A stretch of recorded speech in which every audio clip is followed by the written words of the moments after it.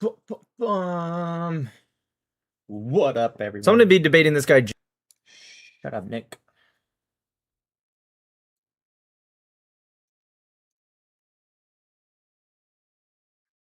All right.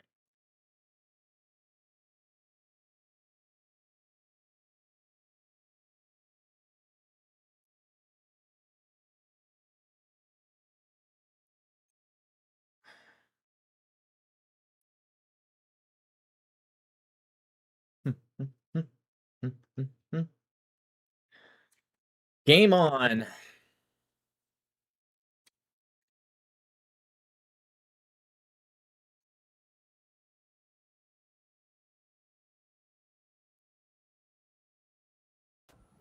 Hi. Oh, Are you wearing your Mr. shirt? I am. Hmm. I think you're really attractive. Can I get your number? I'm not answering this question. Was that a no? I don't know how to answer it because why is be playing that shit? They ask that question and then you say yes and they're like, oh, so that's how you would respond. And if you say You know me no, better than that. it's all one big trick. All right, hold on one sec.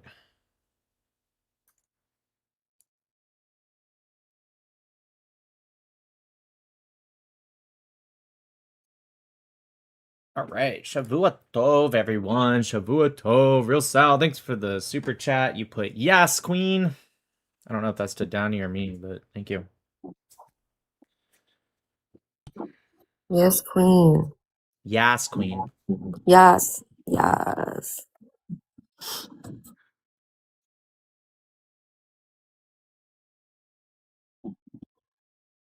Thank you. Akaspeshinel?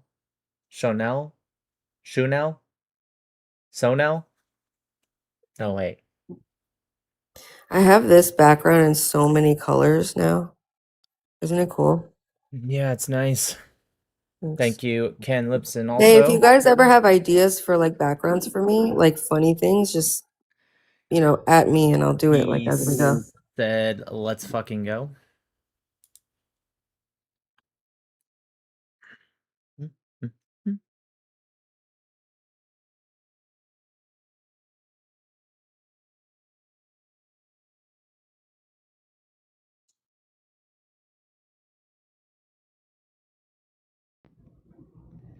Yo, Good what's up? work. Good work. Exceptional, by the way. I don't even know what that means. What's up, Bojack? Thank you for the Hey, super chat, though. yo. Uh, I came here a couple of days ago. I talked about the Israel on the Damascus strike. I looked more into it, okay? Mm-hmm. And here are some new points, okay? So the 16 people died, right? Eight of which were RGC people. The main guy was the leader of the lead commander of the Quds forces in Lebanon and Syria.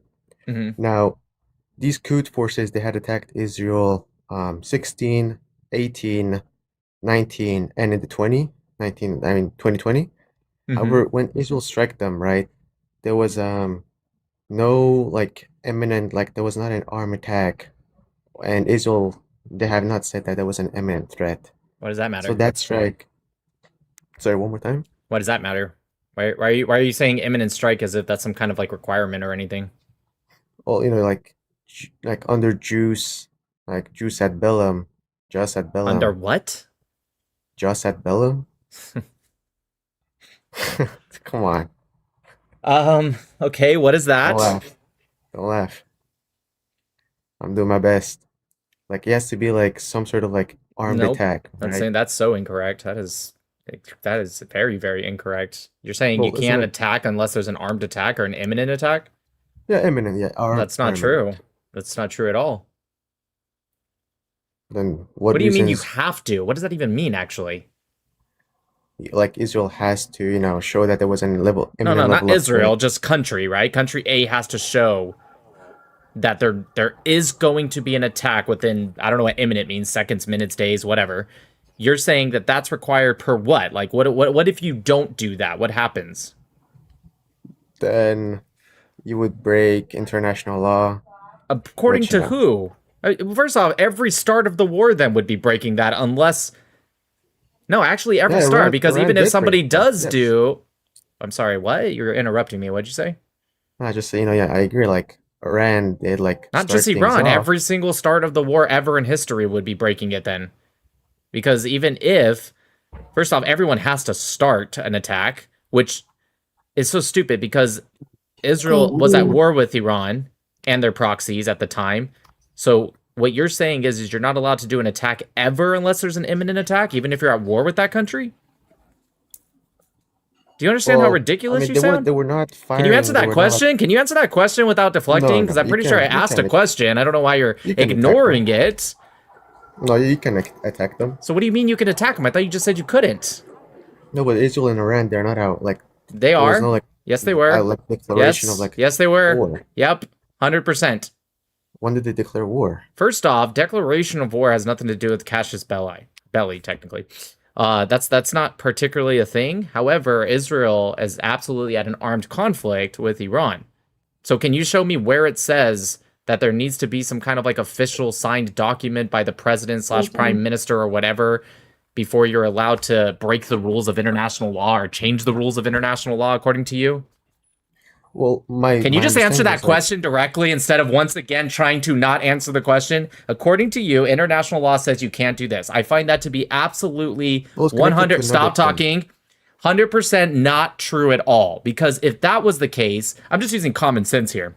Then every single start of every war in history, at least since World War II when international law was solidified. Nope, actually, we have The Hague. Does this come from The Hague, what you're reading, or does this come from like Geneva Convention? That would be from. I'm pretty sure. What do you mean you're pretty sure? You were Geneva. reading it right now. What were you reading? I memorized it. I don't know. Okay, That's you don't why I couldn't remember what you were pronounce it. reading? You don't remember what document you looked at? It pretty much you said Billy, whatever I you didn't said. ask you. No, that's But that one just casus. came from That's the UN. casus belli. That's Oh, not the same thing. And also, casus not belli even is not close. required by international law. That just means reason for war. But that's irrelevant to my question that I feel every time I speak with you, I have to ask a question 3 or 4 times before you finally answer it. So I'm going to ask one more time. Okay. What were you reading? Because it was from The Hague, then that goes back even farther. If it's not, then I'll have a better idea of what my answer would provide. Okay, give me 1 sec. Are you This for was, like, real? from 2 Okay, days so you know ago. what? You don't know. Got it. Okay, next. No, I don't. So let's say it came from best case scenario for your, let's say it was post World War II. That means every war since then would have been breaking international law. Now, how can I use common sense to say that's stupid? Well, because then Well, I mean, if the everything, and stop country- talking. Why are you interrupting me at all right now? Thank you.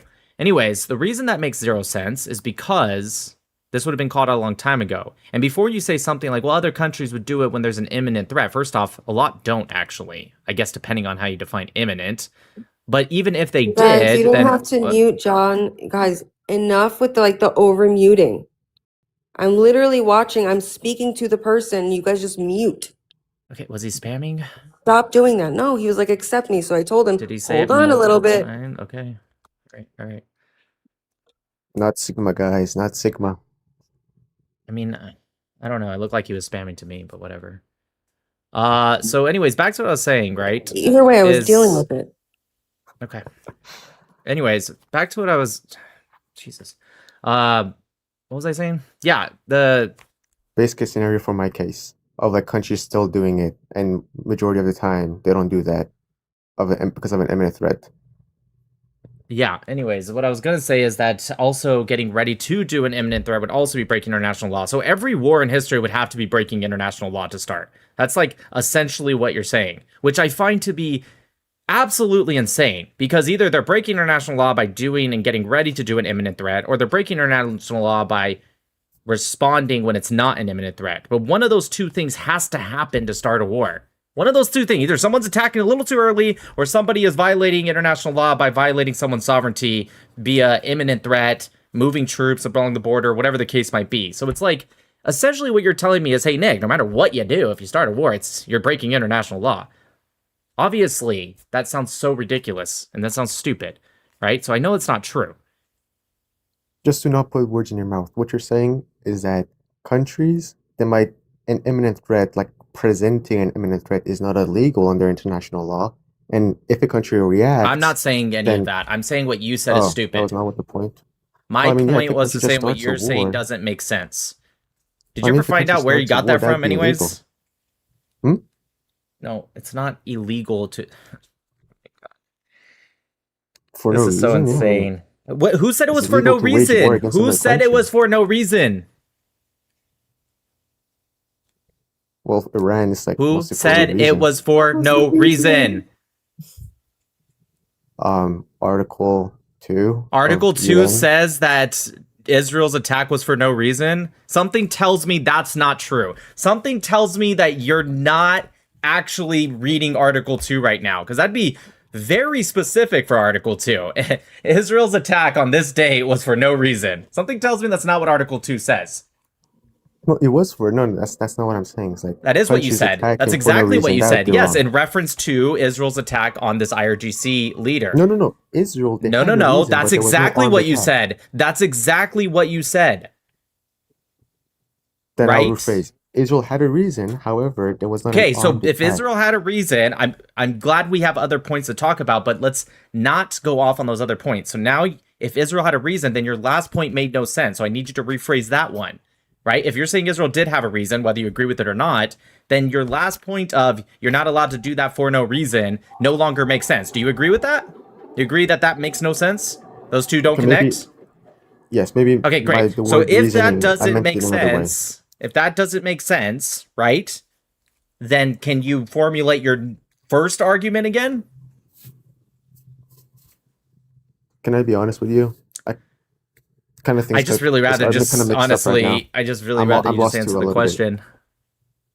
I'm lost to a little bit too. So You're okay, yeah. Let me remind you what you said, right? okay. You said that you looked into it and they actually took out. There's 16 total people killed. I think 8 of them were IRGC Yes. members, right? So half of them are IRGC members, which is a great ratio. And you're saying one of them was a top leader of the forces in Lebanon/Syria. Is that what you said? Of the Quds, yes. Yes. Okay. And so they took that guy out, and you said effectively, amongst everything, I'm paraphrasing everything you said, it was for no reason, it was illegal, and you said that there was no imminent attack that was going to be occurring. But we do agree that he was doing things that was threatening the sovereignty of Israel, or at least helping others, aka themselves, because Hezbollah is them, but whatever. They were helping their other portion attack Israel, which is in violation of Article 51 of the UN Charter. Are we in agreement there?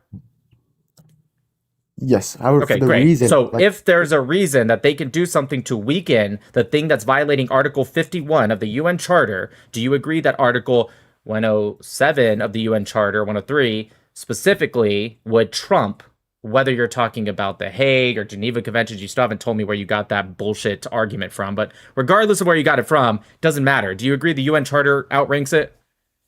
yes. Okay, great. So, ergo, what I'm hearing from you is that you found something probably using AI. I'm going to bet almost everything you used AI, because if you didn't, you would remember what you read. It's not like you read something quickly, right? When you read something from the Hague or Geneva Conventions, you're going to remember even a couple days later. Now, if you study this stuff all the time, maybe you won't remember, but you don't study this stuff like I do. So you saw that thing. You're knowing what you're reading. It's not like you mixed it up with what you read yesterday and the day before because you're constantly going through international law. You don't sound that intelligent. I'm just going to be real with you. So I really doubt that.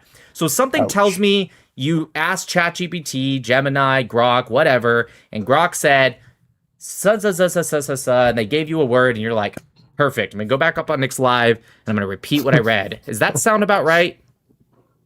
Pretty right. Good. Okay. It's amazing. I'm glad you're honest. Okay, look, I'll do some more on this one and I'll come back. Okay. Here's another point, okay? For the Lebanon thing, right? No, third time's the charm. This was the second time. Third You're time's really gonna trying be to the charm. sharpen your mind, huh? Exactly. I don't give Good up. for you. It's going to wear me down until I end up starting to like him. I mean, it's better than most. At least he's challenging himself a little, you know. Okay, look. Here, okay, this one, again, like basic knowledge on this one. 1982, a group they tried to assassinate an ambassador of Israel, and then Israel blamed the PLO, even though PLO they were fighting against this other group, and Israel invaded Lebanon. Don't it seems I don't know what the international law Where for was the that one PLO says. out? PLO? What do you Yeah. mean? Oh, like Which when? word was confusing? Where was the PLO at? Oh, PLO. They were in Lebanon holding up the ceasefire, So you're which they had saying agreed to. they went into the country where the attacks were coming from? Is that your argument right now? Well, the PLO was already in Lebanon since Just asking you, is 70. that your argument right now? It's yes, that is, or no, it's not. Yes, I the PLO understand was P inside the stands for country. Palestine. I get that they're not literally Lebanese, although I'm sure the Palestinians might one day claim they're Lebanese if they want to steal another piece of land. Um, but yeah, no, I get it. I didn't ask where they're originally from. That would be Arabia. My question for you is, where were they attacking from? Lebanon. Lebanon. Okay, good. And you're asking me, okay, now that I got the case, attack from Lebanon, Israel go in Lebanon. All right, what's your question now? But I'm pretty sure they blamed the PLO, or like Great. they went. So attack from Lebanon, Israel go in Lebanon to attack PLO. Yep. But PLO was holding up the ceasefire, though. All right, let's try this one more time. PLO attack from Lebanon No, into Israel. not Israel PLO, go. Okay, I'm sorry. Did he not just say the PLO was attacking from Lebanon? No, 1982. It was with the Abu Nidal. What's your question for me right now? Do you think it was wrong of Israel going into Lebanon in 1982 because Abu Nidal tried to kill their ambassador, and Israel responded as a result, going into like attacking like everybody when they went to Lebanon in 1982? They attacked the PLO as well as the Abu Nidal. What's your question? They attacked the PLO. Was the PLO attacking them from Lebanon? No, they were holding up the ceasefire. Was Israel what? Yes, in 1982, the PLO was holding up the ceasefire. Mm-hmm. Another group, which were rivals with the PLO, they tried to kill the Israeli ambassador in somewhere in Turkey, I think. And the group was Abu Nidal, and then Israel responded as a result, going into Lebanon. Now, you could make the argument that they were defending themselves, right? Because, Sounds like the they were. ambassador got killed. However, they attacked the PLO as well as the Abu Nidal. However, Did they the were had PLO holding do anything at all? I don't think so. Israel went in there and then they started fighting after Israel went into Lebanon. Let's see ceasefire kind here. of broke at that Let's see point. right here. Let's see here. All right, the invasion known as Operation Peace for Galilee was driven by three main factors. There was cross-border raids. The PLO established a state within a state in southern Lebanon after being expelled from Jordan. That's true. I already knew that. Rocket attacks. Palestinian factions frequently fired Katyusha rockets into towns in northern Israel. There was multiple ceasefire violations by the PLO, and frequent skirmishes occurred despite a fragile 1981 ceasefire negotiated by the United States. So you just lied. They were not at all upholding it. Are you saying like they were upholding it like the day before the Israel went in, or do you mean upholding it overall? The PLO was upholding it, and they had That's not not what it says right attacked here. for like It says months. there was frequent skirmishes that occurred.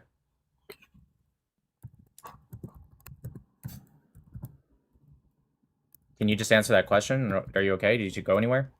Hello? Oh, there you are. Recently, but from different groups, right? The PLO. Nope, it they was were by the holding PLO. up- The frequent skirmishes I'm reading about is from the PLO.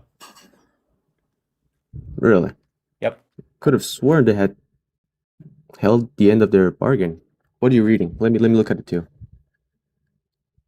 To go back in my history, I was reading before. Hold on, it's in my history. I had two different sources up. One was the Human Rights Watch called Civilian Pawns, Laws of Wars, and the other one was the Siege of Beirut Wikipedia page. I was talking about it. But I'm looking more into it. Let's see. Laws of War. Israel and the Lebanon. PLO held completely different interpretations of what the ceasefire actually covered. Now I'm reading the Reagan administration in Lebanon, 1981 to 1984, Office of the Historian. Let's see. The disagreement centered, on geography and which factions were bound by the agreement. The PLO's perspective, the PLO argued that the U.S. brokered ceasefire applied strictly to cross-border attacks launched from southern Lebanon into northern Israel. Under this narrow definition, the PLO was claiming that they largely, not fully, but largely adhered to the agreement. The IDF and international observers noted that the northern Israeli border remained mostly quiet and no Israelis were killed by cross-border rocket fire raids originating from Lebanese territory. Okay. The Israeli government argued that the ceasefire was global and covered all Palestinian militant activities anywhere in the world. Israel maintained that the PLO violated the spirit and text of the agreement by continuing to recruit, build up weapon arsenals inside of Lebanon, and launch attacks inside the West Bank, Gaza, and Europe. Israel tracked hundreds of what it classified as hostile actions globally, attributing dozens of Israeli deaths and injuries to Palestinian factions during the ceasefire period. Let's see. The breaking point, Abu Nadal, still reading the Office of Historian thing, by the way.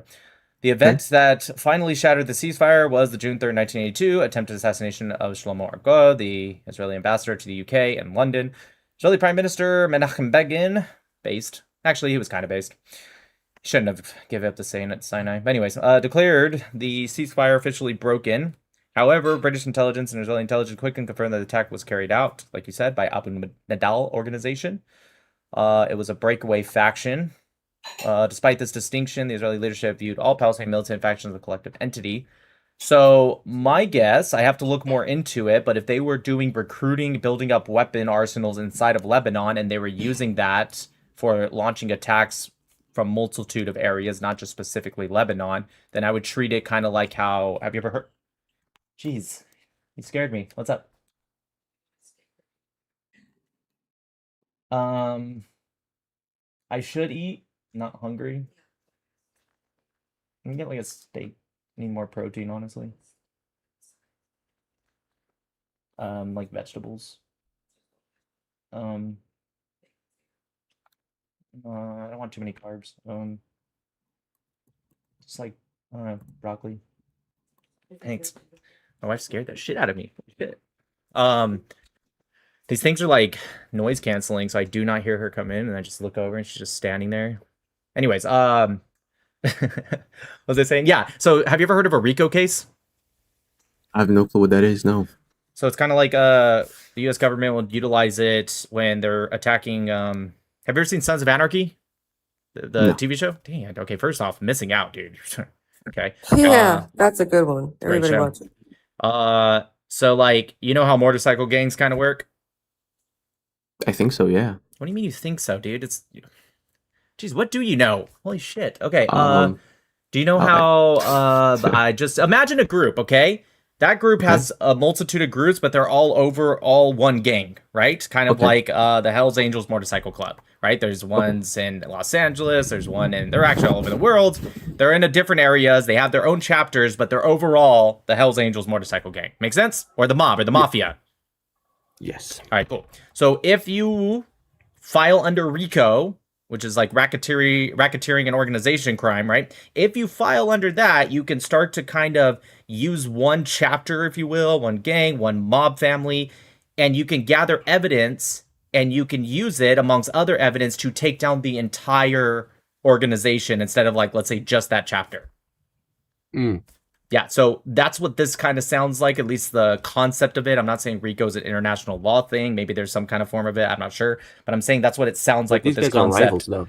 No, I'm not talking. You're just not listening, are you? You're just not even kind of listening. I'm not talking about the Abu Nadal. I'm talking about the source I was reading said that the Israel maintained that PLO violated the spirit and text of the agreement because the PLO, not Abu Nadal, PLO was continuing to recruit and build up weapons arsenals in Lebanon that launched attacks from the West Bank, Gaza, and Europe, it says as well. So they're saying, yeah, maybe they weren't literally sending rockets, but if they were building all this stuff up so that way other people can do this kind of stuff, here we go.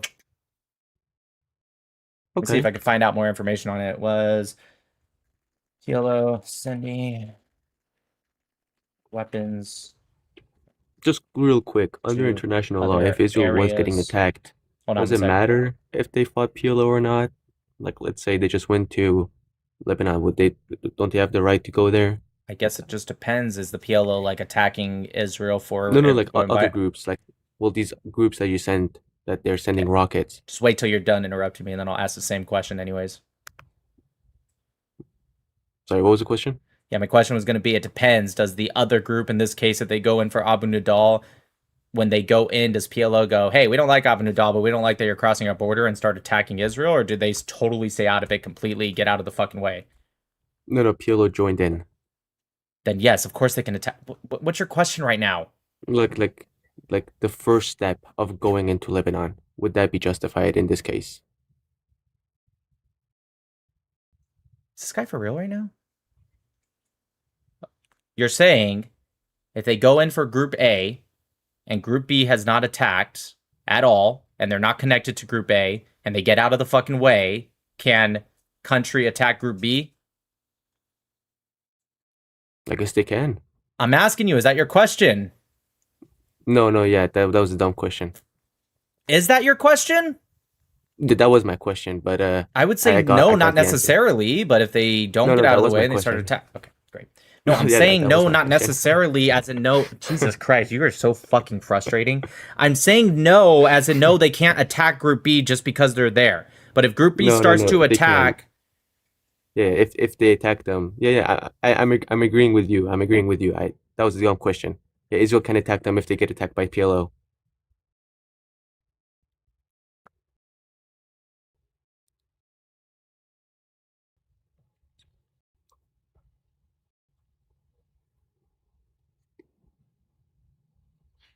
Shit, I forgot, babe. Should I get the boy something, or do you already eat? It's close to bedtime. He did eat. All right. Didn't ask him just in case, but I did get him food already or made him something. You have a kid? Is that any of your fucking business? Not bad. Yeah, I have a kid. I'm just curious. Yes, PLO explicitly used Lebanon as its global center command post to smuggle weapons, train fighters, and recruit members for operations in other regions. Yeah, dude, come on. Yes. Even before Israel invaded, they were using this state within a state that they created to smuggle weapons, train fighters, recruit members for operations in the West Bank, Gaza, and even in Europe, dude. And Libya, and Iraq, and Soviet bloc nations. Yeah, no, fuck them. Okay. Fair enough. I got 2%. Nope. I'll no be more. back. Yeah, no more. You're killing me, dude. John, what's up? Hi, I'm not 18, but can I ask a quick question? Then you kick me? Yeah, sure. Okay. So basically, I have a theory that like Netanyahu he canceled the 15-point deal. I feel like he kind of did it. First off, it's not a good deal for Israel, and I think we know like Iran's trying to drag on to war because they know they can't win. So my question is, do you think Israel knows that Iran is trying to drag it on by getting Hezbollah, Hamas, and the Houthis involved, and that's why Israel bombed Lebanon the most today, because there's a small part of Houthis there. Do you think they're not getting a deal, first off because it's bad for Israel, and because the Houthis and because they know Iran is trying to use the Houthis and Hezbollah to drag on to war? So do you think they're trying to get a deal where they can end Hamas? And, all right, thank you. Good question for such a young kid, actually.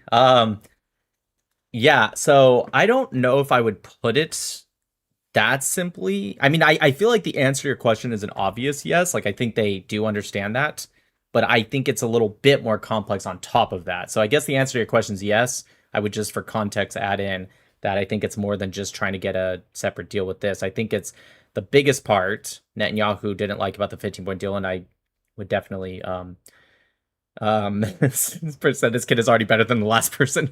Yeah, no, he sounded very smart, honestly, for his age. He sounded very young. Anyways, was that they allowed for Hamas to stay armed, not for the completion of the entire 15 points, but it allowed for Hamas to stay armed while Israel had to withdraw to certain points or withdraw from Gaza. And Netanyahu didn't like that, and I'm totally with him.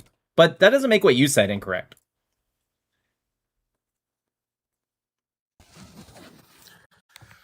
Carlos, what's up? Hey, how's it going? My question would be, you don't believe it's a genocide, correct? Of course not. All right.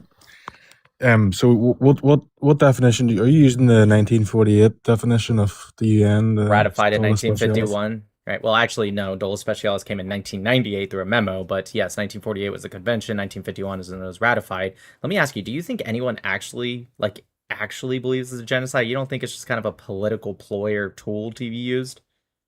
I think a lot of people have a different definition to the definition Well, That's nobody can have a different official. definition. Definitions are what they are. We can say we have a different definition, just like people can say they're a man, or maybe someone can say they're black or a dog.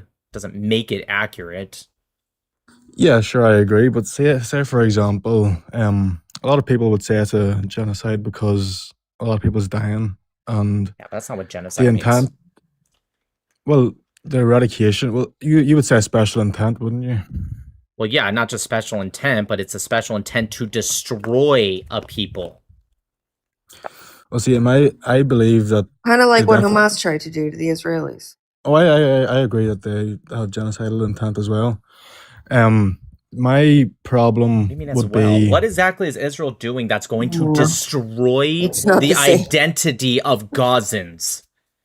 You know right. what Okay. destroy means? It's like blot out the memory, right? You know, like Amalek, right? Which pays for God to say that because they were a wicked people. But I'm saying, like, when God said, now, of course, there's, argument of hyperbolic speaking and how they spoke back in the day. But nonetheless, let's just take it literal just for the sake of argument, right? He used the words to blot out the memory. That's what destroying a people means. It doesn't mean just kill a lot, right?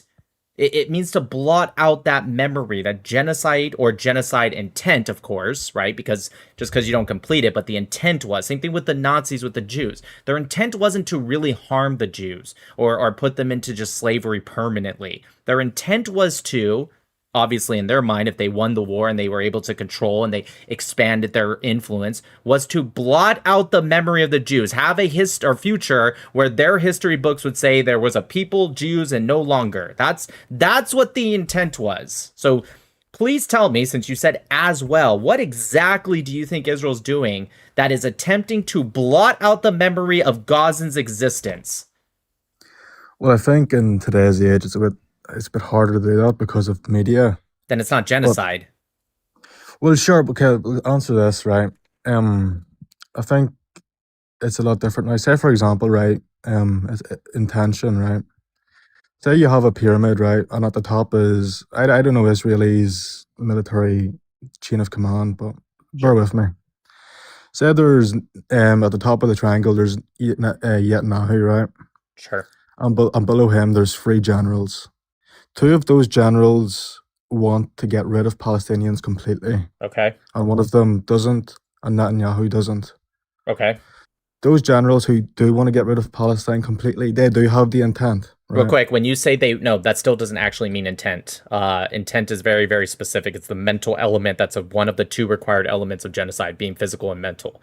So you would still be incorrect, but I have to ask you this question for context. These 2 hypothetical generals, do they just go, is it like a want, like they're just like sitting around drinks and like, man, if I could take them out, I would, and like that's it? Or want, like they're trying to implement systematic change to implement the actions taken or necessary? Which when you say want, can you just answer that real quick? Which one want are you talking about? Say the 2 generals, they have a chain of command below them. They want to fire as much missiles as possible. You can't define the question that I'm asking you what you mean, aka the definition. You can't define it by using the word again. You just used want again. When you say want, are you saying like in their mind they're just like, man, I want to, but obviously I can't? Or I want to and I'm going to take forth actual efficient change to make they'll take efficient change. Okay, got it. Yeah. So it's not just want. They are actively doing stuff to change the policy of hopefully the person above them, aka Netanyahu, and maybe the 3rd general that's their equal. But even if Netanyahu, say for example, Netanyahu, just can you real quick, can you answer that? Is that what you're saying? Yes. Okay, keep going. Saying Netanyahu said, I don't want to genocide these people. Okay. But these 2 generals are like, yeah, okay, we'll not do it. But Okay. deep down, they're like, okay, I'm gonna issue my lowers to do this bombing, even though I know it will result in a lot of destruction and death. Okay. So, at what point A lot do of you call it destruction and intent? death, or Well, just like destroy all of them. Yeah. Okay. We have to be very clear with our words for me to answer your, because again, you're asking a hypothetical that doesn't even match what happened in Israel, but I'm trying my best to go with your little hypothetical here. So they are actively doing a genocide and they're just ignoring the orders of Netanyahu and their 3rd general, correct? Yes. Yeah. Okay. Yeah. And Netanyahu, does he know this is happening? Is he know and doesn't care? Does he just not doing a good job as a leader and not paying attention? How's that working here in your hypothetical? Yeah. Say he knows of it, but he's not doing anything to scold or punish the generals. Okay. And have they done indiscriminate? And when I say indiscriminate, I'm not talking about what Palis say is indiscriminate, where they just mean a lot of bombing. I mean they are killing. Let's say there's 50,000 Hamas members. Technically, there's more because of how many they recruited, but let's go with 50,000. So let's just say 2 million. There's about 2.2 million Gazans, but just to make it easier, let's say 2 million Gazans. So Hamas would make up about 2.5% of Gaza, okay?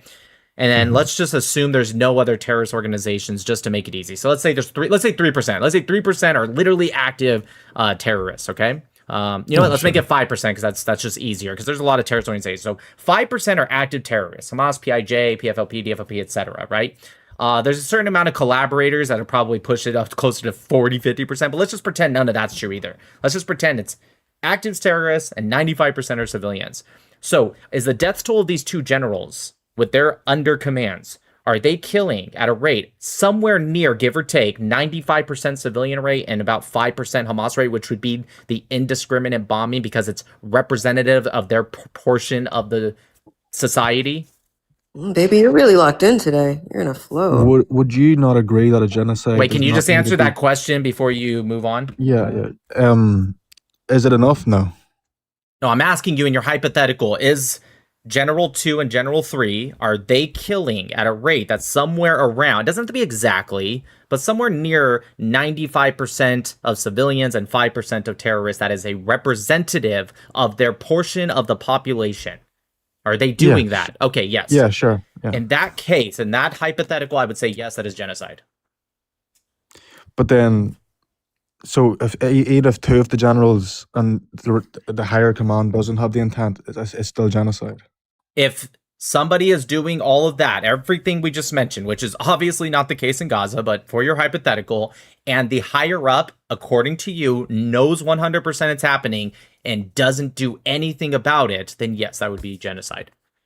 So at what point does that stop? Say, for example, the chain of command went further again. Say the three generals. Say if we went below that. Everything would be the exact same answer as long as the mental elements happening, along with the physical element, along with the 1998 memo of the Dolus Specialis, right? They're doing it not just for the intent of something, but you can double up, call it genocide. No, they're doing it with the intent of genocide, and you have the evidence that matches it. That's why I asked you for the percentages proportional to their population. And everyone above them, whether it's 1 step, 2 steps, 3 steps, whatever, definitely knows about it and is doing nothing about it, then yes, that would be genocide. And even if, by the way, let's say Netanyahu really didn't know about it, I don't know, somehow, you still could charge genocide to that general. Maybe in a court of law, they find out Netanyahu didn't really know about it, you can call him a bad leader, whatever, but you could still charge genocide to that individual because genocide falls under what's called just Kogan's norms, which is peremptory norms. Peremptory norms applies to everyone, regardless if they are part of the United Nations or not, regardless if they're a nation or if they're just a group, like the Triple K, right, isn't a nation or a representative group of the United States, but even they could be charged with it under international law because of the peremptory norms. But do you not think Dolus Specialis is extremely outdated and easy to avoid? Like, I'll give you an example. Yeah, right? That's the point, because genocide is such a serious claim, we shouldn't just throw it around willy-nilly like your side does all the time. My side? What do you mean my side? People who think there's a genocide in Gaza. I don't think there's a genocide. You do. Well, even if you there do. was, you I actually really do, care. because you said that earlier. You literally said that. Do you want me to play it for you? Yeah, what did I say? Sure, no problem. When she said kind of like what Hamas, my wife, when she said kind of like what Hamas did, genocidal intent, you said, yes, I think they did it as well. What does as well means? That means also, right? Oh, yeah, okay. Right? Okay, yeah, right. I remember everything, dude. Okay, but let's say, for example, like a history example, the British and the Irish, during the Irish famine, the British exported, I think, 70% of the food being grown in Ireland to England, which resulted in a massive famine, which killed millions of Irish people. And normally you would think, well, us Irish people, we would say that was a genocide. It sounds like a genocide. I mean, assuming all the other things that are required, right? Maybe Like, did they Yeah, do but it with the intent the to problem, kill? Did they do it with the intent to kill 1 million plus? see, that's the problem. They put it down as negligence. Oh, well, negligence. You know what I you mean? can't just say it. You have to wait. Did it go through a court of law? I don't know. No, it didn't go for. They were in full control of the country at the time. Well, no, a court of So law like international. I don't know what you're referring to. no, I'm no, not no. as I'm not as buffed up with Irish knowledge or history. Yeah, sure. Yeah, sure. So basically, they sent 70% of the farm grain food over to England, while What year was this? Ireland was starving. So Or decade? for example, these generals, they could just I don't put it see down how to that's an answer to negligence. my question. I asked you what year or decade was it? I think the 1800s or before. I can't Oh, remember. okay, so this would have been 1700s. before even The Hague, to be honest with you. Yeah, so what you're now referring to is just something that is a false equivalency because this was before even The Hague was a thing. Like, so um it doesn't really make a lot of sense. If that exact same thing happened today and it went through a court of law, they could have maybe it really was negligence. It doesn't sound like it, but let's say hypothetically it really was. Like, they prove, but they can't just go in the court of law and be like, no, that wasn't our intent. And then the court of law is like, okay, no problem. Like, obviously everyone's going to say that if they're a genocider, but you have to prove that, right? If they're charging you with genocide, you're going to have to give your evidence to prove why it was negligence. All right. So if one of these generals went to court, they would have to prove how it was negligence, and it would probably not work. Well, in your hypothetical, it wouldn't work because you said that they did want to and they were actively doing it. But then they not just like blame it on the soldiers. The soldiers, You're they saying a general who gives the orders to the soldiers can blame it on the soldiers? well then So how that's what I'm are they saying. going to But change all the paperwork that's required? Do you know what Israel does when they do a strike? It goes through 7 major layers of legality. They have international lawyers in there. Like, Israel doesn't even order a strike until it passes all these layers. Like, Israel does an insane amount over just about any country I can think of. Definitely more even than the United States. Although, to be fair, the United States also does an insane amount just to authorize a strike. So if they went to a court and they say, oh, that wasn't me, that was, that soldier over there, it was totally him, I never told him, they're going to have a mountain of evidence against them. So no, it'd be impossible, dude. yeah, okay, fair enough. Also, You've answered it pretty then well. the irony of, like, it wouldn't just even be blaming it on one soldier. They'd have to blame it on their entire, you said 2/3 of the generals. So I'm sure there's tens of thousands of people, all the way down the chain under those people. So it's like, yeah, that just sounds impossible. Yeah, okay, fair enough. Well, that sort of answered my question, to be honest. So why do you think Israel is committing a genocide? But before you answer that, thank you for the extremely large super chat, JHS. Red super chat, everyone W him. Please, I pay a lot of money. 1 second. Please, I pay... well, his full name is JHSCH Walbach 4202. Well, I'm not going to repeat that because, my brain doesn't work like that. But thank you. We appreciate you. He said, please, I pay a lot of money to see you and Joe Neerman. Good logic. Have a conversation. I think you both are great.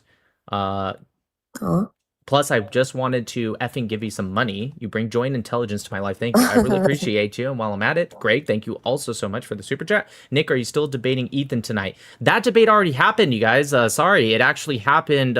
He came up earlier. I thought it was going to be tonight.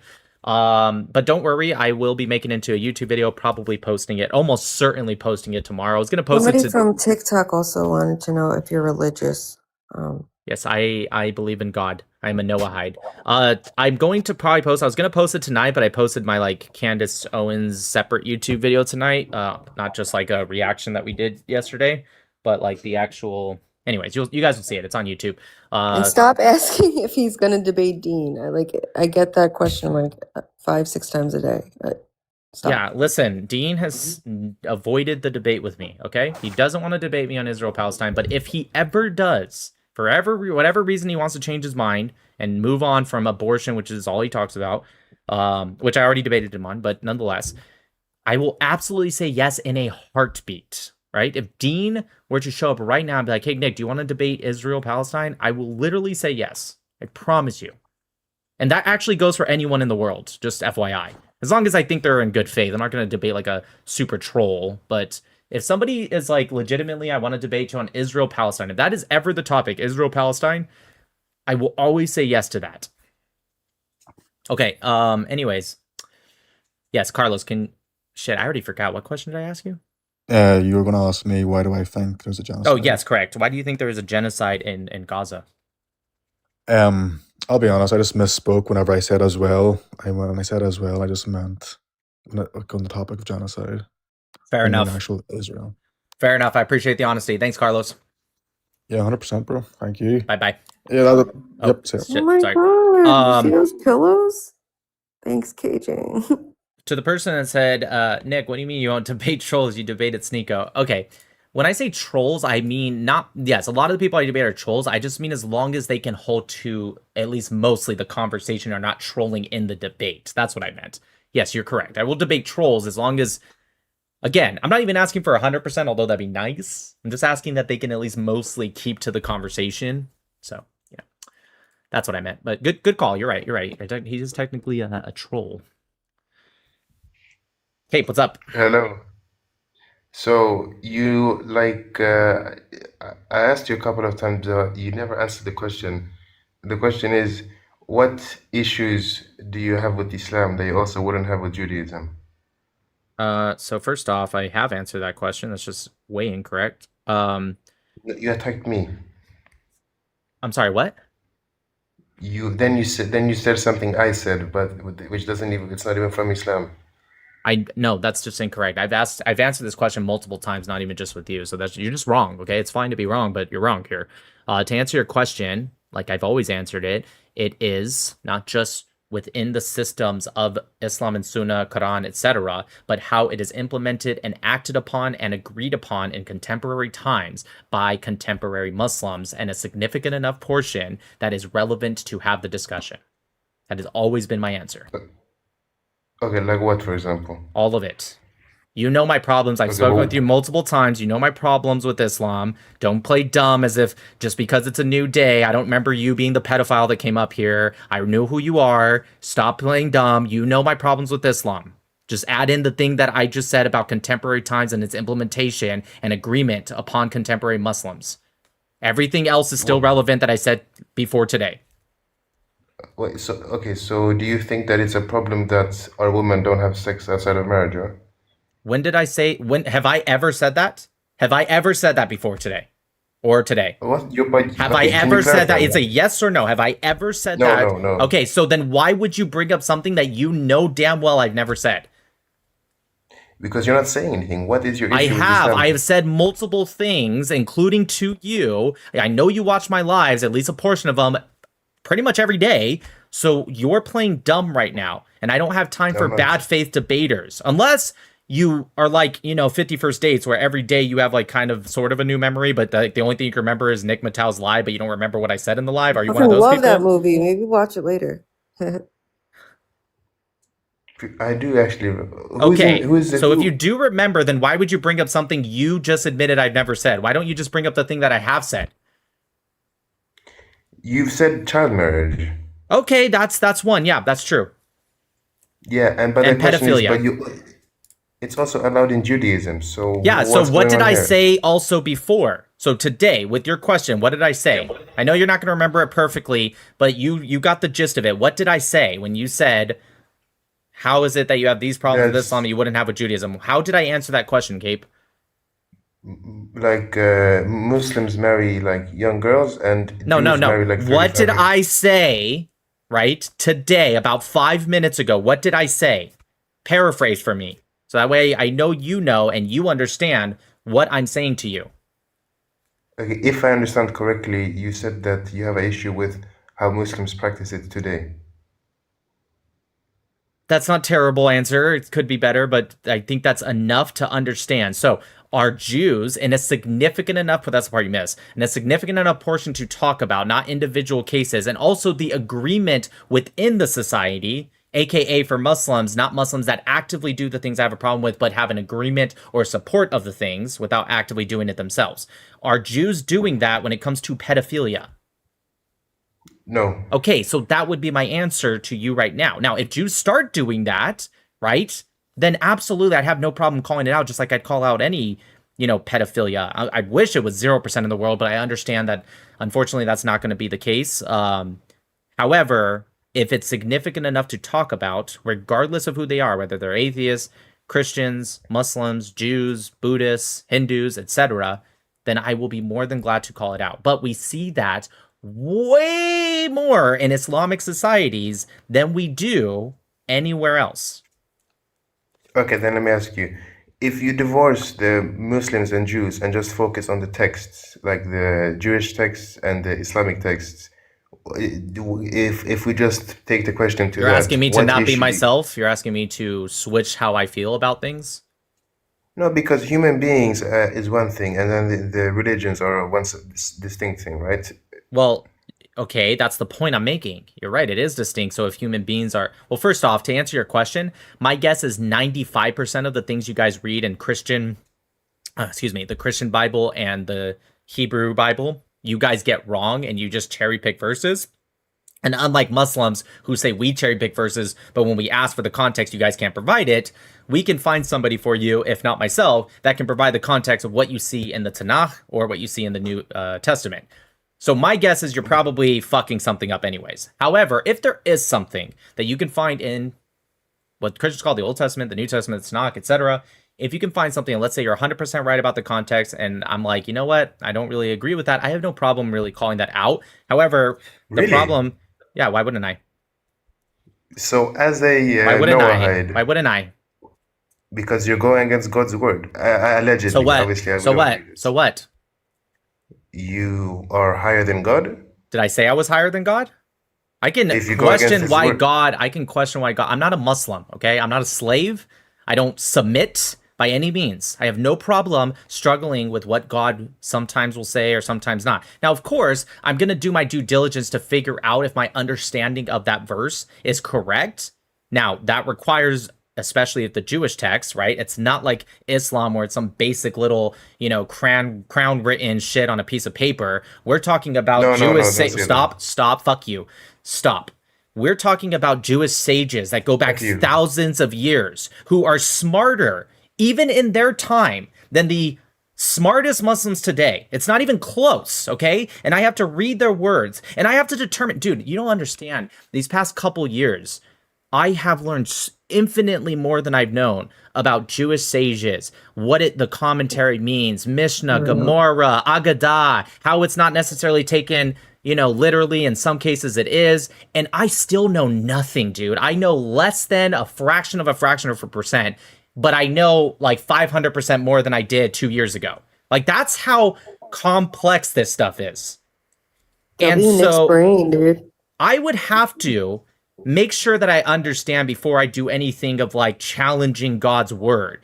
But hypothetically, if I did and it still didn't make a lot of sense to me, right? And then I talked to Rabbi, which I did the other day, about Rashi's word, and he's like, "Hey, this is this way. You're pulling from somebody that also had the same thought." Like, if hypothetically I did all that and I still had a problem, yeah, I'd have no problem saying I have a problem with that. Does that mean I'm right? No, because I'm not God. My mind is limited to my human body, okay? So I can never fully understand what God understands, and I'm almost certain that means I'm wrong. But I have no problem saying I still don't agree.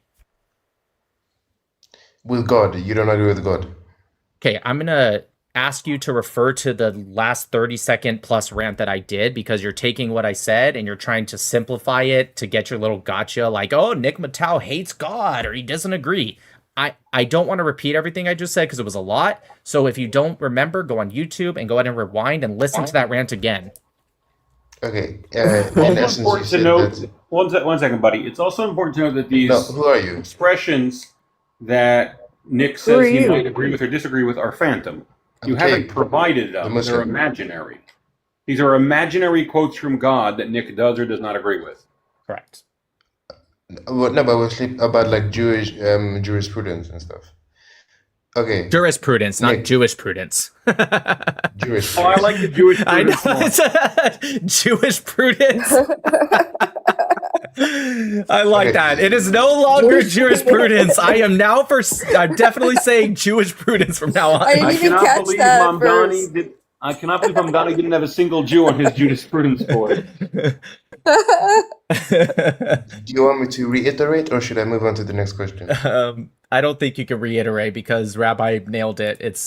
All this is hypotheticals, phantom, etc. So, Get over it. Okay. So the question is, since, you know, I have like a Western passport and I'm like brown and stuff, or like what happens if I like get a visa to Tel Aviv and, you know, I go on the beach and see like a pale Ashkenazi what do you mean girl a visa? What do you mean a visa to Tel Aviv? What does that mean? Like you're a going visa, there like, to like travel for more than 30 days? yeah, I mean like because if you have like a Syrian passport, it's much more difficult to enter Israel, but with a European passport, you can go there. So if I go to If you have a Israel what was the and first one? I'm sorry, you cut out. European passport. No, the first one. That was the second one. Syrian or some poor Syrian. country. Okay, well, I don't think they qualify by poor or not, but keep going. Any undeveloped country. I don't think that's how they qualify it, but keep going. Okay, so you go there and like I go to Tel Aviv and see a pale Ashkenazi girl, and then Why does she have to be Ashkenazi? Because they're the highest of the Jews. Get the fuck out of here. You're an idiot, dude. First off, she's probably too old for you. Go ahead, Rabbi. I'm pretty sure it's the Californians that are the highest of the Jews. Or maybe the Jamaican. There is a community in Jamaica for 200 years. Maybe I think the Jamaicans might be the highest of the Jews. What about Jamaican Jews?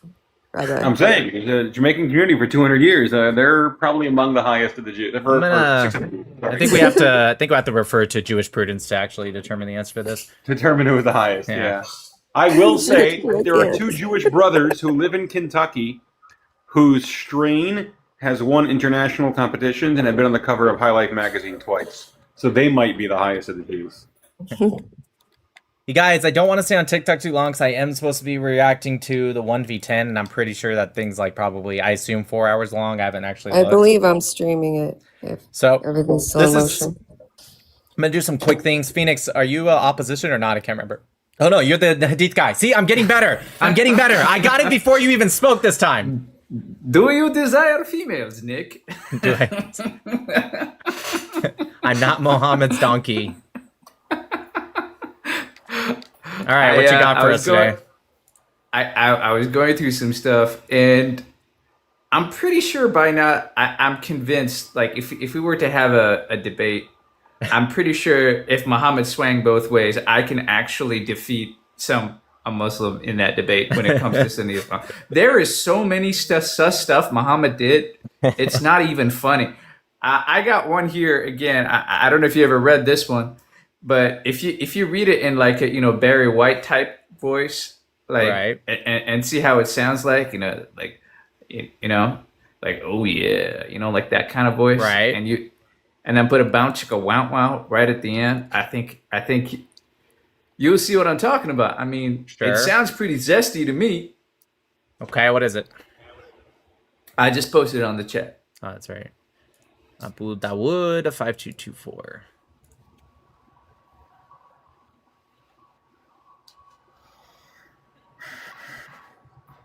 Okay, Abu Dawood. Oh, yes, I do know this one. This is one of my favorites, but let's read it anyways. Let's put it up on the screen.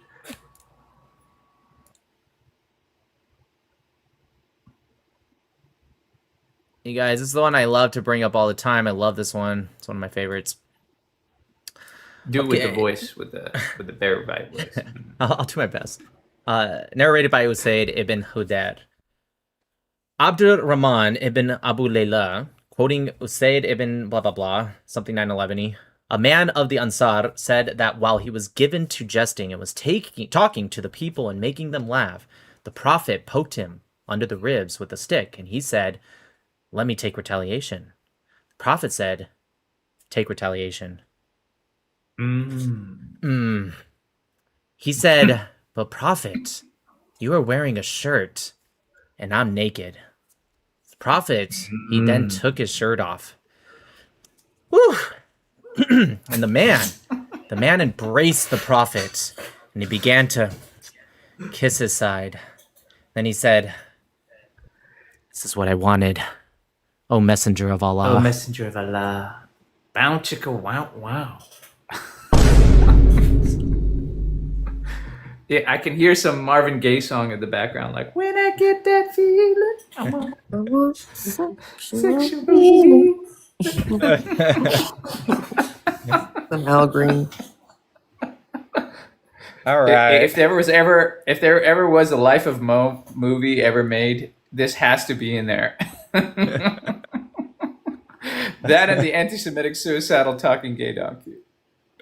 Oh, by the way, Nick, can you private message me back? I have more hadiths that are not translated by Sunnah.com, and I would like to show them to you as well.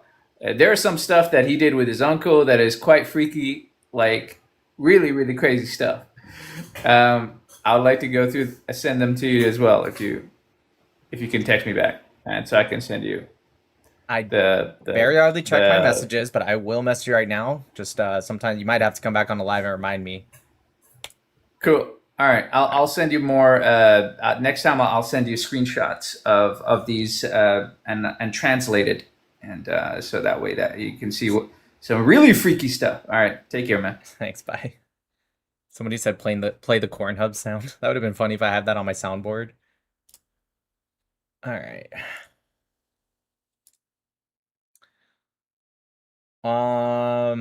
Okay, there's quite a few people. I talked to Bob about making a part 2 for the Mingle song, by the way, so stay tuned. Yeah, that sounds good.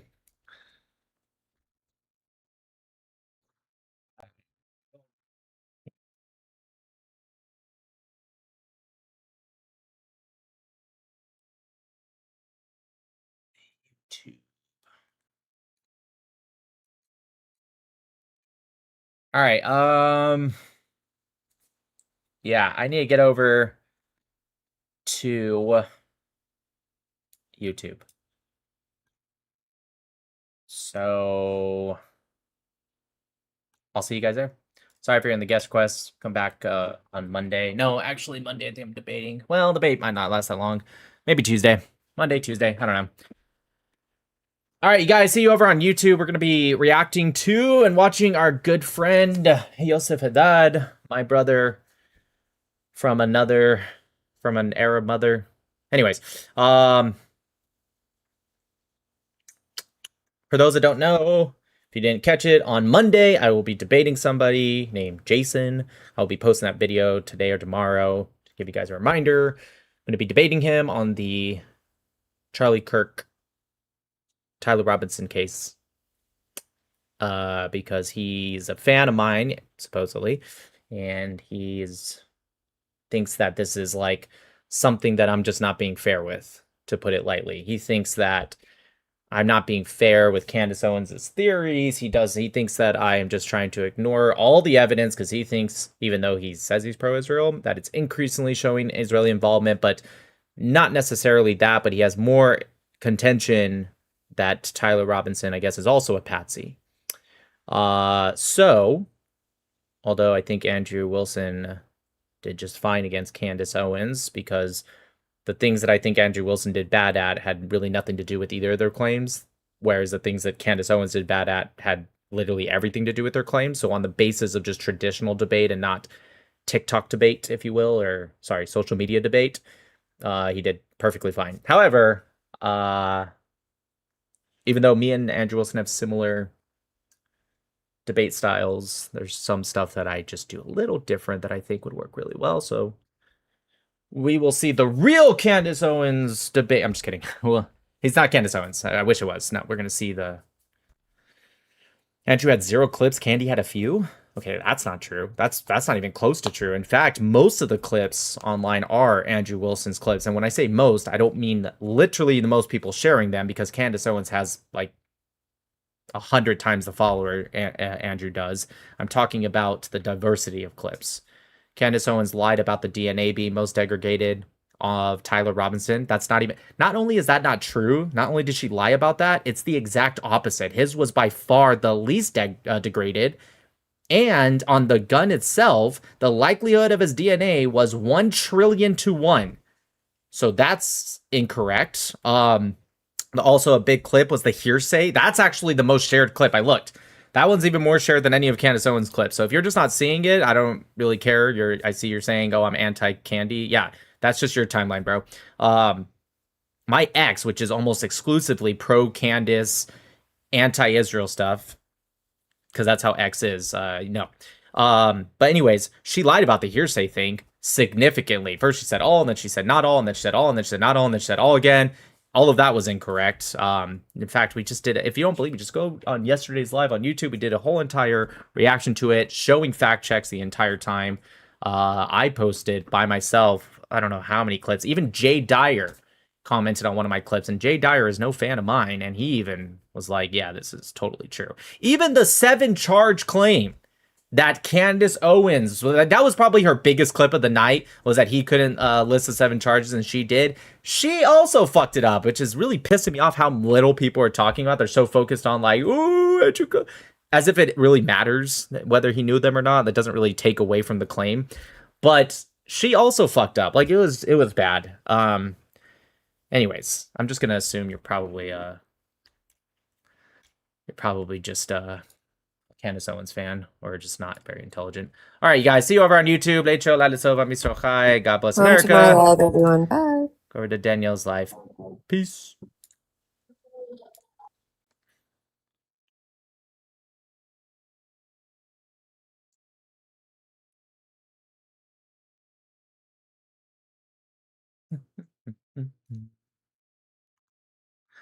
I guess in the sense, though, for all good faith, I will show you guys what I'm talking about, because I posted that today. I didn't show it really yesterday.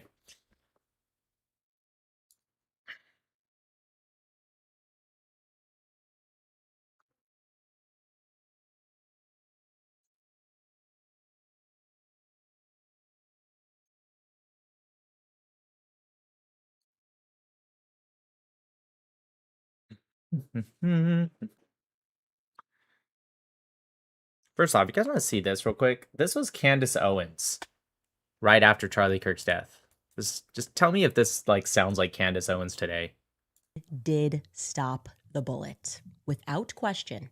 Okay, and this Sorry, I played a little forward. She said Charlie's neck did stop the bullet without question. is going to Oops. Sorry.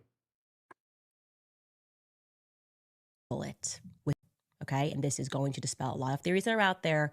And I'm telling you this 100%. Charlie Kirk was shot from the front, and the bullet did not exit. And at least a fragment of the bullet was recovered from his neck. And I'm going to tell you exactly where it was recovered from. I have fact-checked this information from multiple sources now. I've actually been sitting on this for a little bit over a week. Right around here. So think about almost in line with your shoulder blade right in the center. Now, why is that helpful? Because it gives us a bullet trajectory, okay? Went in here where you saw that, and it was stopped, and a fragment was pulled.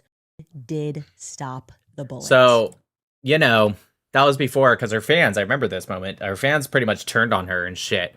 And so that's when she's like, ooh, this isn't helping my grift.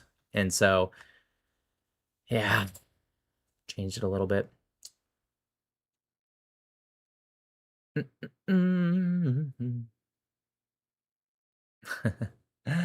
Charlie's neck did stop the bullet. No way it stopped the bullet.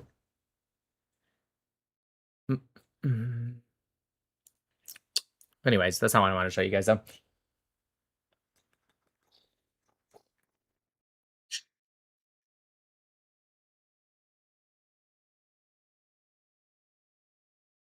Okay, this isn't what I show you either, but I did really enjoy this video that I made. Okay, major breaking news about the Candace-Andrew debate. According to my source, when Candace said to Andrew, no one sent me a text message during the debate or feed me answers, she probably lied, according to my source, who is familiar with Candace's team in that room. My source said that the text message was sent and deleted by George before Andrew was able to see it, or PBD, who George has full access to Candace's phone and can send text messages from Candace's phone, confirmed by Candace, even when she's holding the phone. With full confidence, meaning not full confidence, just full confidence that I am thinking, of course, Candace should go straight to jail. as in Monopoly jail, be sit down and questioned, of course, is what I mean by that. And it is why I find it impossible to not find her complicit in Charlie Kirk's murder. As in, not complicit, but like that she might be misleading people is, of course, what I mean by that. And if you come at me for this and you think I'm lying, then that means you're telling me how to think, and I'm allowed to think. Okay, major break. Yeah. Here's a video of a child. So, Israel killed this child. Freaking Zios. He shoots an RPG. I can't show it on YouTube.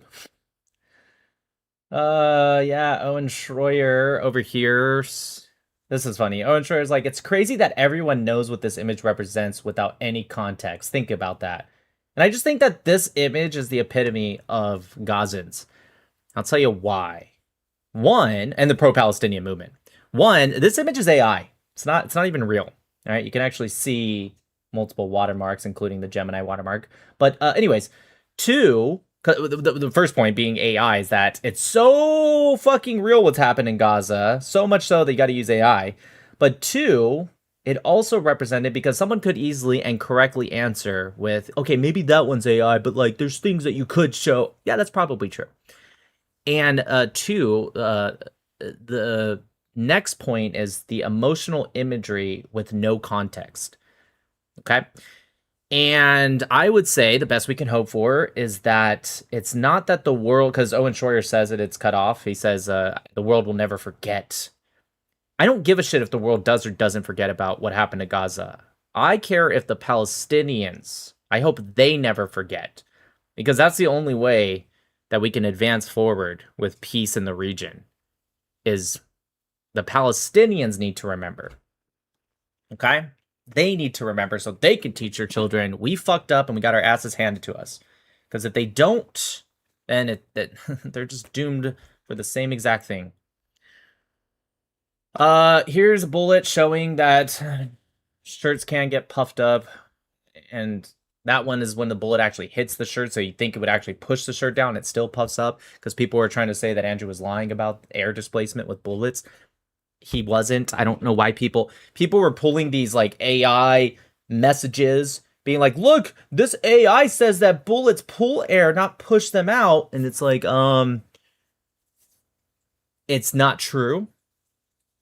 What happens is bullets in front displace air out. Bullets behind pull air, right? Behind the bullet, it's correct. It pulls air, right? Pulls it. But in front, it definitely displaces it. Okay, sorry. I know I said one more thing, but a couple more things. This right here is important because they're bringing up the steakhouse. Okay, the steakhouse receipt.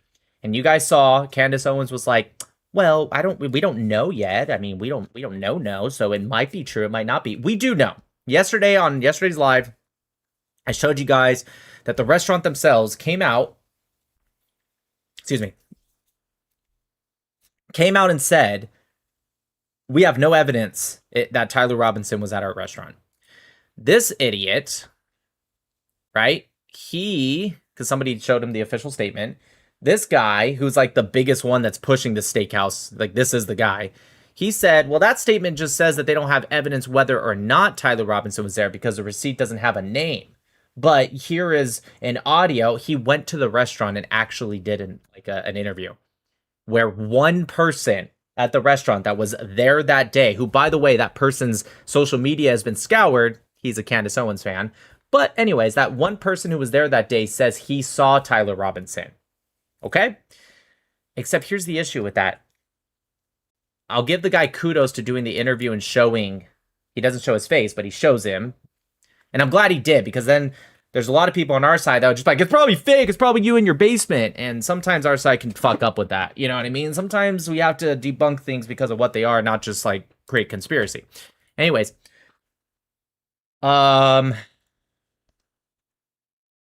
Here's a little clips that I put together with superimposed images. So here's the receipt, right? As you guys can see, there's no name. It's nothing, blah, blah, blah. I remembered him coming in, sitting at the bar. He ordered a steak, a couple beers. right? But as you guys can see, I zoomed in so you guys can see it. The receipt that they sent, the receipt that he says is Tyler Robinson's receipt. It doesn't say beers. It says sirloin steak and soft drinks, right? Which it really was just one soft drink. It says like $3, but whatever. It doesn't really matter. So their stories are changing. The guy that said he saw Tyler Robinson says that he saw him with a couple beers, but the receipt that they say was Tyler Robinson's doesn't say that at all. Which makes no sense. Now, I know this guy. He likes to answer that by saying, oh, that was just an accident because this waiter was not the one that served Tyler Robinson, so he probably just made a mistake. But I promise you he saw him. Except the problem with that is this is many months later.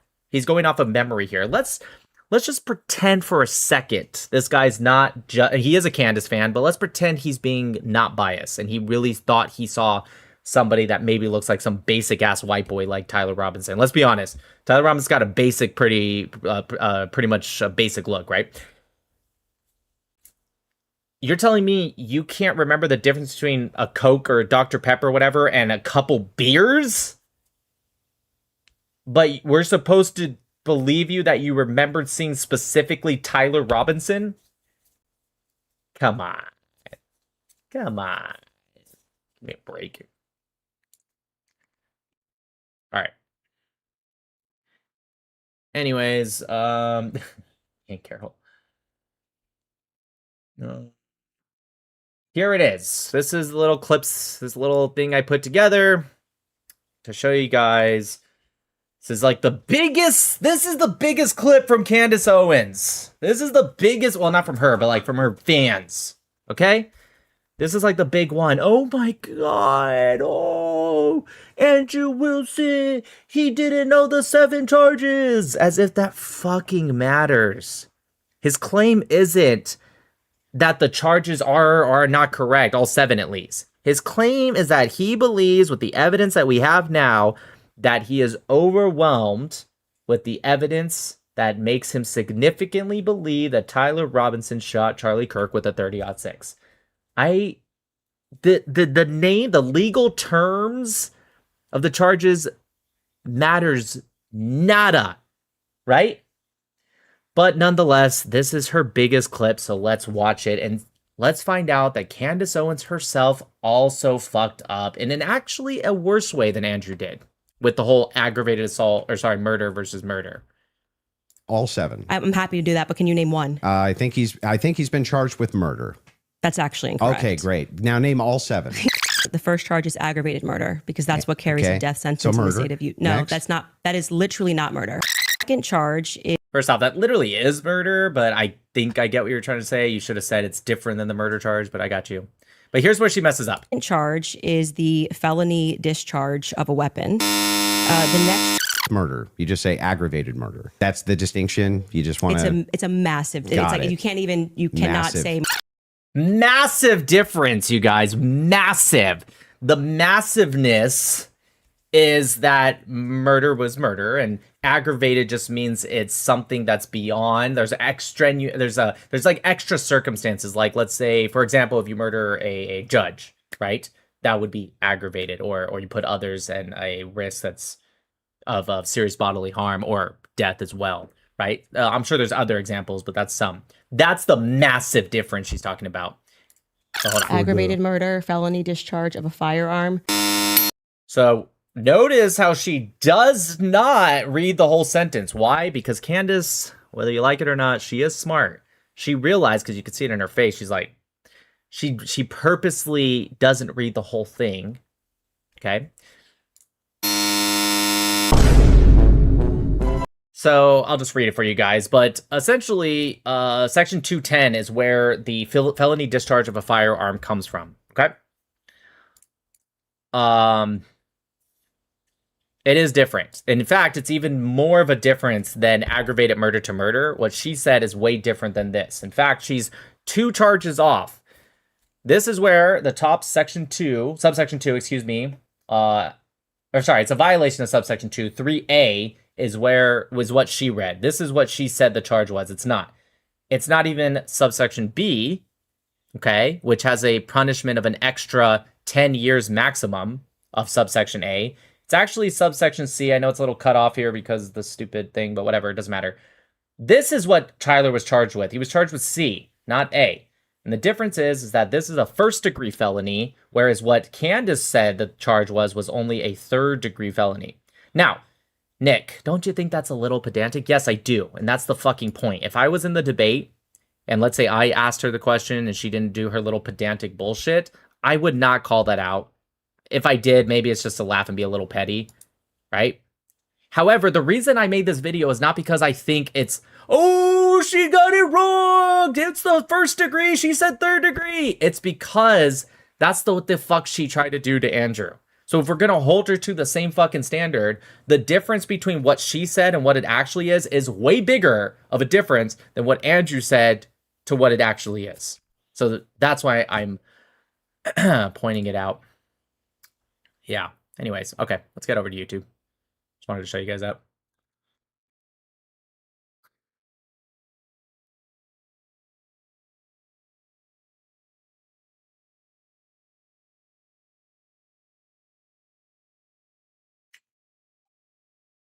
Yeah, buddy. Why is this only at 20,000 views? That's bullshit. I would have thought because of all this shit. Oh my god, of course.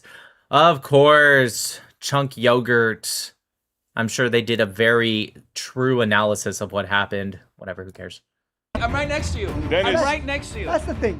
He can't touch me. He can't do Come on, do it. Just get right into it. You genocidal Absolutely. The ICJ. Genocide. Go for it. Boker Tov. Boker Tov. Shalom shalom. Shalom shalom. أو سلام مرحبا. كيف حالك حبيبي؟ الحمد لله حبيبي كيفك؟ شكرا. Lay it on me. Let's start with Israel is not committing genocide. Well, I think there are very important organizations who've yet to.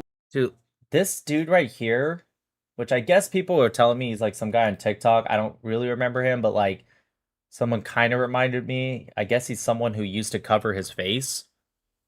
I'm already forgetting the name, but like, anyway, somebody was like, no, you do know him. This guy used to stitch the fuck out of Moderate and annoy the shit out of him. Anyways, he used to cover his face, I guess. I think he should go back to covering his face because I'm not even like, obviously I'm against him because I guess he's some pro pally dude. I guess he's white. I don't know. He looks white, but he's like, he looks like a lesbian. I'm just gonna say it straight out. Like, I'm not even like, even if I was a pro pally, you know, I wouldn't maybe like say it because I'm a pro pally, but like, this dude looks like what a lesbian would look like. I'm not gonna lie. Anyways, whatever, who cares? Rule on this. The ICC for one, the ICJ, but the UN has ruled. The ICC, it's not even came. What? Wait, hold on. What did he say? Are we already fact checking? Israel is not very important organizations who've yet to rule on this. The ICC for one. ICC wouldn't rule on. Okay, whatever. The ICJ, but the UN has ruled that. No, they haven't. That's not even accurate. That's not even, what the fuck? That's your starting claim? That's not even close to true. The UN has not ruled on it. All right. Israel is committing genocide. Their investigative committee on human rights ruled this. Nope. They did. There's some committees who, by the way, are disbanded anyways, but whatever. There's some committees who have done an advisory opinion. That's true. That's not ruling on it. I believe in September of 2025. You can fact check me on that. Actually, I wanna actually just to understand. When you say the UN have already gave that, so any other reports from the UN you will adopt immediately as well, such as this new famine in Gaza, which came just recently. So yeah, just so you're adopting the fact that there is no famine in Gaza according to the UN, and in fact there are other Arab countries in the middle. Gonna have to go faster because it's already 4 hours. We're not gonna get to this whole thing today. I'm just gonna be real with you guys because we did start a little late and it's. Damn it. East, who right now suffering from famine way more than Gazans. Mm-hmm. So just want to clarify, you actually adopt that and you also go with it. Yeah, I have a nuanced nuanced position here because Benjamin Netanyahu has said that Israel has fed the Palestinians with over, I think, tens of billions of tons of food, right? That's have brought not that accurate. humanitarian aid. What the fuck? Tens of billions of tons? That's to them. I have no way to verify that, but I'll take him at his claim. So there is ways to verify it. UNRWA, the United Nations. It's not tens of billions, by the way. It's closer to like 3 million, but whatever. Yeah, there are ways to verify that, dude, including the UN, the people you're citing. So if that's true, I'm not speaking about the UN. You told me that the UN said that Israel is committing genocide. Yeah, okay, we'll talk about it in a bit, and we will discuss why. I want to be actually honest with you. Yeah. I think that the UN is a corrupt body, and even when it goes to saying things about in favor of Israel, I'm not gonna use it as here, see. I'm just gonna use it for you as the same base. You said that the UN said that Israel is committing genocide. I'm saying that the UN is right now saying that there's no famine in Gaza, and actually proves that what we've ever been saying in the last 1,000 days, it is actually true. So by your point of view, you believe this, and also you believe this, right? Correct. I just so want to say, there's no famine in Gaza. Yes. Okay. But I will say this. To your remark about the UN being a corrupt institution, Israel is a part of the UN. Is that what makes it corrupt? Okay. So when Why did he look at the camera as if that was like such a good gotcha? That was so fucking cringe. Ask about UN being a corrupt institution. I speak about the fact that since 2015 until today, only Israel got condemnation from the whole world. Yeah, and if you come and combine all the condemnations from 2015 until 2026, when you have countries like Russia, North Korea, China, Cuba, Venezuela. And I keep going on and on and on in what's happening in Yemen, Sudan, Syria, in the civil war, Lebanon, Hezbollah, the Houthis in Yemen, and what happened in Saudi Arabia and Yemen, in Kuwait, and all those things. But if you combine the whole countries of the whole world together, from 2015 to 2026, and you see how many condemnation those whole countries together got from the UN to what Israel, the only Jewish country in the world, is tiny. People like to say the size of New Jersey. And Israel is beating the whole world together. And you want to tell me that this organization is not biased against the only small country in the world who's Jewish in the Middle East? So if you think about it like this, you're an Israeli. Don't think right now that you guy from Iowa, I believe, right? Mm-hmm. Don't think about it. Just get out of your comfort zone. Put yourself on an Israeli shoe for 1 second and say, I look at this UN organization that was supposed to come up to do good in this world. The idea is to unite everybody under a simple thing. We want to find... Just realized the Everett guy's in the background. I knew he was there. I just forgot about it.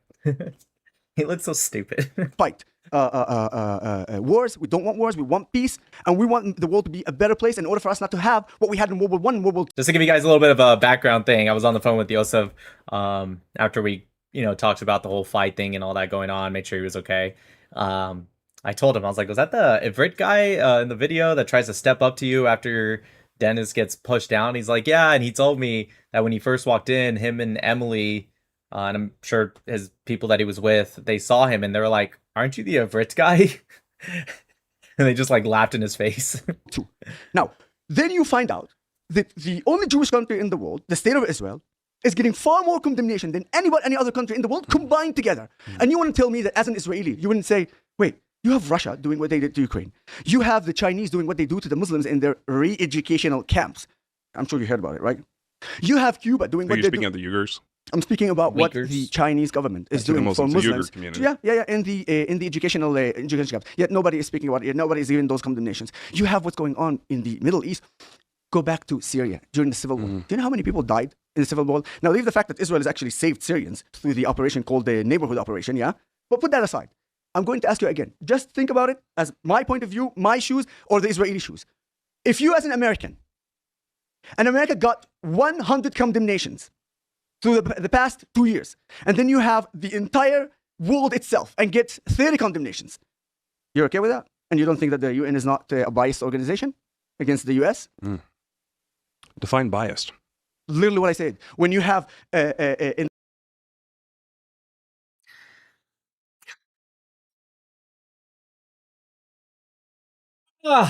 gotta be honest, love you, Yosef, but this is where I do shine a little bit with these little trolls. Look at his smug, stupid face, right?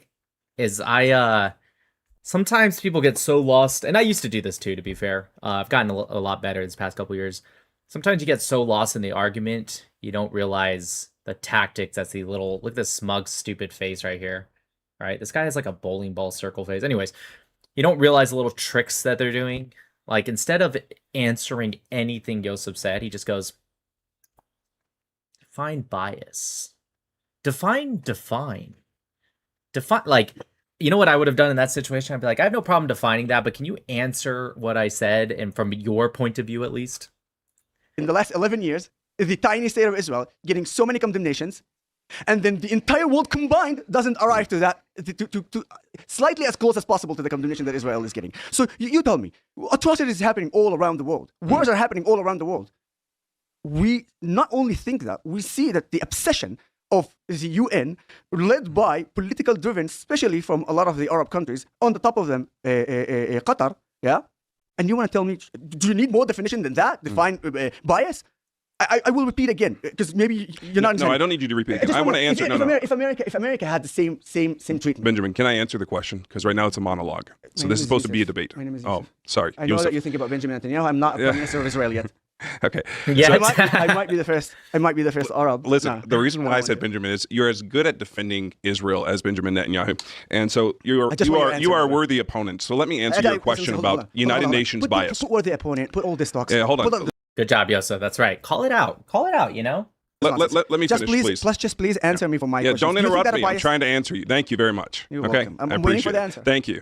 So, is the United Nations biased against Israel? I think the nations, the Goyim, that's the definition of Goyim, have been united against Israel for centuries. The question is, how would you feel if it was on? The Israelis were actually kicked out of 109 countries. At least their ancestors were, the Jews. That's not true. Gosh, I hate this dude. So everyone knows, the 109 countries thing is such fucking bullshit. It comes from an Australian website, right? Blog post is what it was. It no longer is a thing. It was taken down, but at the time, that's where it came from. It wasn't actually anything scientific. It wasn't actually legitimate. That's where it comes from, okay? And by the way, it never actually said countries. One, doesn't even make any sense because the idea of a nation state, right, what we call a country, didn't even emerge until the French Revolution, mostly post-French Revolution, and then, exploded more many years after that even. So it doesn't even make sense. It was 109 areas, some of those areas being kind of multiplied on itself just because it would be one entity that would kick out. A lot of the times it wasn't even just like the Jews, right? They would just be people that would kick out anyone that wasn't part of their group. A lot of the times it was Christians, to be honest. But whatever, it doesn't matter. They just count the ones that are Jews. It's not like they're going around counting all the other ones. But because these were large empires, they would like count every single area in that one decree and throw it on the list, okay? And so then you have some that are like, that's right, it was 109 countries, 1,030 times or whatever they say. And somebody once took this archived link, right? And they gave it to me. I was like, what's this list? And they're like, here you go. And I was actually kind of excited. I was like, oh, let's look at this list. And I went through it. It took me about 30 seconds before I saw things that weren't even real countries, or they were literally made up. They were made up names. They were on the list, not even real names. But on top of that, it included things that weren't even true. They were including when other people were actually kicked out. It wasn't even a Jewish thing, right? But they threw it on the list. So they just expect that you'll be overwhelmed and you won't look into it. They included, the Jews in Egypt, right? It's like, well, first off, they weren't kicked out of Egypt. They were going with the story of Moses, the story of Exodus. Like, they weren't kicked out. He went and said, let my people go, right? If anything, we're going with that story, they wanted the Jews so badly to stay in. It was like kind of the opposite, actually. But all of that said, when you go through the list, almost never was it a Jewish thing. Almost exclusively, it was other things on top of that, other people on top of that. And it was also, there was on the list things like, one of the big parts of the list were the Jews being kicked out of areas because they thought that they did black magic to create the plague, right? Because what happened, contemporary times, we understand that Jews wash their hands a lot religiously, and they didn't get that at the time. The Europeans at the time were actually pretty gross. And the Jews, they would do this thing called washing your hands, which we know now to be really good during a pandemic. But they didn't know that. And they said, even though there were Jews dying at a very high rate, it wasn't as high of a rate. So they thought, oh, this must be Jewish black magic. So they kicked the Jews out. So like, it's so insane because this is what these people do. And I'm sure he's about to say it. Well, it must be the Jews' fault because it was 109 countries. The funny thing, is if you extrapolate the amount of years, all right, we're talking about over 3,000 years of history. Even if it was 109, 3,000 years of history for a minority group that gets scapegoated a lot, that's actually really, really low. How do I know that? Because if you took the same standard and you applied it to the Palestinians, right? Just since 1964 even, or even 1948, that's only, let's just say 1926, a 100-year period. If you were to extrapolate that per year and extrapolate how many places Palestinians have been kicked out of in that 100 years, and you extrapolate that over 3,000, I'm not even going to say over 3,000, just a 3,000-year period, the Palestinians would have been kicked out of, I think, 300 to 350 countries. You guys understand? It's 3 times the rate. And by the way, I'm not counting just when people said black magic, or I'm not counting any of that. I'm counting the times Palestinians were kicked out because they killed so many people, they attempted to assassinate politicians, did assassinate politicians, they sided with Saddam Hussein, with Kuwait. I'm actually counting ones where they actually were reacting to what Palestinians did. And even then, it is 3 times the fucking rate of this 109, which once again is not even a true number. Okay, cool. And it begs the question as to why. For century after century, nation after nation throughout Europe, throughout the Ottoman Empire, all around the world, they had issues with Jewish people, and it led to expulsions. And why? Why is that? Why is that? Why do we see this continuity with the nations, the Goyim, against Jewish people? Why the UN is biased? Yeah. Why do we see this? Because Jewish people continue to commit acts of horror against nations. So nations are going... Anti-Semite just right now, just to let you know. That's fine. Call me what you will. So you're fine being anti-Semite. I'm fine being called... Now we have a different... No, I'm fine being... Let me finish talking. Don't interrupt me. Don't interrupt me. Don't interrupt me. I'm sick and tired of the Jews. This isn't... This is something happened, it's the Jews' fault. That happens, the Jews. Suez that was flooded by Moroccans, it's the Jews. Can you find a different excuse for this? I think your Jews. Do you have a problem? America's having this problem with all the immigrants. It's the Jews. Come on, man. I thought I have a better debater here. You're not running the debate when you looked at I'm not running the debate, but I told you one thing. When you start bullshitting and when you start talking nonsense, you're going to get attacked. And I'm going to attack you for this nonsense. Is this everything you're going to say that the Jews is the problem? Move on. Move on. Let me continue, please. If your point is the Jews the problem, we're going to have a problem. They were kicked out of 109 countries. They were kicked out of 190 countries. Why? There's continuity here. Let me finish talking. They were kicked from the Arab countries. Let me finish talking. Because the Arabs in the Arab countries want to kick the Jews because they're anti-Semites. Oh, wow. Because when they shout, you know what? There's continuity between 109 countries and your own. Anytime someone says 109 countries, just ask them, okay, one, what was the first 10 on the list? Just so you guys know, they count ancient Israel on that list. You know, when people came in and invaded their country, their kingdom, invaded it and then kicked.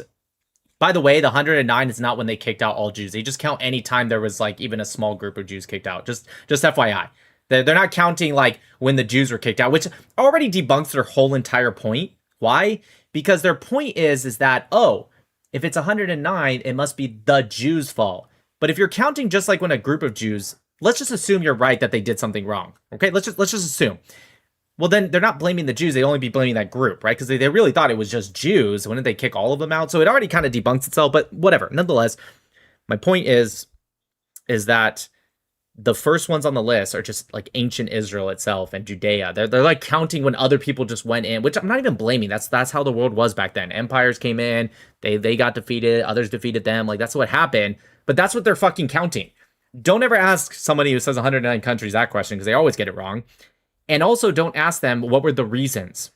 Because every time they go, well, usury and oh yeah, you mean the thing that the Jews were like forced into, where Christians and Muslims, they couldn't like give each other loans because a society has to run with interest. It has to. You cannot just give free money and only ask for that money back. That's just like economically, this guy would admit, everyone would admit, it doesn't make sense. It doesn't work. So what they would do is they would force the Jews as a sort of a sense of like loophole. This is a really nice freeze frame. I mean, like, anyways, the loophole, they would use this and force the Jews into the position.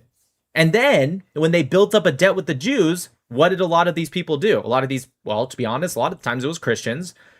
what did they do? They said, we could pay you back, or we could just not pay you back because we're like this many and you're like this many. So they just kicked the Jews out. They would literally sign decrees forgiving all debt of their own debt, and then they would kick the Jews out or sometimes kill them, or both.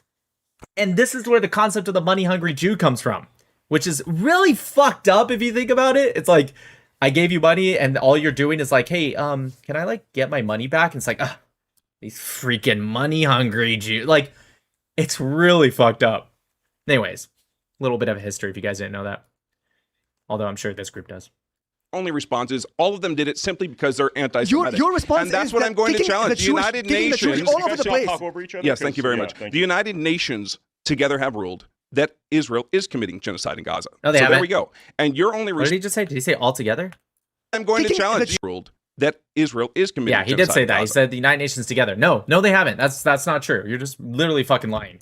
So there we go. And your only response is, okay, you know what? I don't want to be accountable, and I don't want my nation to be accountable for war crimes. So I'm going to argue the fact that UN has ruled. And instead, what I'm going to do is I'm going to justify my position by saying anyone who actually points out the crimes of Jewish people or an Israeli government are anti-Semitic. So, sir, I don't feel threatened by you calling me an anti-Semite. Yeah, you are an anti-Semite when you always go. By your definition, the Jews is the problem. By your definition, let's just do that. By your definition, all the nations are anti-Semitic. By the way, 109 countries are anti-Semitic, and the UN is anti-Semitic for calling out Jewish crimes. Well, what? Yeah, look, this entire generation of Americans who don't support the state of Israel and their apartheid and their crimes against Palestinians. Here's this. You're saying the UN. Wait, you say the UN saying that Israel committed genocide. Let's go. You know what? I have a better idea. Let's talk about the definition of genocide. Okay? Yeah. What is the definition of genocide mean? The extermination of people in part or in whole.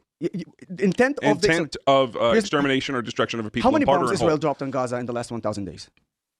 Not so many. But enough to totally like annihilate the Palestinians. Gaza has been laid flattened. So how much? I have the number. Do you know or not? No, it's about 200K. Bombs.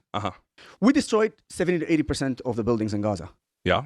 How come there's no 70 to 80% of dead Palestinians in Gaza? Yeah, Yoseph. I don't know if you also came up with that argument your own or if you watch me. This is my brother. I love this guy. Yeah, fucking based answer. Such a good question. I mean, not answer. How many are there? According to Hamas, and I'm going to take the higher estimate of Hamas, they say 75,000. Correct. Dead Palestinians. 11,000 missing. Wait, hold on. Let's put it 80,000. But I'm saying Hamas. Hamas saying 75,000. 75,000 with 11,000. That's not 80, but no. Go ahead. I'm saying let's put 80 because you're saying 11,000. Hamas is saying 70. Thank you for the bigger super chat, Koos Nation 15. Here is my winnings from UFC fights tonight. You are the GOAT, Nick. Keep it up. I appreciate that. 70, 75. What's the number you want? Let me have the number that you want. Say 86,000. 86,000 with, you mean 11,000 are missing, correct? Yep. So I just asked you, how many people in Gaza there is? What's the population? Now? Yeah. After 86,000 have been murdered? Mm-hmm. You tell me. The same thing, because they had 86,000 kids born in the last 1,000 days, by the way. So it's basically 2 million. They had 86,000 children born in the last 6 days? It's actually more. He didn't say 6 days. What the fuck? He said 1,000. Okay, what? Days, by the way. So it's basically 2 Anyways, it's actually more. Yosef's not correct about this, but whatever. They had 86,000 children born in the last 6 days.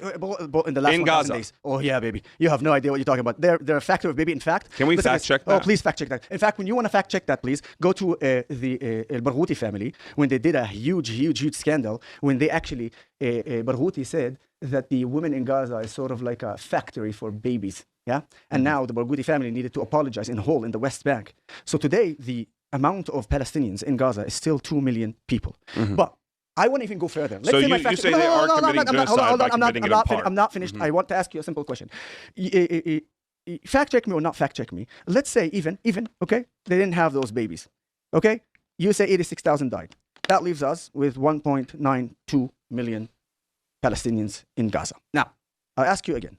We dropped 200K bombs on Gaza. We destroyed 70 to 80% of their infrastructures, of the buildings. What is 70 to 80% dead Palestinians from 2 million? What's the number? Let me ask you this No, question. wait. I have to preface it with Answer this. my question. Answer my question. There's First, no point to do this. So I'll give you the answer. I'll give you the answer. If 2 million people were living in Gaza, and 80% of them, okay, would hit exactly like the buildings and the structures of the buildings and all the houses in there, you would have about 1.8 million people dead. Now, the reason why you don't have 1.8 million people dead, and this is because Israel dropped flyers and told them, "Hey, we're bombing this area." And this is every Palestinian, just like you know, because you said you were in Gaza as well. Just like you know, so you know actually the fact that in Gaza the IDF creates humanitarian zones. Second, it is 1.6 million. He dropped, just like you said, the leaflets to warn the citizens, leave. We're going to attack this area. Third, which is also very, very important. When something like this happens, even when we attack a building, we first do something called a knock on the roof. Of course, not all the time, obviously, it depends on the operation, but the majority of the time, we do that in order for us to make sure that there's no casualties, or casualties that innocent people. Now, and that's been every scenario, every military operation. No, it wasn't every military operation. Just said they haven't killed reporters or humanitarian aid workers or women or children. This is exactly. Oh, I'm happy that you brought also journalists, because we can talk about journalists, and we can also upload photos. I will upload some of. What about American journalists? Have American journalists died over in Gaza? You're trying to get out of what I'm trying to reach. I'm just trying to understand your position. My position is like this: you're saying Israel is committing genocide, and we dropped 200K bombs, destroyed 70 to 80% of their facilities, of their buildings, of their infrastructure, and yet there is 2 million Gazans today still living. I've flown over Gaza last year. 80% of the infrastructure has been blown up. Sorry? 80% of Gaza. Bro, he just said that. This guy's not listening. He just said that. That's the point, is that it's actually not 80% has been destroyed, right? It is closer to 81 to 90%. October 2025 report said 81% was damaged or destroyed. And it actually breaks that down. Let's actually pull that up right now, because I actually want to see it so I can give you guys the October 2025 81% Gaza damaged, destroyed. Sure, that's enough keywords. Yep, here it is right here. UNOSAT. This is the United Nations, the thing the guy loved to bring up. Yeah, as you guys can see right here. So my face isn't covering it. Approximately 81% are damaged. But it goes into it a little deeper. Let me go ahead and make this a little smaller.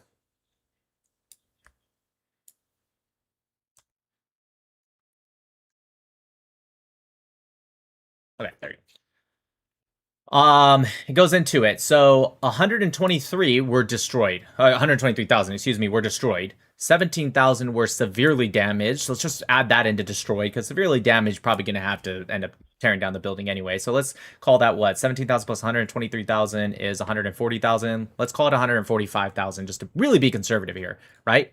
Another 33,000 are moderately damaged. Let's call it a 200,000 are destroyed. Let's just throw all that in as destroyed, right? And then you have possibly damaged, and then you have the total about 200,000, right? Affected structure. I guess I can't really add all that in. So yeah, these two we'll call damage, and the rest we'll call destroyed because severely damaged. So yeah, so of that 81% of the 11th of October 2025, 140,000, let's say 200,000 affected structures.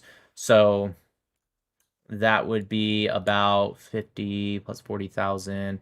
Let's call it 150. So that'd be like 70 to 75%. I'm doing quick math in my head, okay? Would be destroyed. And then 25 to 30% would be damaged, okay? But this is October 2025, so we can just round this up to 90% damaged or destroyed. Let's just assume there's an extra 9% between October 2025 and today, right?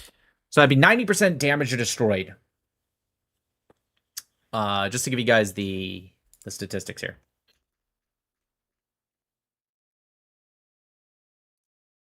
Has been blown to bits, right? Well, you agree with that, right? Of course, yeah. Of course. We you wreaked havoc on an entire city. Yeah. We destroyed 80% of what Hamas used in their tunnels and in their houses and in every place. You know that in every almost house, you have a tunnel. You go from the house, from the basement of the house, or from the living room to the tunnel. Those are constructions used for terrorism. Those constructions used to hide hostages. Maybe, hostages. But in the UK during World War II, we call those bomb shelters. Well, yeah. Well, those bomb shelters were used for the army. What a stupid fucking point. I hate how he looks at the camera too when he does it. Like, look at this. In the UK during World War II, we call those bomb shelters. Like, why are you looking at like the camera as if you're making a good point. You know why they were called bomb shelters in World War II? Because they were used by the civilian population as bomb shelters. In fact, you just debunked your whole point about the Palestinian population. Because if you really were calling them bomb shelters, then please do me a favor. Tell me, why isn't it that Hamas is allowing anyone to use those bomb shelters? Are you telling me they built bomb shelters to keep them out of it? That doesn't make a lot of sense, does it?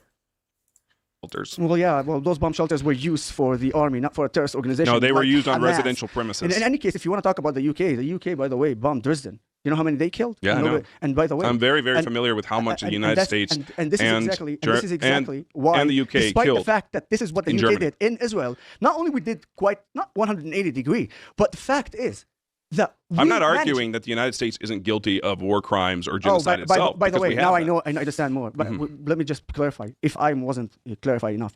The bomb on Dresden, it was necessary to beat the Nazi regime and to win over the Nazi and over Hitler. But of course, we have people who are weak and you know they we're not on the same level when it comes to this. When it comes to looks, for sure. Continue to go. Okay, look, I get I'm biased here. And of course, no homo. Gotta preface it with that. But Yoseph Haddad's way better looking than that guy. That guy has a bowling ball face, and his hair is almost the same exact color as his skin tone. So he literally. Also, Yoseph Haddad is significantly more fit. Like, I get it. I'm biased. Of course, I would say that. But come on, let's just think objectively here, dude. Kind of cringe that you said that.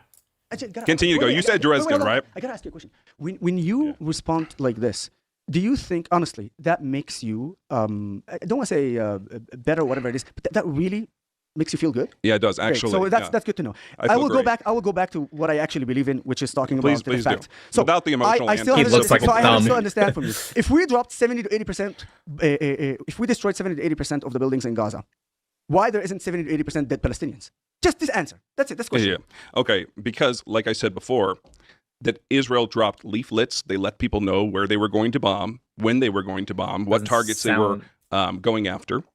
And they did, in large part, try to avoid non-combatants, right? So you just admitted it wasn't a genocide because, as you said earlier correctly, it's like the only thing you correctly said after correcting that you forgot to wear that. The word intent, the intent is to destroy the people, not a group within that people, aka Hamas in this case, and the other terrorist organizations and collaborators. And you just said, oh yeah, I totally admit they attempted to not kill them. If you're committing a genocide, you wouldn't do that, especially with the by far vast majority of the population. Could you imagine the Nazis during the final Wannsee conference? We're like, yeah, we're going to destroy the Jewish people worldwide, by the way, obviously starting with Europe. And then they were just like, except 96 to plus % of them. That logically would it make sense? Can you imagine? We're going to send all of them to concentration camps. We're going to make sure, we're going to go out of our way to make sure that 96% of them don't go to these camps. Like, that I give to you. But the reality is they've still killed tens of thousands of children, women, elderly, aid workers, journalists. That hadn't been No, behind Israel. Them, right? Israel. How'd that happen? Why? I'll tell you how it happened. Wait, because on October the 7th, okay, Israeli intelligence and their military, they allowed for the attack from Hamas. Oh, okay. So now we're saying that Israel allowed it. Okay, got you. Of course. Listen, you cannot. This is hypocritical. What's Hamas's responsibility? Let's be logically and morally consistent. What is Hamas's responsibility as the leader of Gaza? Let's be logically and morally consistent. I'm just asking you a simple question. What is Hamas's responsibility? They committed the attack. What is their responsibility? If you allow for that to happen in order to engage in an all-out war, which is what I'm convinced that happened, and Charlie Kirk was also convinced of this. What is your proof? This is my proof. Benjamin Netanyahu touts the fact that Charlie Kirk wasn't convinced of this. Charlie Kirk asked this in October 2023. Just a general question. Why does it keep going down? What the freak is happening right now? There we go. He asked that question on the PBD podcast that people keep incorrectly saying that he asked right before he died. It was over 2 years. Well, at this point, it's getting close to 3 years ago, but it was 2 years before he was killed by Tyler Robinson. Israel has the greatest intelligence operation and intelligence community in the world, on the planet, and that is one of the reasons sorry we why. didn't Hold pick on, up this. I'm let so me sorry. let me finish. Oh, we allowed Hamas to This is massacre us, why. to rape our women. Hold on, we let me allowed finish. Don't Hamas interrupt. to go and Don't kidnap interrupt. Israelis. I'm really, really, really Don't sorry for interrupt. that. Hamas, we would like to apologize for allowing you to come and massacre us, Habibi. Listen. You see, you understand the mentality and the sick, twisted mind? It's easy. Wow. It's so easy. Hamas comes in and you blame Israel. It's just oh, a little they allowed holocaust. him. It's just a little sacrifice in Wow, order to little justify sacrifice. an So- all-out so war. what's Now, your- let me what's say your- this. what's your The comment United on Hamas? States. Do you have any let me comment on finish. Hamas? Yes. What, are they a Let- terrorist organization? Yes, they are. So you do believe what they did was a terrorist act? I do believe. Okay, I really hope. I'm just waiting. 1,000%. I'm just Hamas waiting for is the a other- terrorist for the other ones organization. to, October 7th was a terrorist act. The United States, But it's the Israel's United responsibility. States, the reasons why we are the greatest supporter of Israel is because they provide the greatest intelligence in the region to the United States. Not Egypt, not Amman, but Israel. Okay? This is the reason why we are allied with Israel. And you're telling me that the greatest intelligence organization on the face of the planet, I mean, Netanyahu brags about it. And this is the reason why we have a brokered deal, diplomacy with Israel. So first off, Israel's great with intelligence. I don't know if I put them at literally the greatest. Regionally, for sure. And when it comes to a very specific type, they're probably the greatest, if not up there, for sure. But also, if not the greatest, one of the greatest would be the United States of America. And 9/11 happened and other things. Even if you think it was the dancing Israelis or whatever, nonetheless, it still happened. Of course, this guy would probably, maybe he doesn't blame 9/11 on Israelis. Maybe he thinks the Americans did it. I don't know. Or both. I don't know. I don't know what he thinks. I've never seen this guy in my life. They did not know in advance that these people were going to attack on October 7th, that Hamas was going to attack these Jewish people at their festival when I grew up as a on kid October in, 7th. when I grew up as a kid in Nazareth. You're telling me that. It also doesn't really make a lot of sense. Because if you think about this, right? One second. If you think about this, right? If the whole world, what we heard before was, if Israel was going to be attacked, they should have done something beforehand, right? That's what even a lot of pro-Palis were saying. They should have taken care of it beforehand. We don't like how they're responding. But if that was the case, we know that's not true. Because if Israel truly did, let's say did a major attack on Gaza, stopped Hamas's plan of October 7th, maybe they didn't know it was going to happen on October 7th, they knew something was about to happen, so they just go in, right? Ground operations, major airstrikes, really, really hurts Hamas, right?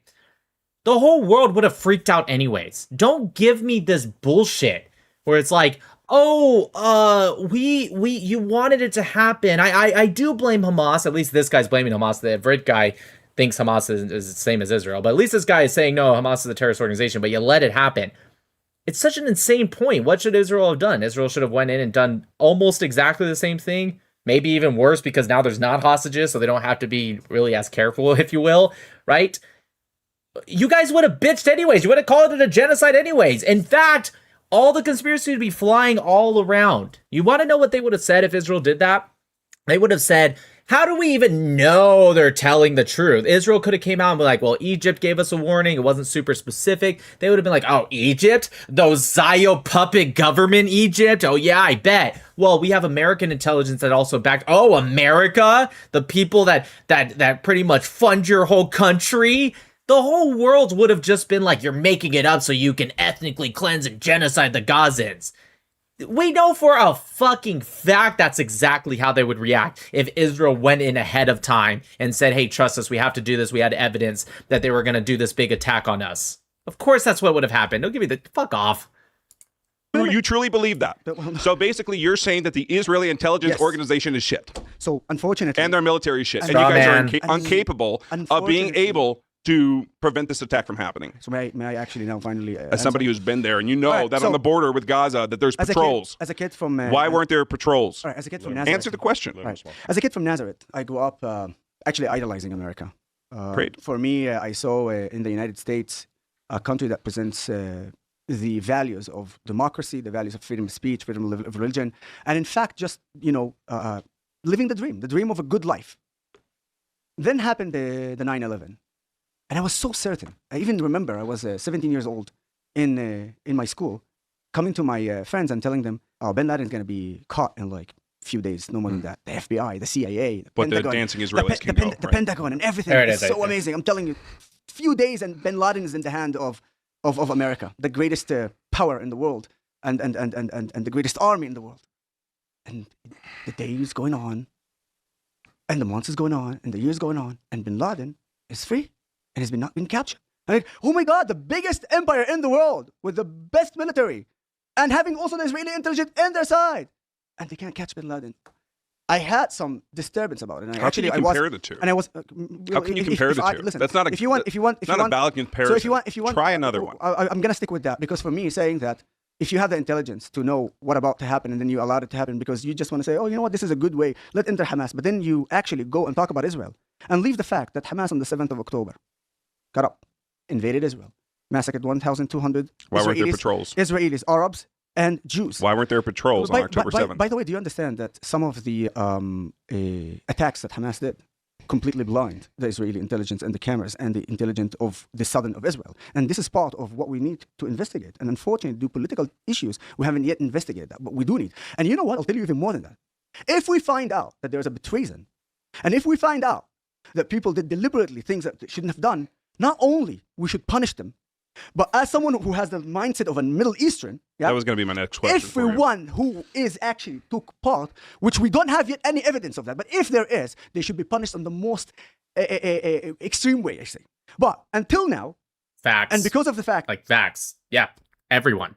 Anyone who took place that day, whether they, hypothetically, I like where Yosef's going with this, whether it be Jew, Israeli government official, whether it be Arabs in the Israeli government official or Arabs that are Israelis, Jews, whoever. Yeah, 100%. That's true. Anyone who took place that even allowed for October 7th to happen, big or small, right?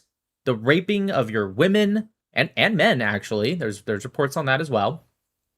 The slaughter of your children, your women, your men, your grandparents, everyone.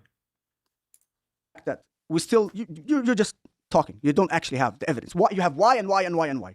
But the fact is that I find it really interesting to see that it is easy for you to go and, okay, I'm going to blame Israel for the fact that Hamas decided to do exactly what their charters is all about, which is destroy the state of Israel and kill everyone there. And by the way, just to let you know, when they invaded on the 7th of October, they massacred 1,200 Israelis, Arabs, and Jews. And I want to tell you even further than that. The Arabs that they caught, they sadistically, tortured them even more than the Jews. And let me be even further clear about that. If Hamas sees me, and Hamas sees a Jew next to me, they will kill me first before they kill the Jew. But the fact is that you go and you attack Israel for the fact that we did not know that they're about to attack us. It is something that I would look at you and tell you, Let's make wait, I'm not done yet, because what you said is simply, I'm trying to find the right word in English, excuse me, it's my third language actually, but it's not pathetic, outrageous, and pick whatever definition you want. But you have a terrorist organization invaded the state of Israel because the charters of Hamas says we need to destroy the state of Israel. And then they massacred 1,200 Israelis, kidnapped 256, among them babies and women, elderly. You spoke about babies, women, elderly. Took them to Gaza, killed some of them inside the tunnels because Israel was this close to rescue them. And some of them sexually harassed, and those sexual harassments was documented by the testimony of the survivors from the hostage, from being in captivity. Now, further than that, I'm not done. Further than that, they documented the whole attack, every attack, the butchering, the killing. They killed dogs, they killed women, elderly, men, and. Do you find it amusing that they killed men, elderly, and you want to? You're boring me because we've already conceded to the fact that Hamas is a terrorist organization. I'm sorry that the life I'm sorry, but I already told you that Hamas is a terrorist organization, Shame right? on you. Right? Shame on you. So what are we arguing? What are you here? arguing about? What are we arguing? Did I already concede that Hamas is a terrorist? I just want to point out one thing real quick.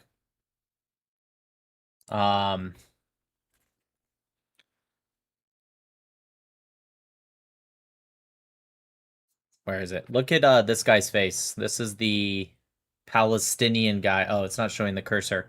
The Palestinian guy, whatever his name is, the one that tried to emotionally manipulate me and I shut his ass down because I don't play that fucking emotional manipulation game, right? Watch his face as Yoseph Haddad also he's getting emotional. Makes sense, right? Because he is an Israeli, and this guy, this disgusting thumb, this guy looks like a thumb, tries to say, yeah, the death of these Israelis and what you said about the Israeli Arabs is boring me. Look at this guy's face. Don't look at Yosef. Don't look at this thumb. Look at this Palestinian's face who tried to tell me, Nick, you need to feel for me about what happened when I was a kid that I'm probably lying to you about right now. Shame on you. So what are we arguing? What are you here? arguing about? What are we arguing? You see that? He's laughing at it. That's why I don't play into the emotional manipulation of these people, because they're all fucking lying. They think they can come to people like me, and I get it. 99.99999% of white Americans, they're like, this guy doesn't know anything at all. He's probably never even been in the land. I have, but from his point of view, he's like, he doesn't know shit. I'm gonna try to manipulate him emotionally, and it's gonna work. And I bet that whatever his name is, I bet that works very well for him. I bet it does. I bet when he sees people like me who are not Jewish, not Arab, I'm sure 99.99% of people in his life go, yeah, okay, listen, I get you. I understand. Nope. Because I've been doing this long enough, and I am a lot more aligned with that Middle Eastern mindset because of how long I've been doing this. And not just how long I've been doing it, because relatively it's not really that long of time. It's the amount of effort I put into it. I've done more into the research and the anthropology of this region in 5 years, and a lot of people have done it their whole life, just to be honest with you. I'm not trying to toot my own horn, it's just a fact. And I used to be, by the way, a pro two-state solution guy, believe it or not. I know some of you are like, really, you? I did, yeah. Now, don't get me wrong, it wasn't October 7th. I stopped doing the I stopped doing the two-state solution before October 7th, but still, that's how I was. But it took me meeting enough of this guy, there's my cursor, this guy right here, before I realized that it's not just like an equal, it's the Israelis and the Palestinians, they need to grow up and learn to, be peaceful. Nope, it's the Palestinians, for sure. Did I already concede that Hamas is a terrorist organization? Huh? Did I? Answer the question. Then you put the responsibility on Israel? Answer the question. Then you put the responsibility on Israel? Answer the question. I put the responsibility. I put the responsibility. I put the responsibility on the intelligence community. The intelligence community of Israel. Not Israel, the intelligence community. Obviously, Benjamin Netanyahu needs to stay in power. How can he do that without a war? So basically, Hamas were infiltrated. They're not like you. How stupid you are. Yosef's like, hold on. Yosef, see, that's one of my favorite things, I'm not going to lie, about Arabs, right, that are pro-Israel, like him, Musab Hassan Yosef, right? It's something that they do that even some of the most aggressive Israeli Jews, although some of them are the same, but I'm just saying like a lot, the majority of them even don't do. They have like this sort of they're still Arabs, you know what I mean? And it's a very awesome thing, right? When they're just kind of like, you're not even qualified to be a mother. You know what I mean? Like that. I don't know what you call that. It's like, Jews, they got chutzpah. I don't know what the equivalent of chutzpah is for Israeli Arabs, but yeah, it's great. I love it. So if the Mexicans right now, by their choice, decide to enter and invade California, for instance, yeah, you would put in pressure and as a responsibility the American intelligence and not the cartel, for instance, who invaded and did that. So, I can't. There would be an investigative committee immediately to investigate. Let me talk. There would be an investigative committee immediately to ask the question. You are going to tell me that Israel is responsible? Shame on you, man. Shame on you. I'd like to give you 2.5 minutes of closing statements, and then you'll have 2.5 minutes. Please don't talk over each other. No problem. Can you do that? Can you? Okay, that's the question. Can you? Well, that's your question. Can you? I can. Well, let's see after your 2.5 minutes. So let's see. Well, first of all, guys, don't interrupt. Statements, 2.5 minutes. You just proved you can't do it. 2.5 minutes. It's my time. Please let him talk. Yeah. So the reality is, you made a very striking correlation or comparison between 9/11 and October 7th. Well, trust me, it's not. Which is ridiculous. Secondly, I had earlier in the debate established that Hamas was a terrorist organization. You blamed Israel. And then I blamed Israeli intelligence, not the entirety of Israeli citizens. That's stupid. Secondly, after I had established that Hamas was a terrorist organization and that they committed atrocities on October 7th, you went on this diatribe, this monologue about the atrocities that Hamas has committed against Israelis and begged the question if I thought that was justifiable. What's not justifiable is the fact that Israeli intelligence allowed for October 7th.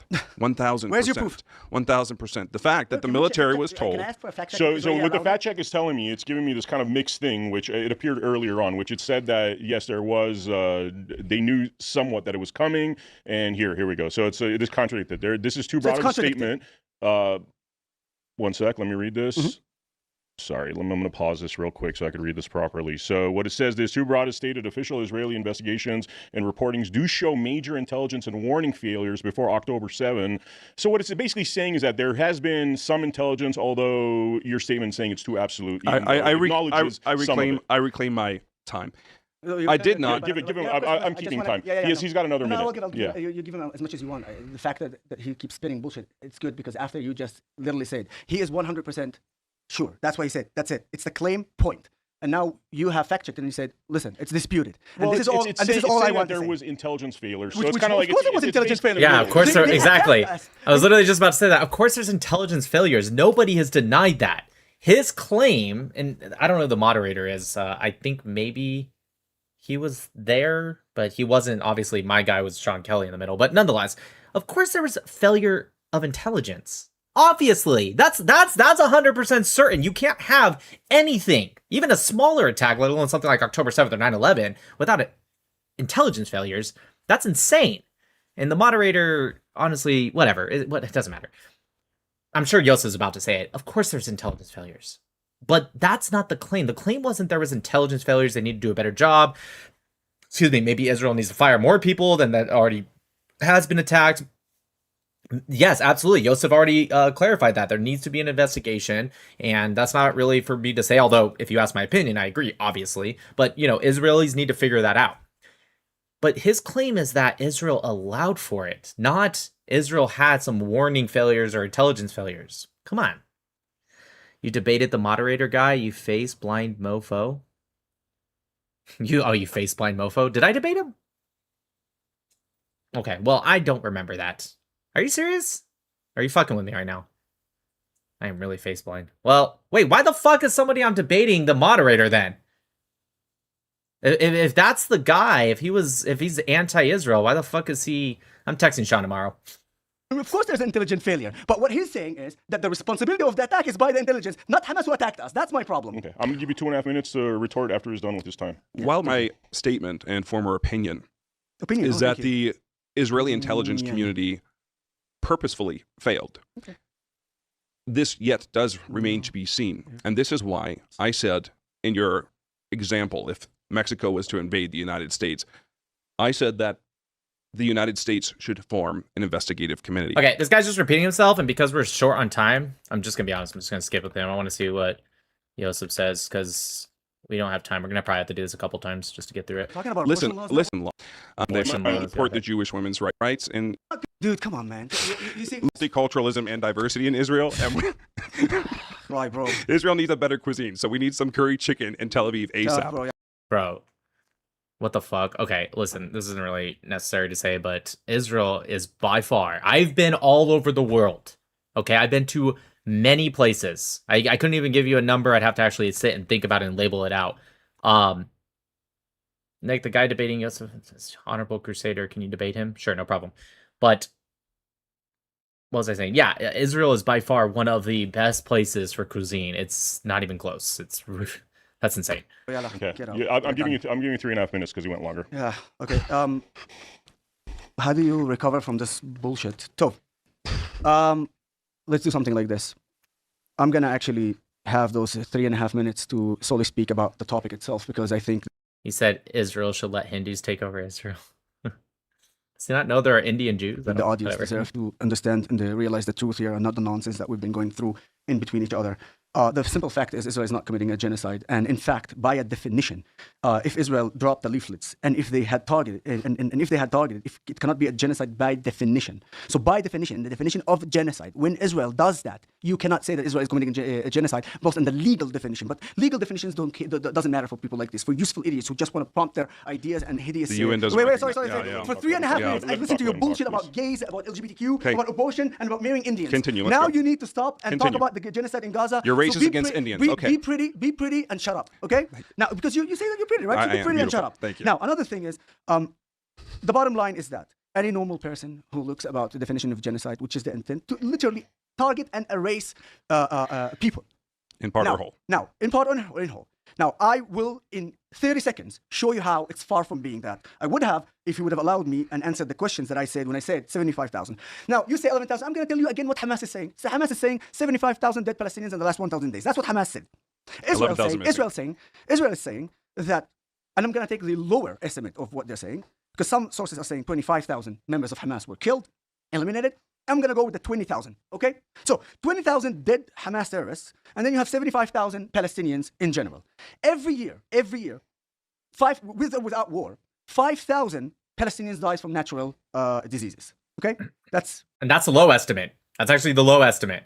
But yes, Yosef is correct. And also, Yosef forgot to also mention, although I think it's fair for his argument because he has taken the most conservative point, he's also failing to mention how many Hamas recruited who are also going to have a higher death rate. Why? Because Hamas, they're not as good as IDF, but they do have special forces, believe it or not. They do have, for relatively, keyword relatively, elite forces. When you start recruiting new guys right in the middle of not just a war, but one of the strongest wars that Israel has had against Hamas actually ever, they're going to die even quicker because they're not as trained, right? They're just kind of trying to throw people at the time. But even if it was at the same rate, right? The Hamas has recruited anywhere between 15 to 25,000 recruits just in the time of this war, the past almost 3 years. So a lot of them are also going to be killed. So Yosef's being very, very fair for this 20,000. 2.5 years, it's about 12,500 Palestinians who died, and probably it's more than 15 even, because of the fact that we were in a war, and the situation in the war made it even worse for the Palestinians. So you have natural diseases that cause death, okay? And then you have about 20,000 dead Hamas terrorists. Together, you'll arrive to 32,500 natural causes and terrorists, which leaves actually almost 1-to-1. And if you want to be more on the further, even take it up to the further, 1-to-2. What is the 1-to-2?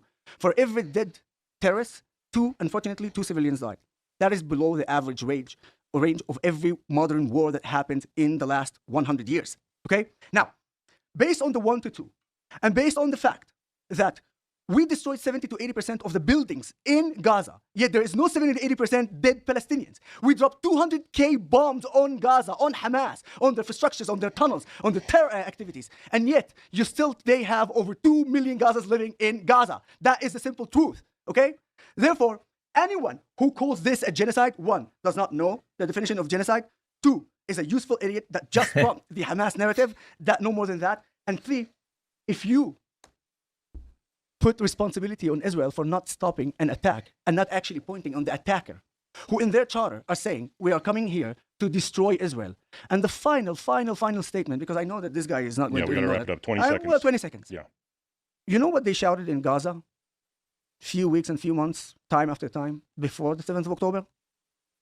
خيبر خيبر يا يهود جيش محمد سوف يعود. I'm sure you know what it is, right? You were in Gaza, correct? What is it? Why do you think they respond with that? When all of Gaza is destroyed. First of all, say, what is it? What is خيبر خيبر يا يهود جيش محمد سوف يعود? Go ahead. You can say I have no idea. It's okay. Khaybar, the Battle of Khaybar, the army of Muhammad will return. Your final statement's 10 seconds, and then 10 seconds, and we got to wrap it up. I'll say this. He doesn't know. Not only is the Israeli military attacking Palestinian Arabs, okay, Muslims, they're attacking Christians as well. In Lebanon, Syria, everywhere. I'm so happy that you actually... So happy. All right, I'll give you 20 seconds. We got to wrap it up. Thank you very much. How many Christians Israel killed? That's it. That's my statement. How many? Well, you know what? My statement is like this: how many Christians were killed by Jews from Israel, and how many Christians were killed by Arabs in the last 10 years? Yalla. And that's my final statement. All right. Just make you understand. We're going to do with time permitting. We're going to do a round 2. Please shake hands. Thank you very much, guys. Habibi. If you learned anything from this episode or got any value out of Haha! Deaf noodle arms. Prompt to the camera. Yes, just enjoying. Hi. Oh, finally. Pleasure meeting you. Hey. There you go. That's how you do it. They're so cordial. Here we go. Israel was not built on a stolen Palestinian land. Okay, well, tell me your reasons why. Tell me your reasons why it is. Thank you so much, Yoseph, for doing that, because that is exactly what this Deaf Noodles guy does. I've seen him in multiple debates, including in person. He always does that. He goes, even though it's literally his time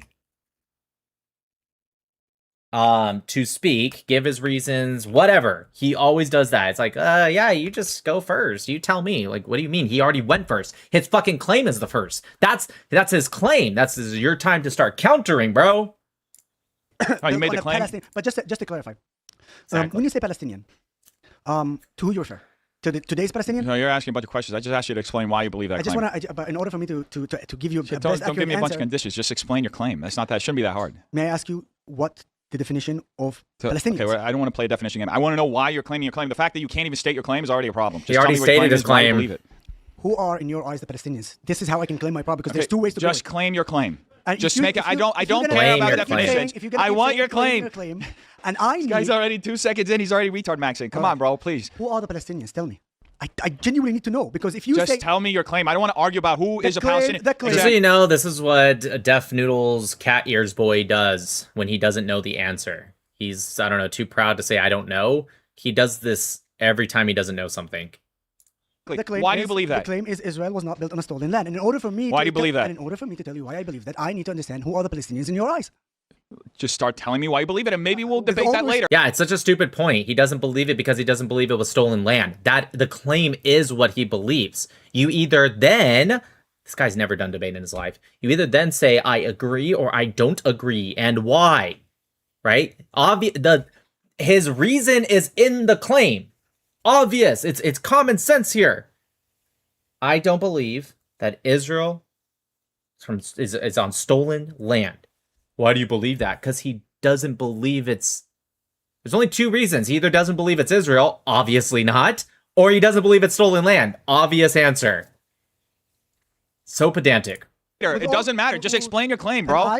Bro, I need you to answer the question. What's the problem? Answer this question. What is the Palestinian in your eyes? Why can't you answer this? Are you scared to answer this? No, I am not scared at all. So here's the thing. Here's how this. Let me explain how a debate. Don't tell me how a debate goes. Answer me, please, the question. What is a Palestinian in your eye? Let me explain to you. Let me explain to you how a normal conversation. Let me fucking yap and not fucking answer the question. Stop cortisol maxing for a second. I don't need education. Get control of your emotions, my friend. You're acting like you have. You're acting like a 12-year-old. Please, you should be embarrassed. Are you embarrassed? What? Are you embarrassed yet? What? Why are you Total looking projection. over at him? You're talking to me. Because I don't know who I'm actually debating. Why are you looking over at him? Did you not do that 5 seconds ago?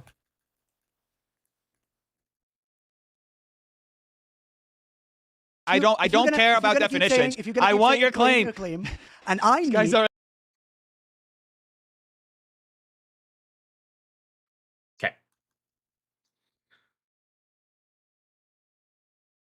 I'm actually debating. You're talking to a rational human being who's sitting across from you. Answer me the question. Why is it possible not so easy to answer who's the Palestinian? So can I tell you who's the Palestinian? Can I tell you what's happening right now? Can you tell me who's the Palestinian? Can I tell you what's happening right now? Just answer who's the Palestinian. Can I tell you what's happening? Just answer who's the Palestinian. You have no idea who's the Palestinian? I'll tell you who's the Palestinian. Will you allow me to say I got you. You don't know who's the Palestinian. Will you allow me to say something? No, you won't. No, you're not answering. This isn't a debate. So let me just tell you how usually when you are confident in your claim, when you're confident. No, let me tell you something. Do not educate me and lecture me. I'm asking you a very simple question. When people are confident in their claims, I need to understand. I'm not going to raise my voice. You might say, Yoseph, your cortisol maxing. Your cortisol maxing. Your cortisol maxing. Oh, we're gonna see you cortisol max in about. I actually don't know at what point in the 4 hours. Maybe it's at the end. I don't know, but we're gonna see that. Trust me.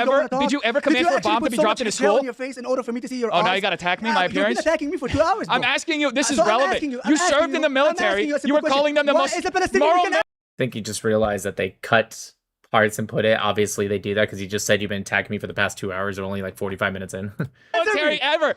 You can answer me. What is a Palestinian? So here's the thing. What is a Palestinian? The reason why he doesn't want to answer my question is because unbelievable. He can't answer this. I like how he's like, hey, you asking me this question, which absolutely is relevant to Yosef's claim. He's like, you're not answer this. I'm not going to answer because it's not relevant to your question. And now you're asking about if he's bombed certain areas, which is not relevant to his question at all. I literally bombed a school, and he won't deny it. Deny that you bombed a school. I personally, in my command 20 years ago, did not. But if you personally, you hear what he said? He personally did not. He had somebody else do it. Hold on. Oh, you hear what he said? He said My God! I personally claimed to do it. This guy. Is this guy an idiot? Your question was, did you personally did not command, right? That's what he said, right? This guy literally bombed a school, and he won't deny it. Deny that you bombed a school. I personally, in my command 20 years ago, did not. But if you personally, you hear what he said? He personally did not. He had somebody. Okay. This is like super frustrating. This is, I thought my debate, my 1v10 was frustrating. This is way worse. Sean needs to do a better job at like mixing in some good faith people like I had. Obviously, I had some idiots like the Avrid guy, and it was funny. But like, this is insane. They're not even. We're almost an hour in. There hasn't been any debate. Yeah, this is such a red herring. Hamas literally admits to using schools, right? We have videos of them using schools. Notice how he found out that Yosef said, no, I've never killed a child. So he switches it to just bombing a school. What's the problem with bombing a school? The answer would be, in the context that Def Noodles is trying to push about killing of children. But he already said he hasn't killed a child. So what he's trying to do is switch from child to school. Bombing a school that's used by enemy belligerents is not a problem at all. You just bomb a school to bomb a school for the fun of it while there's kids inside, right? That would be the problem. It's, oh my God. Somebody else do it. Hold on. Oh, you hear what he said? He said, My God! I personally claimed to do it. This guy's a genocidal freak. This guy is a genocidal freak. You should be investigated. What else? You should be investigated. Great. Now, I'm gonna send your name to Zara Mamdani. So my name is Yoseph and then Haddad. Make sure that you send that. Who's a Palestinian? What's a Palestinian? My God, bro! I didn't catch the spelling. Let me see that again. You wrote it in Hebrew. Why'd you? No, are you that angry that you couldn't even write your name? What's a Palestinian? Folks, just for the record, he misspelled his own name on the sheet.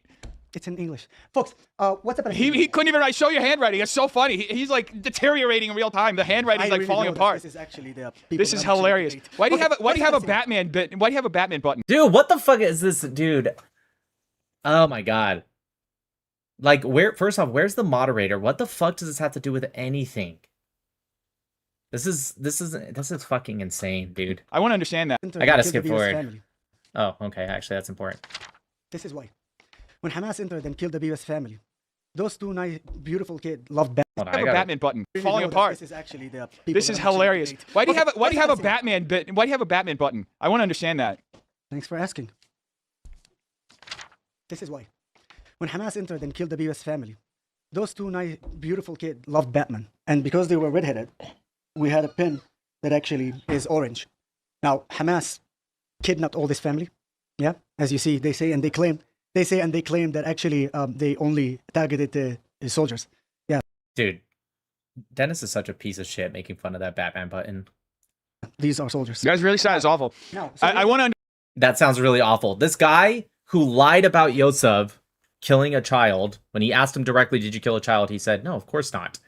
He lied to the whole internet. Doesn't make that much of a difference because if you go to any of the comment sections of Dennis, everyone's clowning him. Even some people that are pro-Palestinian, to be honest. But he said it with the intention that he's like, I'm just defending the children. And then when he made fun of the Batman button and then doubled down, when he said, oh yeah, this is why, he goes, yeah, that sounds really awful. Anyways, that's the guy that was defending the children. I guess depends on what type of child, according to him. I want to understand. Here's the thing. They kidnapped all of them. Yeah. They released him after more than 700 days in captivity, and they killed them in captivity. So thank you very much for asking me. And yeah, that's really sad. Why are you asking me? Why are you asking me? But can I ask a follow-up question? You just got a moment to explain something. Can I ask you a follow-up question? Do you know who killed them? Palestinians. Okay. Now, what's a Palestinian? Who's a Palestinian in your eyes? No. Just can I ask you? You just monologue for a minute. You just can't answer this. Therefore, can I say something? No, I want you to answer me what the Palestinian. Why can't you answer Palestinian?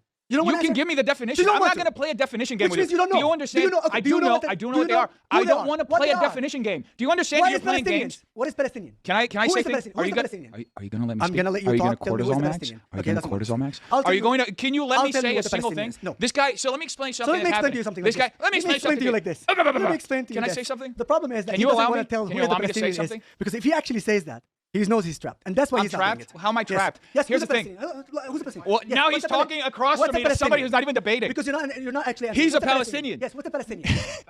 Yes. Ethno-nationalist what? Oh my God. I'm writing. Ethno. Yeah. Ethno-national identity, which identifies Arab and Arabized people that reside within what we call Israel. Could you say that into the mic, by the way, because I know that didn't capture him. Say into the mic what he just told you. Yeah. So just for the record, this guy wants to play a definition game, and he's going to just define it for him. Great. Because he's retarded. Hey, I was the other way. Bend down, the other. Okay. Palestinian is defined as an ethno-national identity which encompasses the Arab and Arabized people that originate within the land of Israel, Palestine. According to many historians and archaeological discoveries, they derive majority of their ancestries from the Canaanites. Great. Thank you for helping him because he doesn't know, and thank you for saying. Look, you fucking retard! Shut the fuck up for a second. I do know. You know what the problem is? Get your fucking finger down. Look at me. Look at me, you fucking loser. Look at me, you fucking loser. No, look at me. If you touch me, I'll beat the living shit out of you. I'm gonna touch you. Actually, yeah, look at me, you fucking. Oh, really?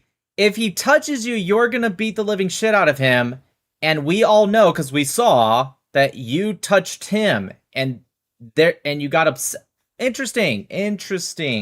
I'm glad we're getting more of the information that he really was the one that definitely started the fight that we all knew anyways. Fucking retard. Listen, you know what's so funny? You said the Canaanites? Well, you know what? The actual Sheikh of Al-Aqsa said something very simple to people like you. Anyone who says that a Palestinian Arab Muslim has a descent from a Canaanite is an infidel, a kafir. And please, I will bring you that. He's still sounding like Sneeko. The Sheikh I bet he's just as gay too. You understand? You understand? Look that way so they can see you. So you understand, guy? A Sheikh from Al-Aqsa Mosque in Al-Quds, which is Jerusalem, yeah? Said anyone refers to the Canaanite as the Arab Palestinian Muslims, he's a kafir, an infidel. This dude is literally like Sneeko. You will get it. This guy's Sneeko, just as gay too. I'll give you the footage to present the video with the translation, and then you can fact check the translation that it's correct. So we're gonna present that. But again, thank you for helping this idiot. He doesn't know what the Palestinian definition is. Brother, here's the thing. Stop for a second. But here's the thing. So this isn't a conversation. You are by far the most ridiculous person. I'm not your friend, first of all. Awesome. You're gonna have to leave. You're gonna have to leave before me because I will beat your fucking genocidal ass before you. No, I will. I swear to God. You want me to beat your ass right now? You're not gonna do it. And the narrator said that didn't happen at all. You want me to beat you? I'm not. I promise you. You're not. Here, hold my No. Sit down. There's no fighting, guys. There's no fighting. There's no fist fighting. Sit down, please. This is a debate. This genocidal asshole. So here's the thing. Just sitting here monologuing for 4.5 hours. You understand? That's my problem with those people. Yeah? Those people? What do you mean by those people? I'm an American citizen. You hate Americans. You hate Americans. I'm an American citizen. Who stand for something? This guy admitted that he was bombing. He was bombing schools. This guy was bombing schools. You know nothing. When I'm literally nothing? Come on, attack me. Come on. I'm literally nothing. Come ahead and attack you come into my fucking country, you want to lecture me about what the hell? That's exactly what the Palestinians do. What does that even mean? You want to come into my country and lecture? You agreed to go to a debate. Why the fuck does it matter what country it's in, what building it's in? Like, what does that even fucking mean? You come into my country and you lecture me? Okay.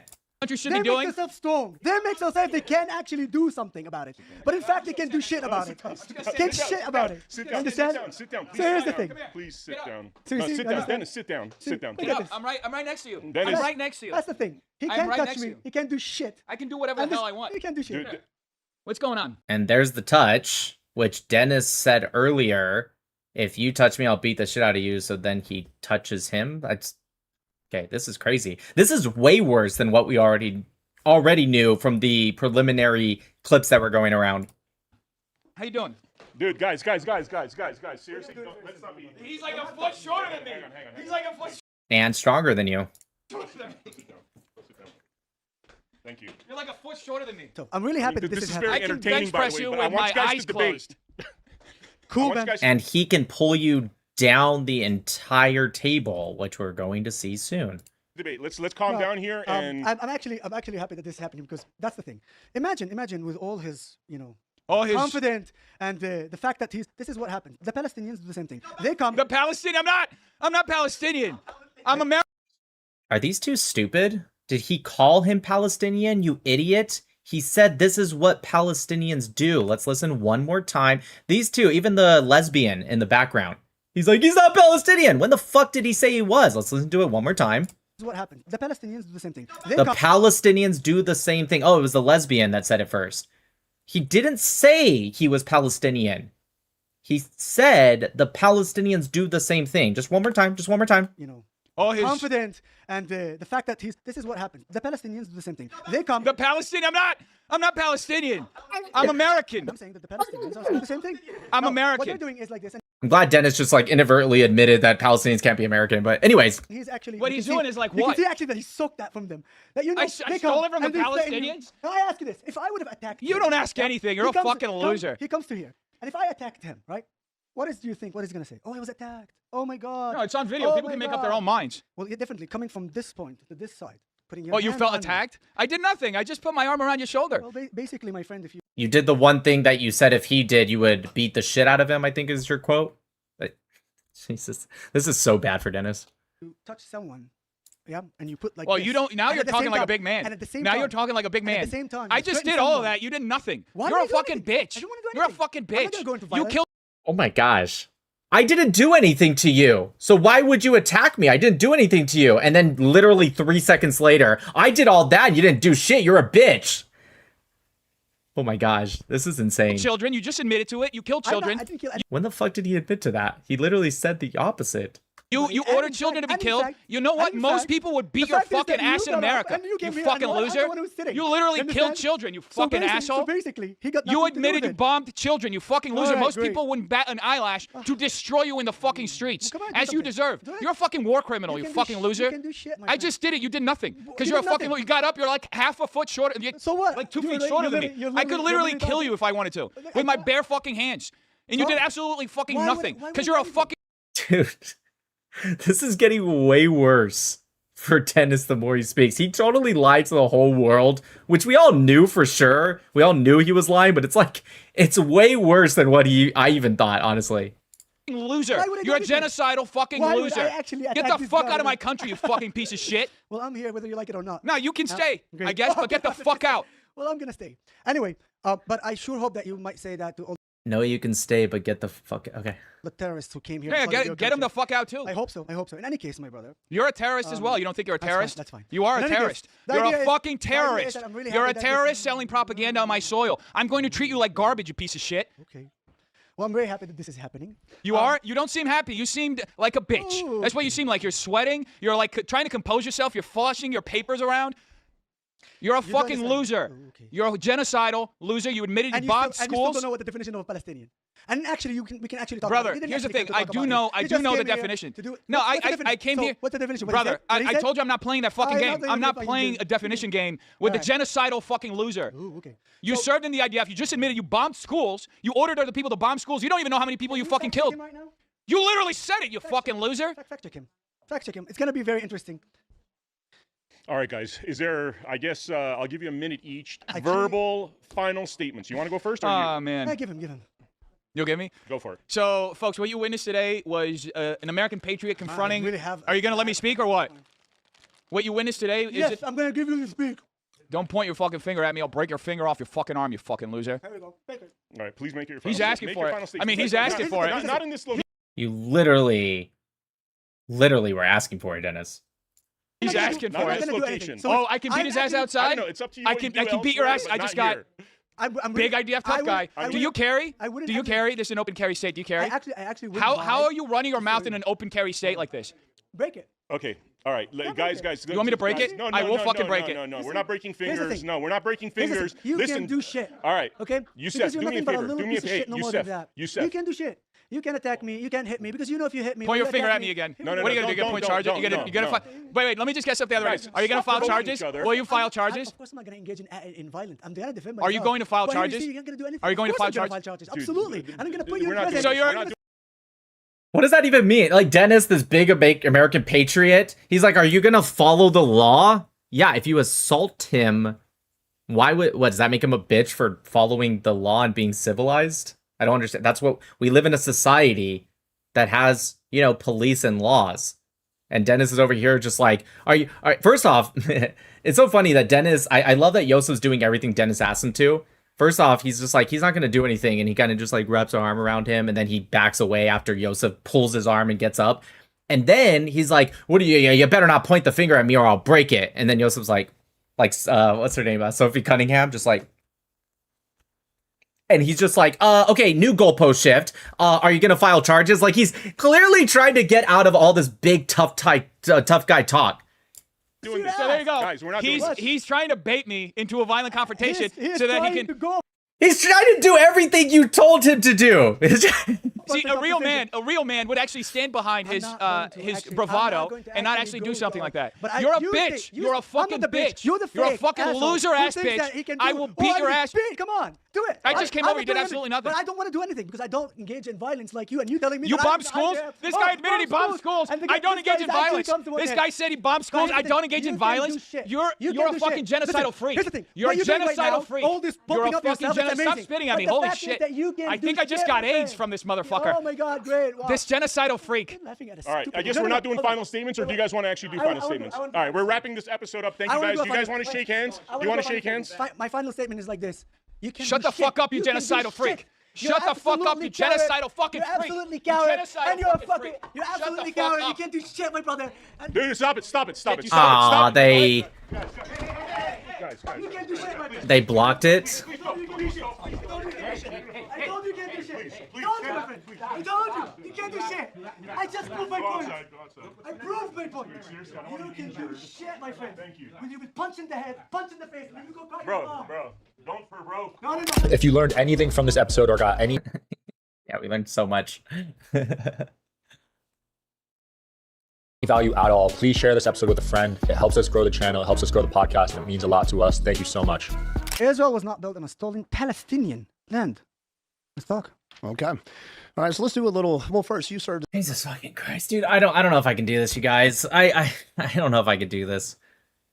This is not a good episode. I actually think I will talk to Sean about it. I get it, Sean. You want your clips and like, I get it. Okay, I'm gonna be fair. Okay, Sean did message me, and I'll tell you guys exactly what Sean said. Right? I'll tell you guys exactly what he said. Sean. I'm not going to actually blame Sean. Sean wasn't in the room. And when he did come into the room, I think he did put a stop to it and said, what the fuck's going on? So I'm going to call him and talk about your moderator. Thank you for telling me that this was one of the guys I debated. I really didn't remember. Why would you have a moderator that is pro-Palestinian? You should have someone who either doesn't give a shit or is truly neutral. Or at least just slightly in one direction, maybe. I don't know. But anyways, this is what... Sean said, where is it?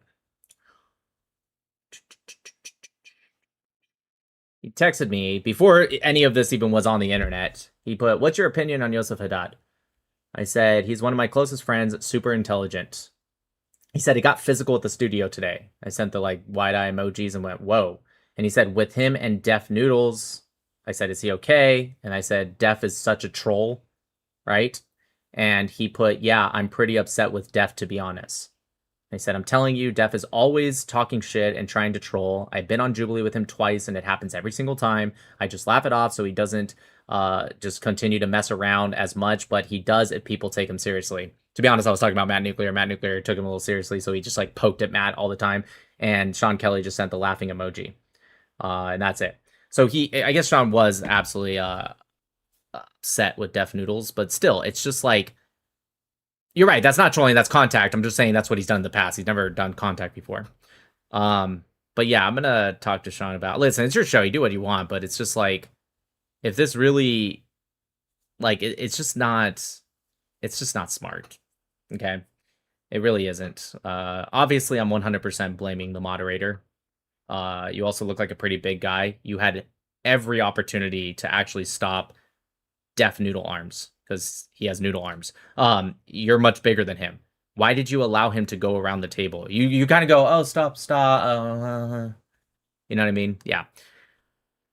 This is a shit show. Do I really want to watch? Why did they put 3 fucking idiots in a row, dude? Jesus Christ. Has anyone watched this? Can you guys just tell me if there's actually a legitimate debate? Because I'm getting a headache. I don't mind watching this guy, but I know he's just a total idiot. Is there anyone? Is there anything? No, nobody watched this. I watched it. It sucks. Jesus Christ. Next one's a shit show too. Skip to the lady. Okay, let's skip to the lady. I'm skipping this, you guys. You guys want to watch this? Watch on your own. This guy's an idiot. Israel. I'm a little curious. But, that's just my opinion. But anyways, we'll go there. Yeah, so. Already going with America is invaded by Israel. Stolen land. All right, so. Okay, So, before 1917, the land was occupied by Palestinians, and Christians, Muslims, and Jews lived in complete peace in Palestine. Okay, oh, yeah. No, this guy's a fucking idiot. Moving on. If you guys watch me enough, you already know how to debunk this shit. This would have to be Semites. You say I did. Your Israeli wife over there looks as white as me. Yeah, these people, you guys want to know why I'm not pro two-state solution anymore? You want to know why I consistently say this super right-wing Nick Mattel, just an evil Nick Mattel. He's just this big right-wing Zionist. You know why? Because your fucking people are scum. And when I say your people, I don't mean just the fucking Palestinians. I mean the pro-Palis like this guy that enable it. If anything, you're even worse. Because at least the Palestinians can claim that they're evil because they're gonna gain something from it. They're not. You're not fucking getting the land, you pieces of shit. Ever. But in your fucking fucked up mind, you think you're gonna get the land. But these people, you have nothing to fucking gain from it. You're just fucking stupid. Alright? You're just... Oh, jeez. It's like I want fucking nothing to do with these people. At all. And by the way, this is me on how I feel after 5.5 years of doing this, and I don't even live in the land. Gosh, the Israelis, who I would say have really no patience, you guys have like all the patience in the world. This is how I feel about them outside of the land. I've only visited there 3 times, but like outside of the land and just talking with these people. And you guys are just like, gosh, dude, if I was Israeli, holy shit. I don't know how you guys do it. Yeah, I'm moving on from this. All right, here's the chick. You're saying because 2006 was you said earlier that you were a commander in the IDF, right? Yes. So you initiated bombs being dropped. You would approve them, right? Well, back when I was in the IDF in 2006. Okay. I'm not active since 2006. In fact, I was injured in the Second Lebanon War, and immediately went to rehabilitation for about a year. And then just continue with my life. So, but if you're asking about if I authorized, and this is a good, because, the other guy who, whatever he said, you saw, he just came to like spit things and say like, if I say one word, oh, you don't get, you kill babies or whatever it is. To give you an understanding of how I actually took those decisions as a commander, okay? So basically, and how I also took other decisions not to drop, okay?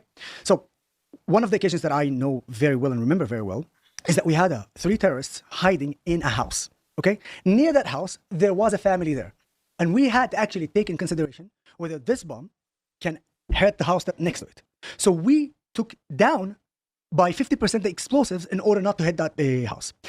But that's not what's happening now. Hold on. I'm just telling you what I did. And then that is what's happening now. No, you're an idiot. That is what's happening now, dude. You guys know that there are reports that show Hamas, whether we like it or not, government of Gaza, they would use rebar that was sent into them by the grace of all these other countries, right? Fucking shouldn't give them jack shit, dude. If I was the president of the United States, I'd cut off fucking everything to Gaza. Anyways, rebar that was sent into them, that they're supposed to go into the buildings of Gaza. For those who don't know what rebar is, it's to make it more structurally sound, right? It's the bars that go in between like concrete and stuff that it makes it more structurally sound. Houses, buildings, whatever, schools. They take some of this rebar and they put it in their tunnels to make their tunnels more structurally sound. We know this. Go look at any of the tunnels that are bombed. You're going to be seeing rebar stick out of it. And concrete, by the way. Concrete rebar is not sent in there for tunnels, obviously. Okay? This is why you shouldn't give the Gazans anything if you're a European country or a Western country, because that's what they use it for. And now we have reports showing that when the IDF bombs nearby, relatively nearby even, some of these buildings that are targets, other buildings will collapse that aren't really supposed to collapse. because they're not as structurally sound. Happening. Now, in that, doing so, we did not actually manage to eliminate the target. Obviously, we did not hit and targeted or wounded any of the families who are next to the house. But because of the reduction of explosives, we couldn't actually eliminate very dangerous terrorists. That one side of the story. The second side of the story that I actually saw in my own eyes in the Tel Aviv is the Israeli Air Force. I saw in my own eyes a commander of a drone cancel an attack because they saw a bunch of kids near that terrorist.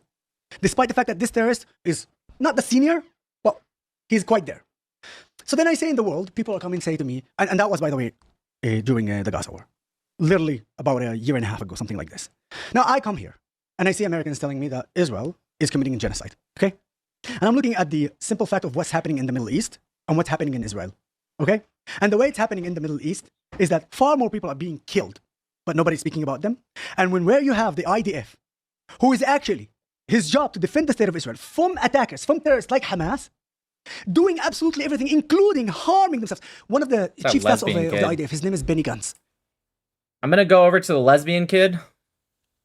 And I want to see what that Palestinian emotional appeal guy does. Sorry, guys. If you guys want to see it, just go watch it on your own. This is a shit episode. I'm just going to be real.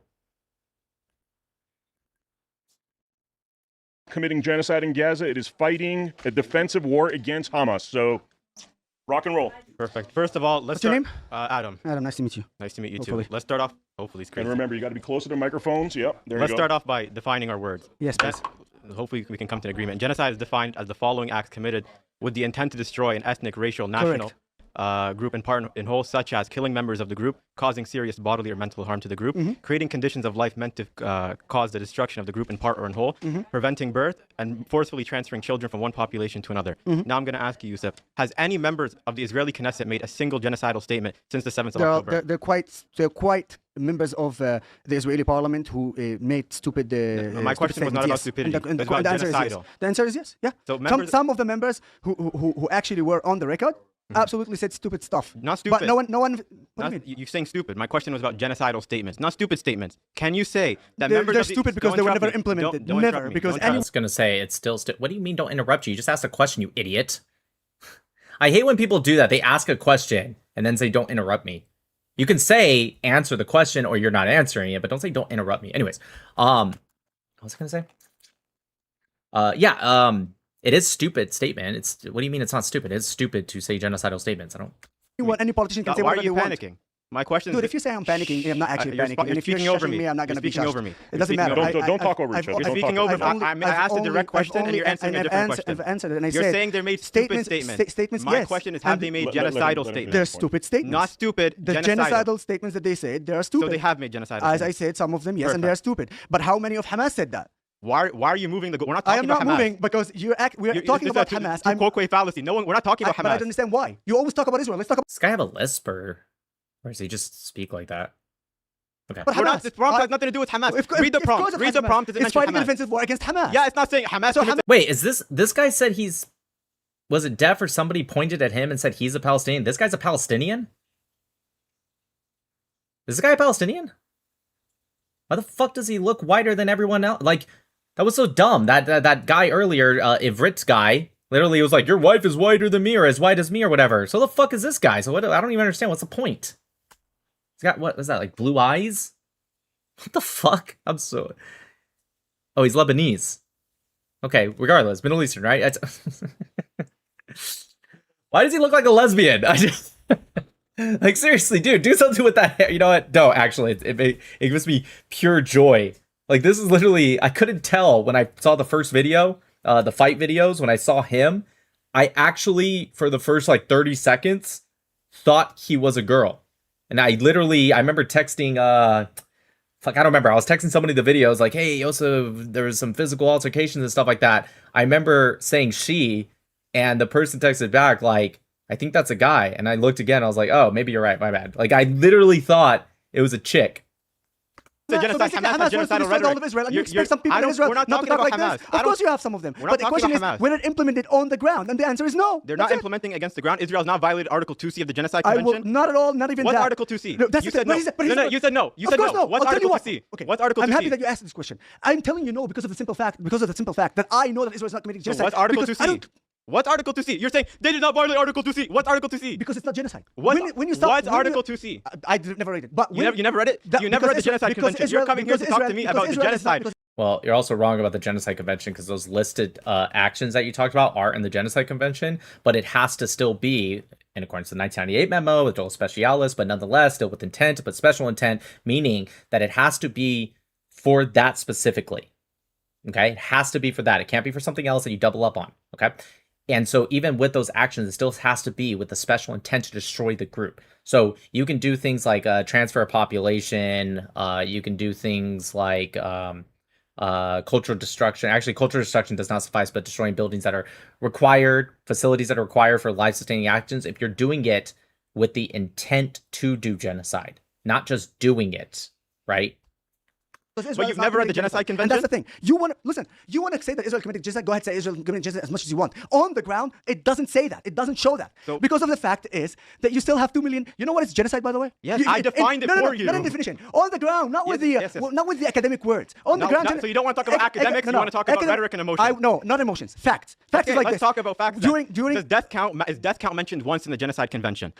Is population decrease mentioned once in the Genocide Convention? Is civilian to combatant ratio mentioned once in the Genocide Convention? No, but targeting civilians to eliminate a group of people is mentioned, and Israel's not doing it. Just FYI, for those that are asking and wondering, the 2C, that's the third example he gave. So it's the destruction for, conditions that bring about, destruction of life-saving aspects that bring about the physical destruction of a people in whole or in part, right? That's what 2C is. I'm paraphrasing, I'm sure I didn't get it perfectly right, but that's what 2C is. It still has to be in accordance with the overall definition. Not just are they doing those acts regardless of context. Now, the context is that because they're trying to genocide the people, then yes, it's genocide. Yeah, my argument revolves around Article 2C. And I'm still telling you, it's not, all the three things that you talk about facts have nothing to do with the Genocide Convention. So let's stick with the facts. You can't actually call that a genocide when on the ground Israel is not targeting the group of people in order to wipe the group of people. Otherwise, Israel would have wiped the whole group of people. Give him 20 seconds. It's creating conditions of life meant to destroy the group in part or in whole, a violation of the Genocide Convention. Yes or no? Sorry again. Is creating a condition of life intended to destroy a group in part or in whole? Group conditions of life, specifically life calculated, but violation of Article 2C of the Genocide Convention.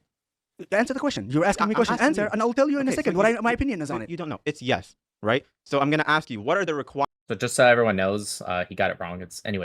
He got it close enough, but it's deliberately inflicting on the group conditions of life calculated to bring about its physical destruction in part or whole or in part. When it's talking about the physical destruction, it's not necessarily talking about the physical destruction of these buildings. It's talking about the physical destruction of the group, right? Because the overall definition is to destroy a protected group, right? That's what it's talking about. And you have to have, with the 1998 memo, the dolus specialis, the special intent, meaning they're doing that with the intent of genocide. If you're doing that attacking enemy belligerents, and it could destroy, for example, if Article 19, is it 19? Yeah, I think it's 19. Geneva Convention 4, it talks about destroying a hospital or attacking a hospital, right? If enemy belligerents use it. Now, there's requirements you have to do it, but nonetheless, you're allowed to attack it. You don't get to then double up and say, oh, well, a hospital is something that is for, like, if you were to destroy it, it would be deliberately inflicting on the group conditions of life calculated to bring about its physical destruction, right? Because hospitals would be part of that, right? You're ignoring all context, as lesbian kid. If Israel just did that, then yes, that could be part of a genocide. Or if they did that with the intent of genociding the people, it would be genocide. They're doing it to, in reference to in the context of the war, then no, it wouldn't be genocide. Requirements. What are the necessities for a society to survive independently? Okay. What are they? Well, basically, not to have a terrorist organization That's involved not- in. it's not- It's that's literally not what you. it is. Because the Palestinians, if they didn't have, I'm if gonna- they if didn't you're have, not gonna but answer, here's I'm the gonna thing, answer. if they had actually not a terrorist organization running, they have food. They had food before the 7th of But do they have October. food? Like, look, They have food now. Look, you just conceded. You said they had food. This is a concession, Habibi. So let's Habibi, it's not a concession. They had food before the 7th of October you didn't answer my because you're question. talking about it's the You're not largest prison in Israel's You committing interrupt genocide. me. You just Israel's committing interrupt ethnic- Yeah, he said they had food, and then he says they have food now. So therefore, he's saying they had it before, they had it now. Before October 7th, they have it now. After October 7th, that's what he said. I don't care about your rhetoric. The problem your is rhetoric the problem, maxing. I don't care about your the rhetoric. problem is that you are What is it with these fucking groups saying maxing? Why is it so fucking cringe? At least this kid looks like he's like 12, so maybe it makes sense for his slang. But like Dennis saying it earlier, Dennis is like 40. focusing time after time on the fact that Israel is defending itself, and that is the second premise of this motion, which Israel is fighting a defensive war against Hamas. It's a false dichotomy. Your prompt is literally a false dichotomy. It can be a war and a genocide at the same time. When Hamas, like the Bosnian genocide. Yes, but there was a there's war no- and a genocide at the same time. But there's no war, but there's no genocide in Gaza for the simple reason that the fact is that they're that allowing this to keep going. there's no genocide in Gaza. For the simple fact is that Israel And you bully one side. entered aid to Gaza, and I saw it in my own eyes. 600 trucks every day. If we want to commit genocide, and if we actually want to commit it, we don't get them aid. Point. That's it. That's not how genocide That's works. number. Okay, I'll let you go. First of all, give me to finish, and then you tell me if it's genocide. I defined the whole thing. And that's I fine. read from Article 2A to 2E. And that's fine. And I'm you now couldn't telling even you, remember and it. I'm telling you right now that when I see on the ground, you're telling me article, you're telling me I read this. You read that, great for you. I was in Gaza, and I saw I've it been in to my Gaza own too. eyes. We both been to Great, Gaza. then you're lying, and I'm saying the truth. That's it. Who's 'Cause lying? if you say that if you were in Gaza,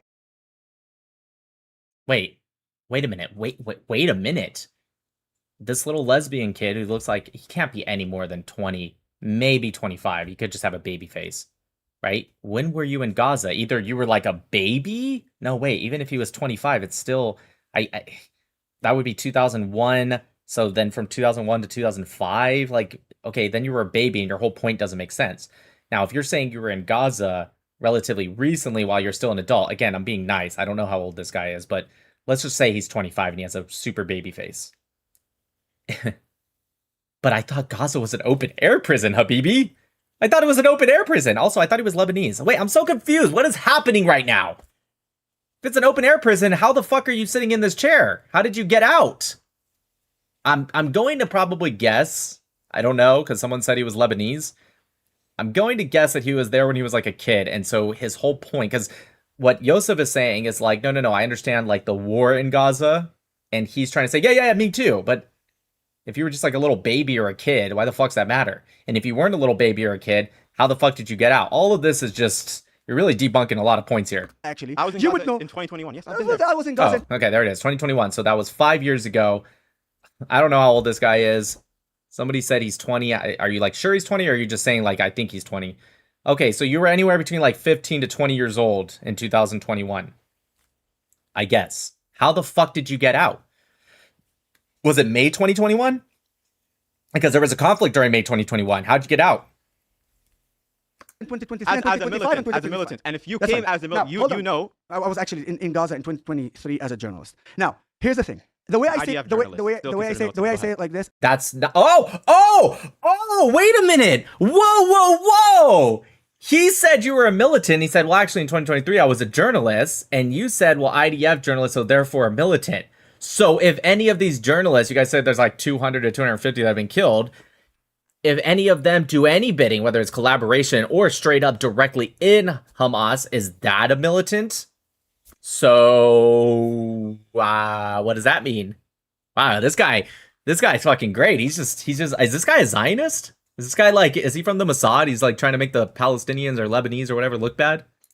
I entered through the IDF and not through Hamas. Yes, and I wasn't Al Jazeera journalist, if you ask me. No. Al Jazeera. Of course. So scary. And they're not scary. You know, they're just Al liars. Jazeera, But hold on. kills no people. No, The wait, hold on. IDF kills thousands, but Al Jazeera is a big scary one. Yeah, hold on. We Whatever. should be so scared of Al Jazeera and not the IDF, right? No, be scared. No, don't be scared of Al Jazeera. No, I'm scared of Al Jazeera. They kill zero people, but the IDF kills thousands of people. No, I'm scared of Al Jazeera. I'm actually shaking when you say Al Jazeera. Oh Don't my mention Al God! Jazeera. I know that you're not I don't think he said be scared of them. This is just a straw man argument. shaking from Go ahead. those who lies day after day. Go But ahead. it's not Pretend you're arguing it's opposite not my mine argument. after. My argument is like this. Go back second to genocide. The genocide says like this: if Israel is attacking to kill the Palestinians and to genocide them, to just murder them, Why didn't we kill them 2 million and we're done with it? We are attacking a group of people. Now, you're bringing me this article, Answer me this question. Okay. Why we haven't killed 2 million Gazans? Because that's not the requirement needed. Okay, For the... why haven't we killed 1 million? Wait, he asked the question. I answer, you interrupt. Control yourself. Okay, but your answer was insufficient, and I'll explain why. Because your whole entire point is that they are genocidal, right? Now, you could say maybe they're not genocidal to that point, or maybe that's not the right way of saying it. Maybe they don't want to do that, and it could still be genocide. That's how you should have answered that. But just to say, well, that's not the requirement of genocide, that still doesn't answer why they haven't killed 2 million people. But as Yosef said, fine, then how come we haven't killed 1 million? Calm down. Killing 1 million or 2 million people is not required to meet the Genocide Convention. Wait, they can kill in the Bosnian genocide, for example. How many Bosnians were killed? Take a wild guess. It's like 8,000, I think.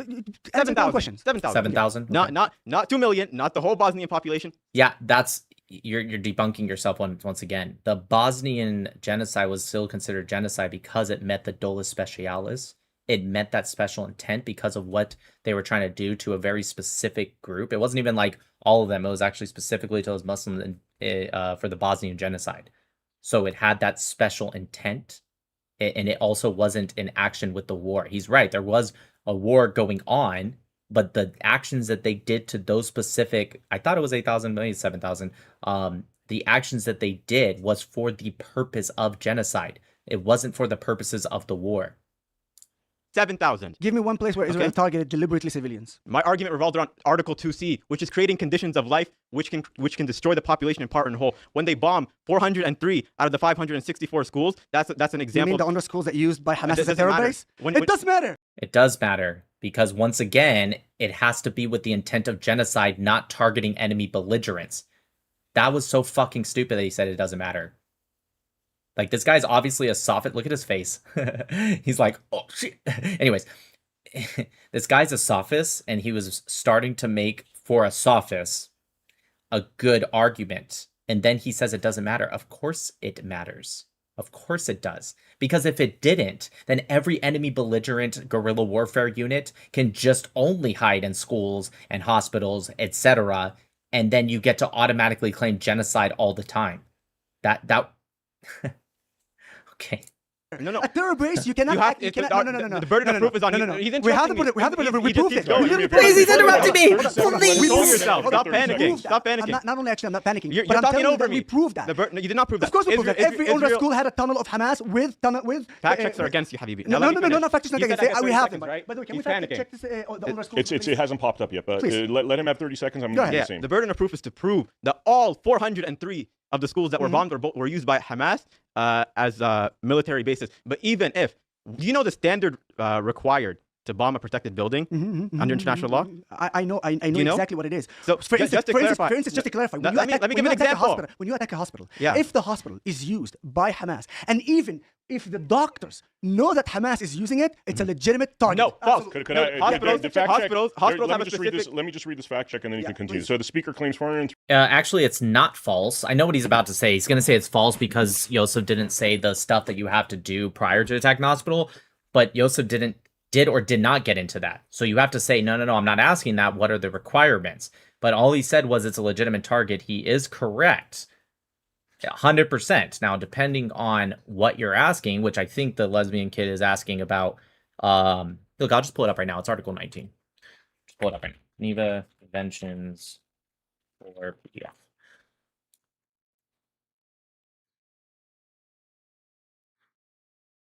Oh, yeah, Article 19.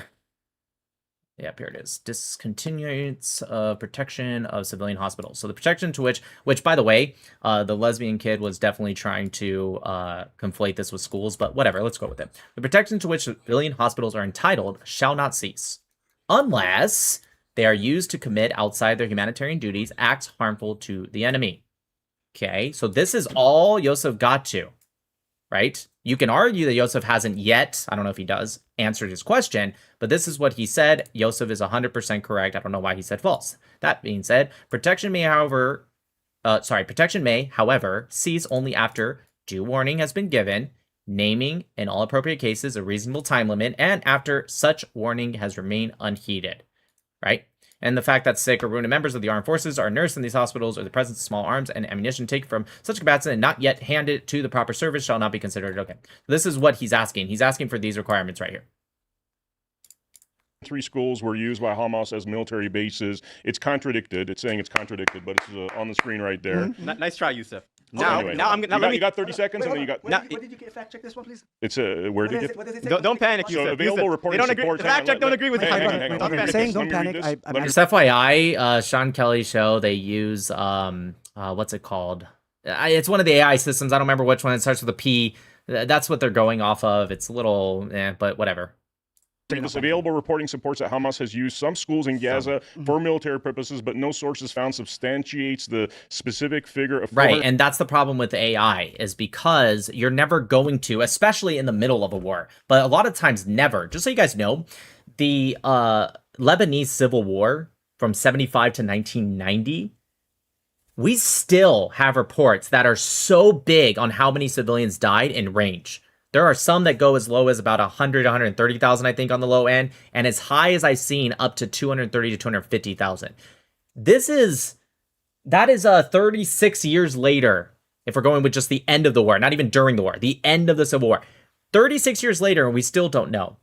So that's the problem with AI, is it's going to be brutally just directly honest, but it's going to miss all context, right? So it's saying, yes, some schools have been used by Hamas, because of course you're not going to, assuming the 403 is even correct, I'm going to go in and guess some of it's just been damaged and this lesbian kid is just like automatically counting that as all, but whatever, let's just go with it, right? Assuming that's correct, 403, I think is what he said, right? You're not going to have a public report for, yes, Perplexity, thank you, Mayan, and thanks for the super chat. You're not going to have a public report on every single one that's going to show pictures of like a Hamas guy going on a piece of like camera inside of a school. You know what I mean? So yes, that's why this guy clapping like, yeah, it's contested. First off, contested doesn't mean you're right. But second off, that's why it's contested. No shit. If we went with the standard of if a military or government doesn't provide every single piece of information for every single thing they do, especially in the middle of the war, let alone after the war, then automatically you're a genocide. Okay. 3 schools, so again, it's one of those meet in the middle. Okay. Thank you. And one of those in the middle, you say. So let me teach you about one of those goes middle, because I thought you were pretty much like stop clapping to yourself and you say, oh, you got me. I did. So one of those middle. You made it specific claim that every single one is all 403 were used because I know, and we will present. I don't care about your anecdote. And by the way, now let me teach you about the protective status I of was in the hospital. under school and I saw actually tunnels myself and have. Also, I looked it up. It was 8,000 Bosniak men, so I'm better than this lesbian kid. I was going off of memory. Anyways, yeah, it was well, men and boys. Specifically, they targeted men and boys, right? I don't even there may have been some women. I don't think there were, but nonetheless, it was in 1995. It was backed by a wider campaign of mass murder, systematic rape, and forced displacement. Meant with the forced displacement wasn't just displacement. The displacement was done to eliminate the Bosniaks from that specific region or specific regions. I think there was more than one region, right? That's why it was genocide. You're correct, little lesbian kid. Nice face. That, yeah, you're right. It could be a smaller number. It could be a bigger number. That's true. But you're completely missing the context of why they claim that one was a genocide. Because, by the way, we can throw the same logic back at you where the UN hasn't claimed something was a genocide where way more people died, right? It's because you're right in the sense that it doesn't matter so much about number, but you're wrong about the context. Have a video. Let me teach you about the protective status of hospitals, which is special under international law. The only time a hospital loses its protective status if it is no longer being used for medical reasons and being used specifically to attack an enemy. So that's not accurate. That's not true. It doesn't say that anywhere. It says it shall not cease unless they are used to commit outside their humanitarian duties. Not that their humanitarian duties cease. It's just that the actions that are being committed outside the humanitarian duties are acts harmful to the enemy. In this case, their enemy would be Israel. That's what it's saying. So you just straight out fucking lied with that one. And then it said protection may however cease only after due warning has been given. In fact, you want to know how we can logically debunk what he just said? If it truly was not being used at all for medical, let's just replay what he said, just to make sure we got it right. Hospitals, which is special under international law. The only time a hospital loses its protective status if it is no longer being used for medical reasons and being used specifically to attack an enemy. So right. So you want to know why what you said was also fucking stupid? Because if that was the case, you wouldn't need to give due warning. You wouldn't have to, in appropriate cases, or sorry, naming in all appropriate cases a reasonable time limit. If there was absolutely no medical stuff going on and it was only enemy belligerent, you wouldn't. Who the fuck are you warning, you idiot? Who are you warning? There's nobody in there but enemy belligerents. You wouldn't warn anyone. So yeah, no, wrong. If Hamas militants are in a hospital, but they're by the way, which you say they're not, right? I believe that's not my claim. If Hamas militants are in a hospital, stop interrupting me. Is it or not? Stop interrupting me. I'm just asking. Is it or not? You this whole time you've interrupted every sentence I've made. Not one time you've let me speak. So shush. But can you tell me if they are or not? Shush. Are they using I'll hospitals answer or not? after. I'll answer after. Are they using or not? Just say yes or no. Let me answer. Are they using the hospitals or not? Can I finish? Let him have 30 seconds. Yeah, stop speaking. Control yourself. It's not that difficult. It's just a simple question. Yes or no? He said stop talking. You keep talking. I don't care about your talking. It's just a no question. I'm teaching you about the legality. And I'm teaching you about the legality of hospitals. And you're getting it all wrong. And you're going, but Hamas. It is. You've called out to Hamas more than you called out to Jesus. Is Hamas your God? Oh, Hamas. Stop calling out to Hamas. You're not debating about Jesus. That was stupid. Organization that killed 1,200 Israelis and you never talk about it. Of course we're going to talk about Hamas. We're talking about the legality Hamas of uses the hospitals. hospitals. Can I respond? Fine. Like he just cannot control himself. Thank you. If Hamas militants are in a hospital, but they're not actively using it to attack the IDF, meaning if they are injured inside a hospital, it's still protected under international law. Using it. Can we check that, please? You gotta let it pop up. If they are just if they are in the hospital but not firing, it's protected. Only under specific circumstances are specific targeted strikes considered legal under international law on a hospital. It does not mean if they shoot from a hospital once. Yep, so that's wrong. Once again, we're going to pull it back up. It doesn't say if they're shooting rockets or straight up attacking. It says if they're doing acts harmful to the enemy. Yes, that would, of course, include shooting rockets. I'm not saying that that isn't true. But to imply that's an absolute is absolutely insane. That's incorrect. This guy's on TikTok, you guys said? Can this guy come to my TikTok? I'm going to fucking destroy him. They can demolish the whole hospital. Doesn't mean if they shoot from a hospital once, 3 days later they can come and bomb it. Where is the... Yes, actually, that's true. As long as, again, they follow these right here. So you're wrong. Demolish the whole hospital? You don't believe that Israel has demolished the hospital? Israel has not demolished the hospitals. The one that's most damaged wasn't even actually an airstrike. It was a siege on Al-Shifa, right? It was a very long siege. And by the way, they arrested and even found many terrorists inside. In fact, I think the reason they did the siege was so that way they can go in individually and get this. We definitely attacked the terror base of Hamas inside the Shifa hospital and other hospitals. Absolutely. So I'm just going to read the fact check here. It says a hospital can lose its protected status under... Hang on, sorry. A hospital can lose its protected status only when it is used for military purposes, harmful to the enemy. Let me finish it. This matches the standard stated across the sources. Hospitals are protected under international humanitarian law. That's not what you said. That's not at all what you said. You said when all medical stuff is seized and they're only using it for attack. And then you also didn't say acts harmful to the enemy, which the AI thing that they're using, whatever, at least I got that right. You didn't say that. You're just... in the hospitals. That's what I said. They held hostage. I'm the one who said it says supported. It agrees with me. Wrap up your statement and then he can go. Perfect. So here's the thing. 2 minutes. You got 2 minutes. Thank you very much. So here's the thing. This is amazing. So we got a person who's saying to me, you're saying Hamas like it's God. Comparing Hamas to God is something disgusting, by the way. I agree. That's why you should stop calling upon them. No, why I'm calling up them because people say Father, Jesus. I thought I'm interrupting you. Now you're doing the same thing. Well, here we go. That's the hypocrisy of yours. Now, you're strawmanning me. If you strawman me, I'm going to interrupt you. Very. He's not strawmanning you. He quoted you. He literally quoted you. That's what you said. He didn't. First off, you were strawmanning him. He didn't call upon Hamas. He's using their word because that's what you guys are fucking debating. Imagine if you're debating peanut butter and jelly versus grilled cheese and I took the side of grilled cheese and you got so triggered that you're just like, what, is grilled cheese your god? It's like... Now, great. Now, here's the thing. I will call Hamas because none of you are talking about them. I will talk about this terrorist organization because none of you seems to think that they have... None of your prompts have anything to do with Hamas, whether they're terrorists or not. Israel is fighting a defensive war against Hamas. Yeah. If we do not call Hamas out, and if we do not allow the audience to understand exactly who the terrorist organization Hamas, then this defensive war against Hamas, we cannot actually explain it. Further than that, hold on. Further than that, you cannot actually explain the fact that Israel not only not committing genocide, but, and this is really interesting, take the whole war from the 1948 until today, and you will see far more Arabs were killed by Arabs, yet nobody called it genocide anywhere. But because it's Israel and it's the Jews, the immediate reaction is, you know what, it's a genocide. Arabs done way worse, and nobody called it genocide. He's rhetoric. Arabs, It has nothing to do with the genocide. You said 30 seconds. did. That was 2 Well, minutes. first of all, So that has- you disrupt me. I asked you. You disrupted I'm me not going to too. give you 30 more seconds. He made and a then point. Thank you. We're going to go Now, to final thank statements in you. a second. You got Now 30 here's seconds. the thing. So Arabs killing more Arabs, yet this guy never accused Syria of committing genocide. Never accused. Well, I'm sure if you accused Bashar al-Assad in genocide. Of course. What about this? How many protests you went and protested against Bashar al-Assad? Plus minus. I promise you he's going to lie about this. Yeah, plus minus. In 2011, one. In 21, one.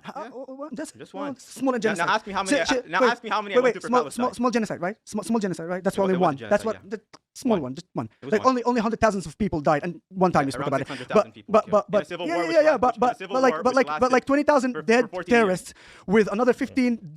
Your logic doesn't make sense.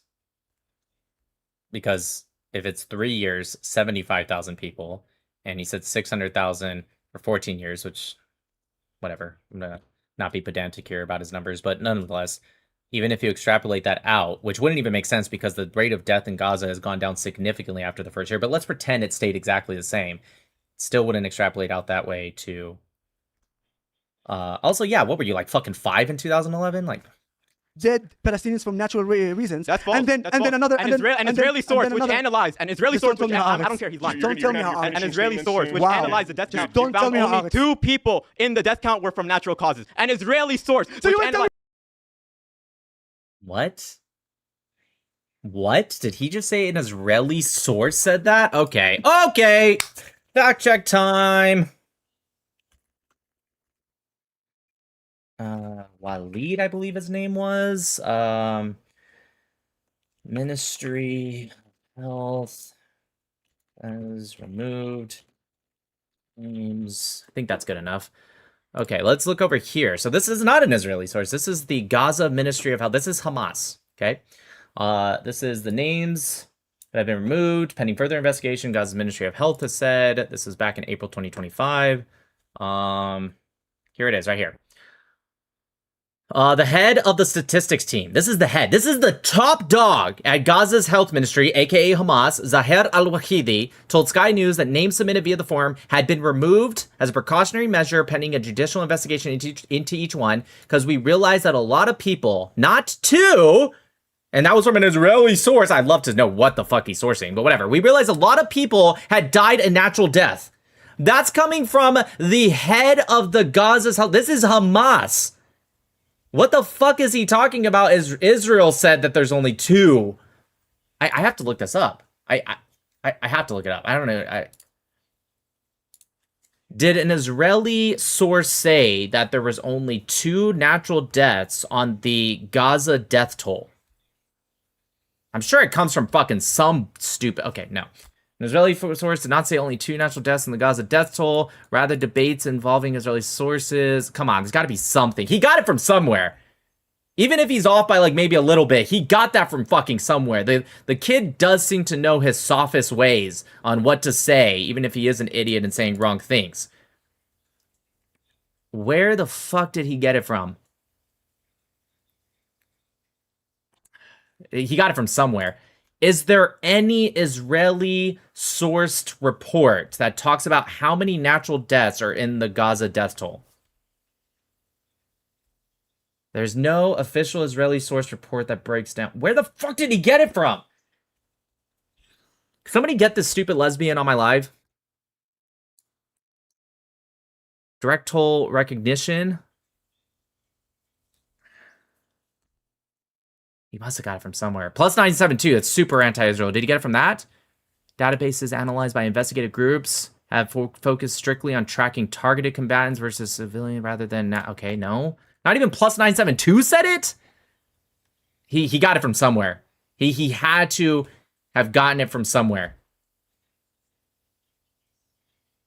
Let's try X. Let's try X. Maybe he got it from like social media. Sorry, guys. I get very autistic with this shit.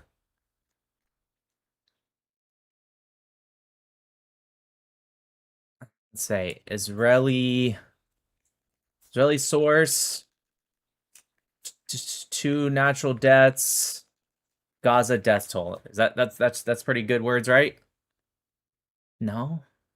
Andrew Fox obviously isn't going to say that. Gazawood. What does Gazawood have to say? I like this guy. Tragic and fresh story of Hind al-Rajab. Okay, was announced in the media. Okay, probably debunking that story. Come on. There's me. Killed just at the same rate Hamas killed at. Do you know? Oh, that's the, yeah, 2 weeks. Come on. Where did he get it from? I don't know. Somebody can fucking figure out where he got that from. That'd be great. And I will pull up the source for you. An Israeli source which analyzed the death count in Gaza. Is he gonna go to your source? 1,000 days, because two the death people count died from this. because the death count does not include natural Wait, causes. hold on. The death count does not include natural causes. Oh, no, of course not. Have you finished your point? The death count doesn't include natural causes. We realized this was due to natural causes. What? What is this fucking dude talking about? You just say random shit. No. When you interrupt it, I'm gonna go back. Yes, it is because no. I'll be back. I gotta take this. No charter or no details talked about exactly what it is because Hamas, in fact, by the way, they don't differentiate between kids. They released 41,000 names, their ages, their gender, all the information. I got you now. An Israeli now source. I got their And by release. the way, the So Andrew study. What is the age of kid until when? Under 18. Under 18. So if a terrorist at the age of 14 was killed, and he's a Hamas, and Hamas actually published his photo, do you put him as a kid or as a terrorist? Terrorist at the age of 14? You're going to make the claim that all the 14-year-olds killed were terrorists? I haven't said any claim. I asked you a simple question. Why do you claim something I didn't claim? I asked you a simple question. If there's a kid by the age of 14, and he is part of Hamas, and Hamas published that he was part of them, Yeah. is he a kid or a terrorist? He's both a kid and a terrorist. He's a kid and a terrorist. And in the list, where does he go? It says he's in the list. In the He's list, killed. where does he go? As a terrorist or as a kid? As a person. As a what? As a kid or as a terrorist? As a person. So basically what you're saying is Okay. that 75,000 dead Palestinians. Sorry, I had to take a piss. Anyways, yeah, so a couple things. One, Hamas themselves, the Gaza Ministry of Health, has literally moved people's ages. He said the death toll list says this and that and blah, blah, blah. Yeah, let's look into that a little bit. I am going to show you guys. I have this bookmark, but you actually can look this up yourself. I've tested it. It is absolutely correct. But here it is right here. This is what it's talking about. So, for example, right here, same exact. This is the April 30th list right here on the top. This is the April 30th list, and this is the June 30th list. Same exact ID number. Same exact one.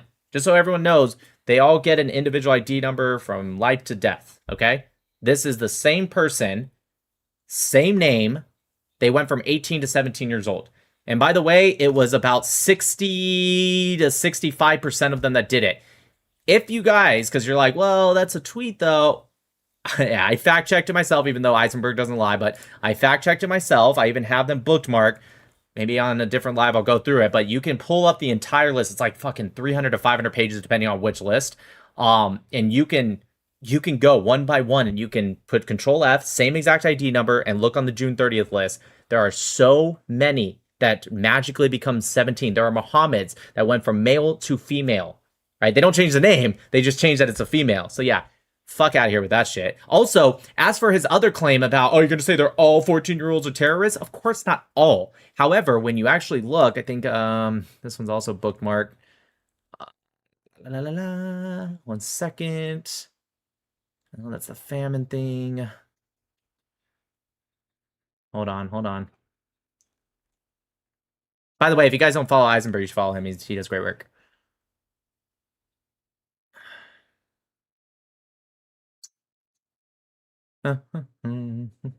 Oh, this is when Hamas dropped 3,400 names.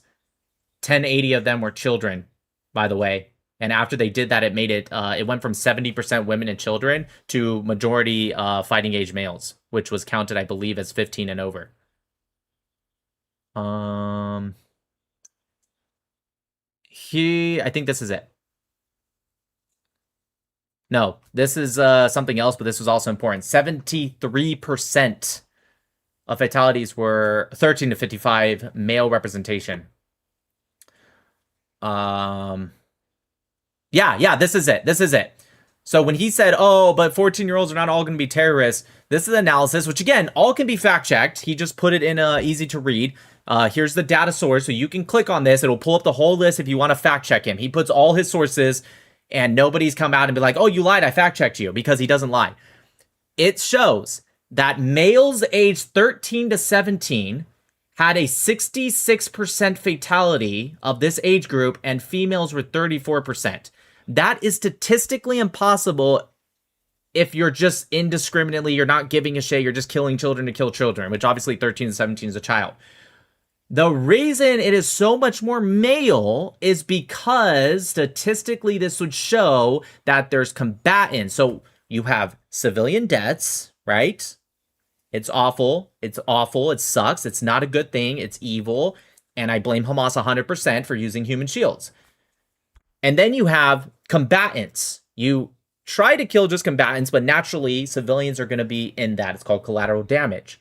So if you target mostly combatants, that's why you're going to get, for the male ages of 13 to 17 versus female, 66 versus 34%, because the male is going to have definitely civilian children that are not combatants, 100%, I admit that, plus actual combatants. The females, I don't know, honestly, if there's any female combatants that young.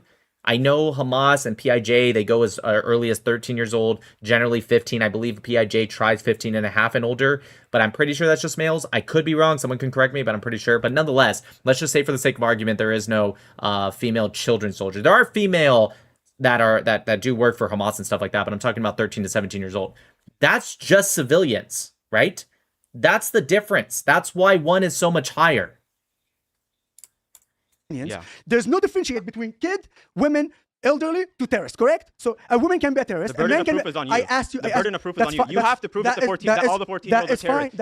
Okay, straw man argument. He didn't say all 14-year-old. That's ridiculous. You're the one making the that is fine. I'm asking you a simple question. You're making the affirmative statement. I'm asking you a identity statement. I asked you a question. A woman. You have to prove that they're terrorists, not me. That's fine. I don't have to I'm prove just someone's asking you a innocent. question. You have to prove that the 14-year-olds are terrorists. I am asking you a simple question. Is the women? You have to prove that the 21-year-old, the 30-year-old men, innocent men are terrorists. The burden of proof is on you to prove that out of the 41,000 names listed, that 20,000 of those men are terrorists. Okay. Not me. I don't have to prove they're innocent. That's fine. But I'm asking you.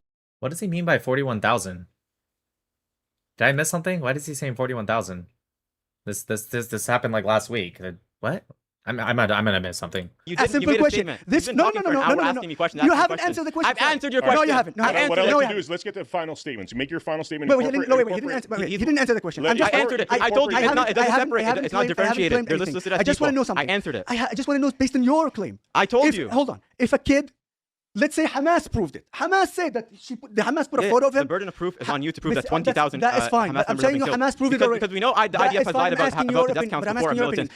Well, first off, nobody ever has proof of anything during a war, right? I mean, maybe some smaller claims, but obviously we're talking about bigger things. There's no such thing as proof. As for evidence, you can't say, oh, but I don't accept the IDF because they'll just lie. It's still evidence. You can say you don't believe the evidence. Same thing with Hamas says something. That would be evidence. You can say you don't believe that evidence, but then the burden of proof goes on you. So if you tell me Hamas says this, then now you did your burden of proof, but you have shifted it on me because I can't just say, well, it's Hamas, so we have to reject it. I have to give you reason why we have to reject it. So if Hamas says blah, blah, blah, blah, blah, the burden of proof has now went from you to me because my next statement is Hamas is lying and the burden of proof is on me to prove why they're lying. If I don't know, then it is now evidence that I can choose to believe or not believe. Same thing if the IDF says something for your part. So that's just stupid. Why is it every time I pause, his face looks stupid? Like, it doesn't matter when I pause it. It's just his face automatic. In December of 2023, they were proving to lie about that. Guys, stop. No, wait. I don't. No. He's trying not to answer the question. That's why. I answered all your questions. You haven't answered anything. I asked you Article 2. I never read the Genocide Convention. I responded to your point. You pivoted to Hamas. A 14-year-old kid that Hamas said that he's a terrorist, and in the UN charters was a kid. Is he a kid or terrorist? It's both. It's both. You just made. It's both to who? A kid can be a terrorist and a kid. It's both to whom? In the list? What? In the list of I already told you. In the list, it doesn't differentiate. I already made the affirmative. That's it. I already told you. But the issue is you have to prove. So understand what happened. You have to prove that they are. So to the audience, here's this. What you see right now is very simple. When you go to the UN list, okay? It's the Ministry of Health list. You're already lying. You're already lying. It's the Ministry of Health list, not a UN list. Oh, you mean the Ministry of Health is in Gaza that's controlled by Hamas? Yes, and the same one. By the way, the same one that had the exact same death count as Israel in 2014. The exact same death count as Israel in 2021. Very similar death count. Yeah, and so that's another lie. Let's go ahead and debunk that. Also, as we actually talked about this too, it's not a lie, but it's missing a lot of context, and I'll explain what it's missing. So, we'll just use prior wars. It's not just 2024, but they do it all the time. So like right here. Okay. So here is what he's talking about. So the media, sorry, it's too big. Zoom out.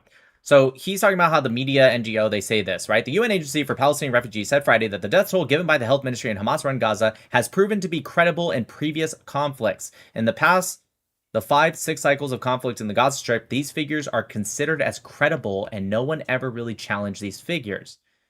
UNRWA chief. So he's wrong. So here's what they do, and this is the gaslighting of people like this. Slightly better face, not as stupid, but still stupid. This is what people like this. Listen to what he said. Very carefully listen, okay? The exact same death count as Israel in 2014. The exact same death count. But you guys aren't arguing death count. In fact, I'm pretty sure you guys agree with the death count. You guys are arguing about just children because you're trying to imply civilians automatically and then gaslighting Yoseph by saying every single one. He didn't say every single one. What you guys are arguing about is terrorists. That's where they lie. So, for example, this was the Cast-led war? Yeah, this was Cast-led. In the Cast-led war, at the end of the war, as you can see right here, January 19th, 2009, which was right at the end of the war. I think it was a couple weeks after the end of the war, if I'm correct. Hamas came out and said they only lost 48 members and everyone else, 1,300 Palestinians was the total. More than 1,300. Okay? So they said essentially 50 fighters were killed and 1,250 were civilians. Right? Same death toll list. But where's the lie? Here's the lie.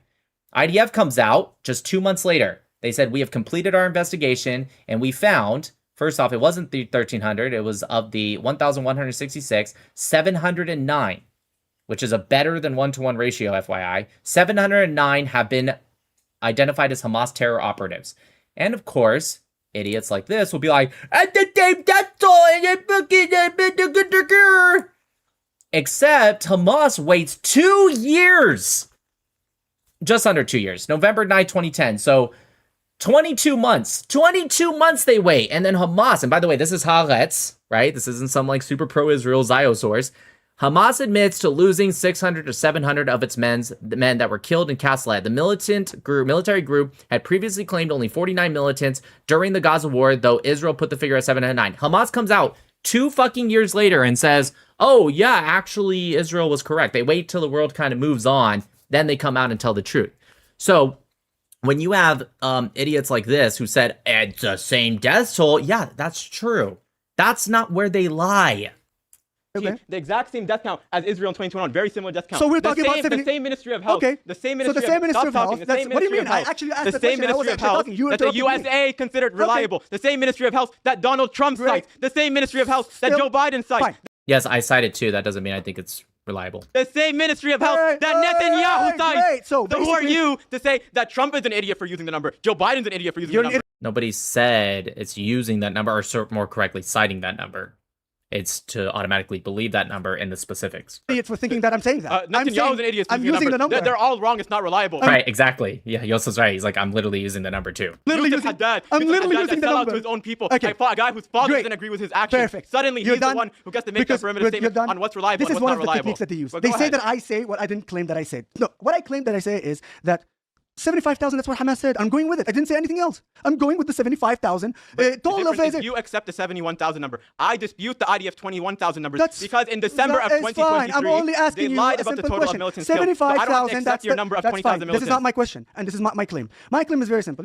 Just FYI, just so everyone knows, he says he doesn't accept 20,000 were killed.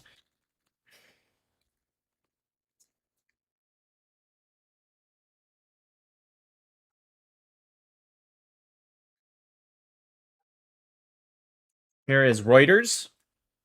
Right here. This was 4 months into the war, as you guys can see right here. 4 months. October, November, December, January, February. 4 months, okay? Just 4 months into the war, Hamas themselves, not the IDF, Hamas. Where is it? Can I skip it? Blah, blah, blah, blah, blah, blah, blah, blah. Here it is. A Hamas official based in Qatar told Reuters that the group estimated it lost 6,000 fighters during the 4-month-old conflict, which was half of what Israel said, 12,000, but whatever, let's just go with it. 6,000 in 4 months. Now, of course, it's not going to be linear. I'm not saying 4 months, 6,000, so therefore we have to extrapolate how many 4-month periods there are and times it by 6,000. No, but you don't accept 20,000 when Hamas themselves, which is obviously going to lie in their favor, right? But let's just take it for example. right? If we were fair, we would say 9,000, right? Because Israel says 12,000. You say Israel's lying in their favor. Hamas is lying in their favor. So let's say 9,000. But let's go with 6,000. That was in 4 months, dude.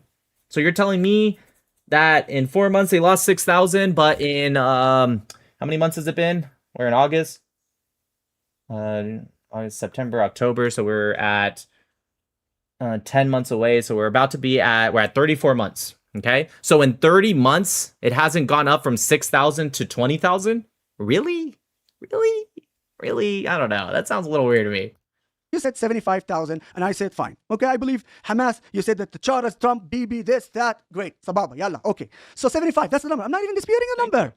Did I dispute that even before in the other debate? No. Now, 75 is the number. I'm not going to dispute it.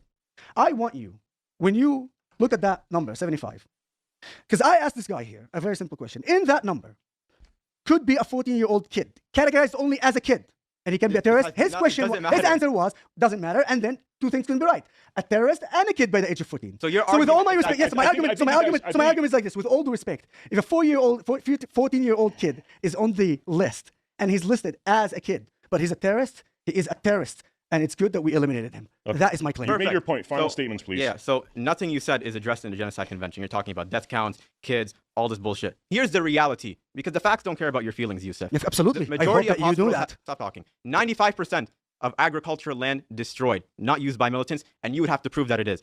Water desalination. You also have to prove your claim, right? First off, they might not use literally the agricultural, but the land, because you said agricultural land, you'd have to prove that somehow Hamas has never utilized that or has tunnels underneath it. Tunnel system is larger than the freaking subway system in London, right there. No, I think it's London.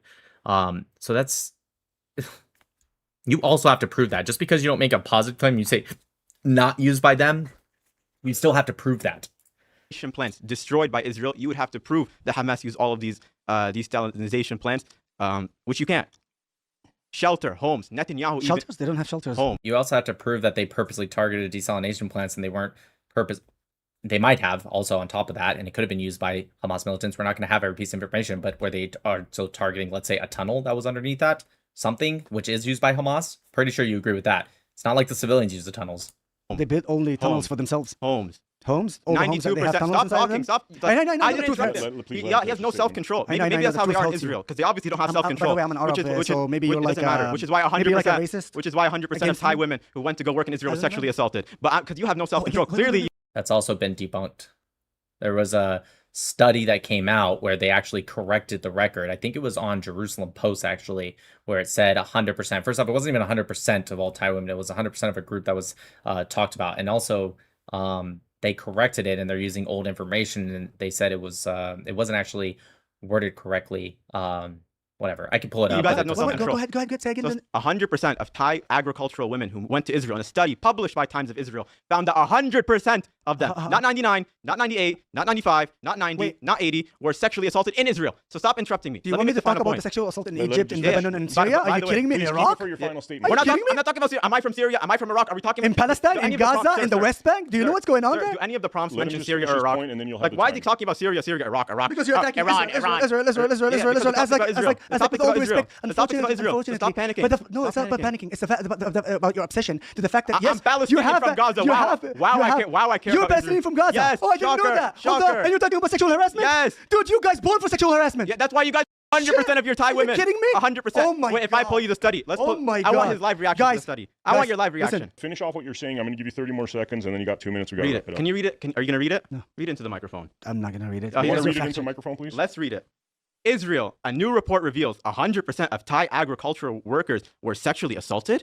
Okay. But we have no self-control. Can you fact check this? Here, you can look at it yourself. It's giving another one of those contradicted messages. Now, where you can look at the source yourself. Well, and at home, for the people at home, I'll put the source up as well. Right. Well documented from last year. So don't talk about self-control. Wait. Shush. We got to wrap this one up. Let him finish what he's saying, Stop speaking. Control yourself, because obviously you can't. Oh my God, so I presented Israel violating Article 2C of the Genocide Convention by creating a condition of life. So here's the actual original source. He was wrong. It's not Times of Israel. It's Jerusalem Post. But nonetheless, Jerusalem Post did have, if you go to like the archive, it did say that, right? And it was, I believe the group was RAINN, RAINN, I believe.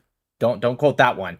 Anyways, they're the ones that did it. They're an Israeli organization, right? I've actually reached out to them, and they've reached out back to me because I'm asking for their reports because I want to see what their report actually says. Because what happened was Jerusalem Post ended up changing it. This is not the original headline. It now says, female foreign agricultural workers suffer gender-based violence.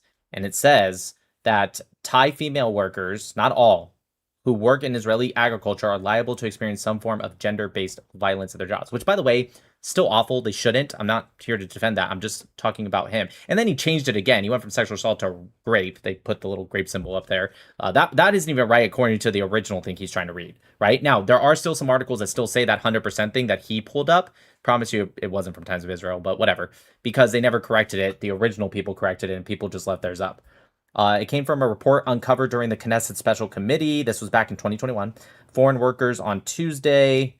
Let's see. It says that most Thai female foreign workers who work in Israeli agriculture are liable to experience gender-based violence. Dr. Yachel Kurlander, if you guys want to read about it, and it's a report along with Dr. Shahar Shoham. Yeah. And by the way, the whole reason it even came up is because the Knesset did a special committee on it. And by the way, they've taken action towards that, which is a good thing. It shouldn't have happened in the first place, but it's a good thing. The Knesset heard them out. And the group, the doctors that I labeled, they said, hey, we're not doing our job. They don't have a way to really report, right? And so Israel took action. Should it have happened in the first place? No. But I'm glad that they live in a society where people have the right to bring it up. They have the right to bring it up and say, hey, Knesset, our government, you guys, we're failing this aspect right here, regardless of what it is. And the Knesset's like, let's do a special committee. Let's talk about it. And they did. In your fucking country, I guess you're a Palestinian, Lebanese, whatever. They can't do that. They can't go to their government and be like, hey, we're experiencing gender-based violence. They would say, shut up, woman. Which is unsustainable, which can lead to destruction in part or in whole of Gazan society by destroying schools, by destroying homes, which Netanyahu called for the destruction of civilian homes. In an interview, in a meeting with the chief of staff of the IDF, when he asked about why there's not how many targets there are, the chief of staff said, we do not have 5,000 targets. Netanyahu said, why? Just start bombing homes. This is Netanyahu, a little bit misquoted, but I can bring you the exact quote. Also, I'm just still reading. In response, committee head and Labor Knesset member Ibtisam Mara'ana expressed her dismay over the lack of data and announced that a follow-up discussion will be held to ensure that the correct measures will be taken to change the situation. The researchers released a statement on their findings in October 2021. Dr. Shahar Shoham and Yachel Kurlander submitted a working paper to the Knesset Special Committee for Foreign Workers entitled Working Paper Gender-Based Violence Against Migrant Workers in the Agricultural Sector in Israel. Right. So, yeah. All right. Here, I'll read you the exact quote. You want the exact quote? No, 20 seconds. You got to wrap it up. Okay. Let's read the exact quote for you. This is the last statement. Why not 5,000? Said Netanyahu. The IDF chief of staff replies, we do not have 5,000 approved targets. Netanyahu then says, I am not interested in target. Take down their houses. Bomb them with everything you have. Calling for the destruction of civilian homes is a direct violation of Article 2C of the Genocide Convention, which would institute genocide. So I hate to break it to you, Yosef. The facts don't agree with you. Just because only 75,000 Palestinians were killed is not evidence. Just because your ratio is 1 to 2, which is not accurate, by the way, it's not relevant. It doesn't matter. Ratio is not mentioned in the Genocide Convention. You talk about ratio. In Syria, in the war against ISIS, what stop you talking. Let him please, 5 seconds. In Syria. You got to wrap it up. 5 seconds. Just hang on. Stop talking, dude. You've been talking for the last 4 minutes. No. I'm going to give you all the this time. شيء يعمل أبوك وأمك مش لإلي. Listen. Oh, you speak Arabic? Speak Arabic? بحكي عربي. بحكي عربي? بحكي عربي. You don't have like Gazan language. How long have you been in Gaza? When have you been in Gaza? I wasn't born there. But I have the Hawiyah. I just realized he doesn't speak Arabic. He only knows some words. That's why he was just saying the same thing.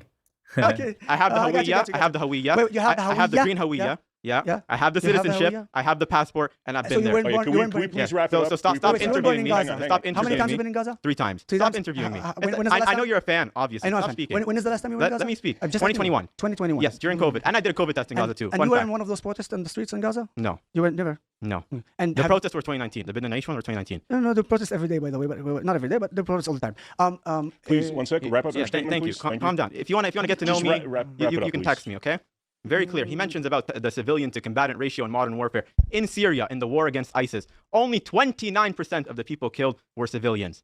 28%, sorry. 28. Not 66, according to your number. From the 600,000. Yeah, so the reason this is a disingenuous point is because it's not the same thing. When they attacked Daesh, right? They're attacking them in areas that are abandoned. They're attacking them in open areas. This isn't like Gaza, densely populated area where the surrounding Arab nations and people say, we're going to trap you in there. We're not going to accept you to come in. We allow these people to leave. Same thing with Ukraine. The reason there is a lot of deaths, especially Mariupol, of civilians. In fact, some reports say that there's more deaths in 25 days of civilians specifically than the entire Gaza war combined, even if you include all terrorist deaths. But I digress. It's a disingenuous point. If the civilians were allowed to leave Gaza, it would be significantly less than 28%. You're talking about 28% in an area where there was refugees. No shit, dude. Stupid point. 1,000 dead. No, in the war against ISIS, specifically. In the war against ISIS. Right? Okay. The war that lasted 5 years, 28% of the people killed were civilians. All right, So I'm when gonna he give the mic grants, to him now. when he grants that 66% of the people killed in Gaza are civilians, it doesn't mean anything. You're just blabbering on. It doesn't matter. He never said 66%. Thank you.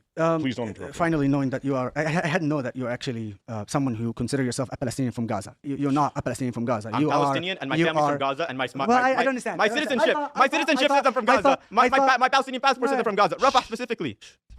So you can't say what I am and what I'm not. Stop interrupting. You're making a claim about me, I'm going to interrupt you. Very simple. All right. In that case, well, then last time, then I interrupted you. Understand why? All right. So here's the I thing. didn't make any claims about you. Okay. So here's the thing. The bottom line is like this. We're talking about the idea of you bringing Israelis out of nowhere.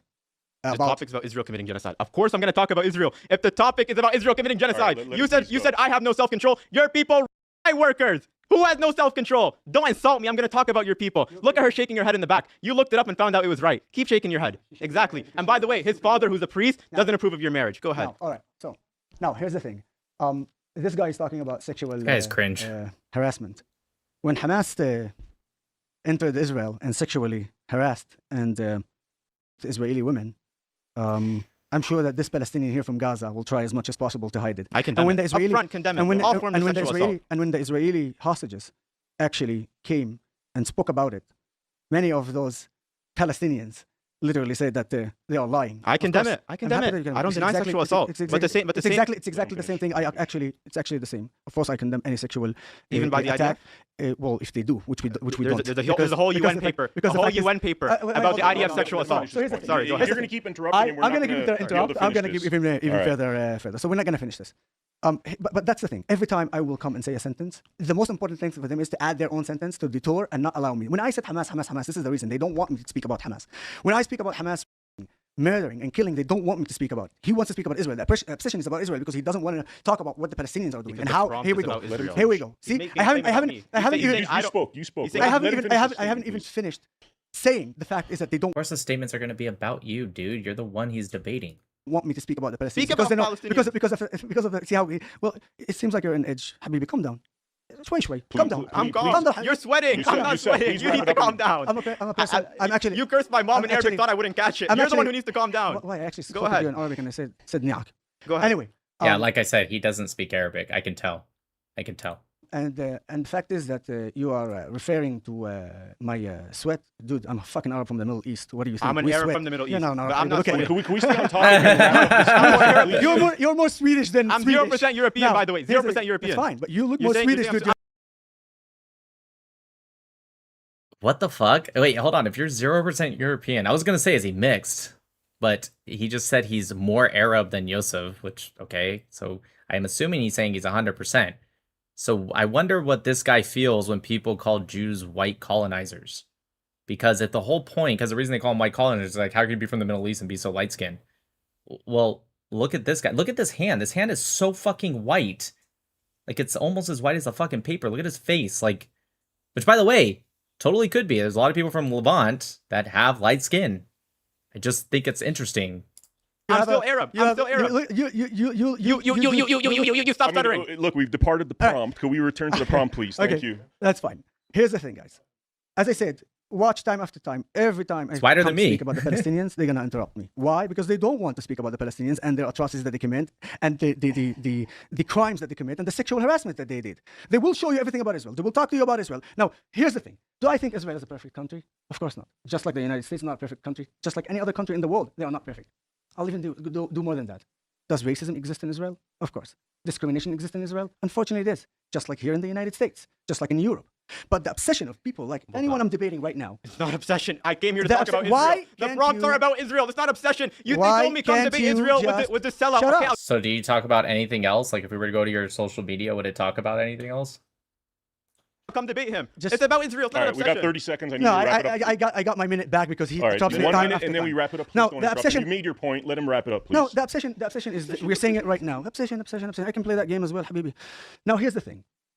When we speak in a debate like this about Israel and about Hamas, and every time I come to speak about Hamas and the Palestinians, we're speaking about the Israeli-Palestinian conflict. Now, if I come and speak about the Palestinians, he's going to go, oh, we'll speak about Israel. But if I say to him, okay, we spoke about Israel, let's speak about Hamas. Palestinians. It is part of the prompt. Literally, Hamas is part of it. Now, The topic is whether Hamas you got to stop. I think you made your point. You got to wrap it up. 30 seconds. Literally 30 seconds. Literally 30 seconds. Thank you. So the bottom line is like this. You can say whatever you want. In the legal definition, when Israel drops leaflets, when Israel gives warning, when Irrelevant. Israel, when, The Bosnian it's genocide the gave most, warning. it's the most The irrelevant. Rwandan Stop, genocide gave stop warning. These are interrupting. relevant points. Stop interrupting. And when Israel is actually time after time, even calling strikes when there are way more casualties than it should be, if it's the target not in the senior target, and I saw it in my own eyes, I know that my country is not committing a genocide. But to wrap it up, 20 seconds. 20 seconds. We're wrapping to it wrap up. it. To wrap it. All Here's right, the thing. all right. I'm wrapping this up. I'm just...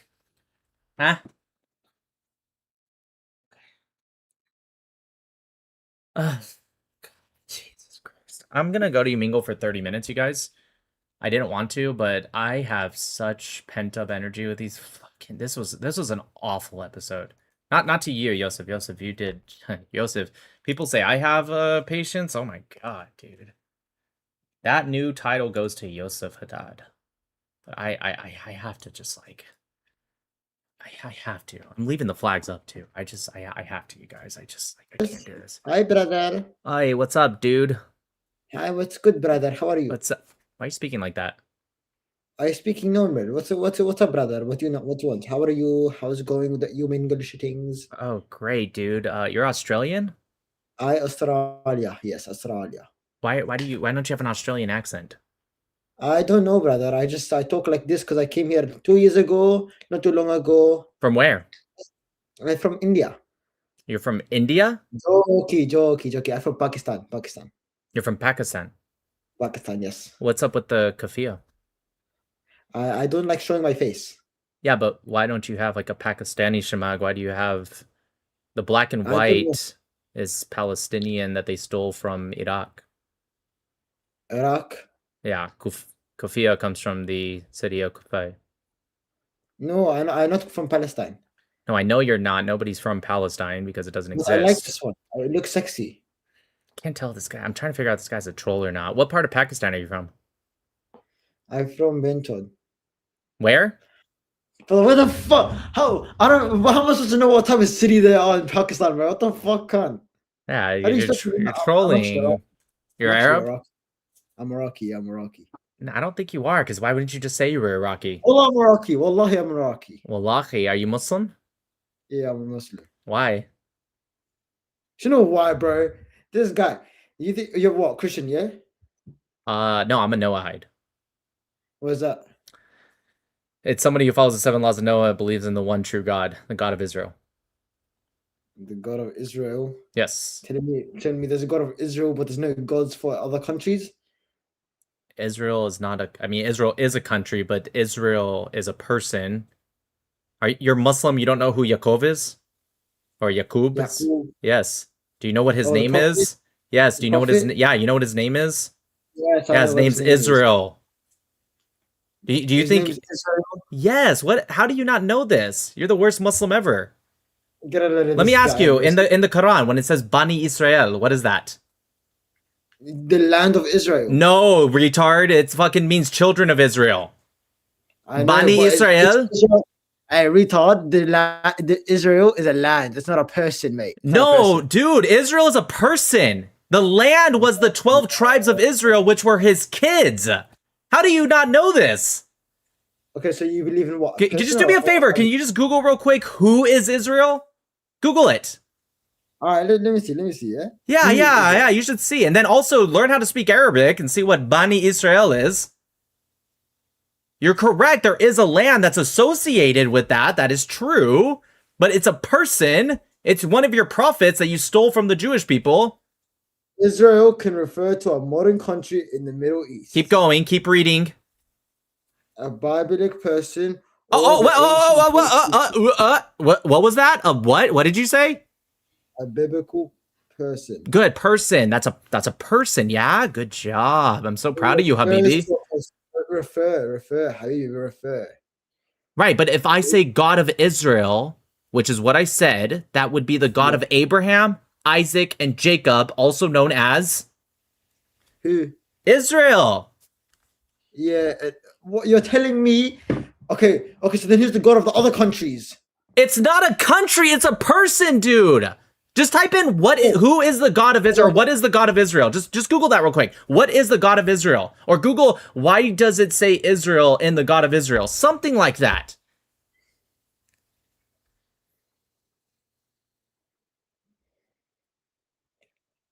Yeah, Yahweh. Okay, yes, but what does it say? Who is Israel?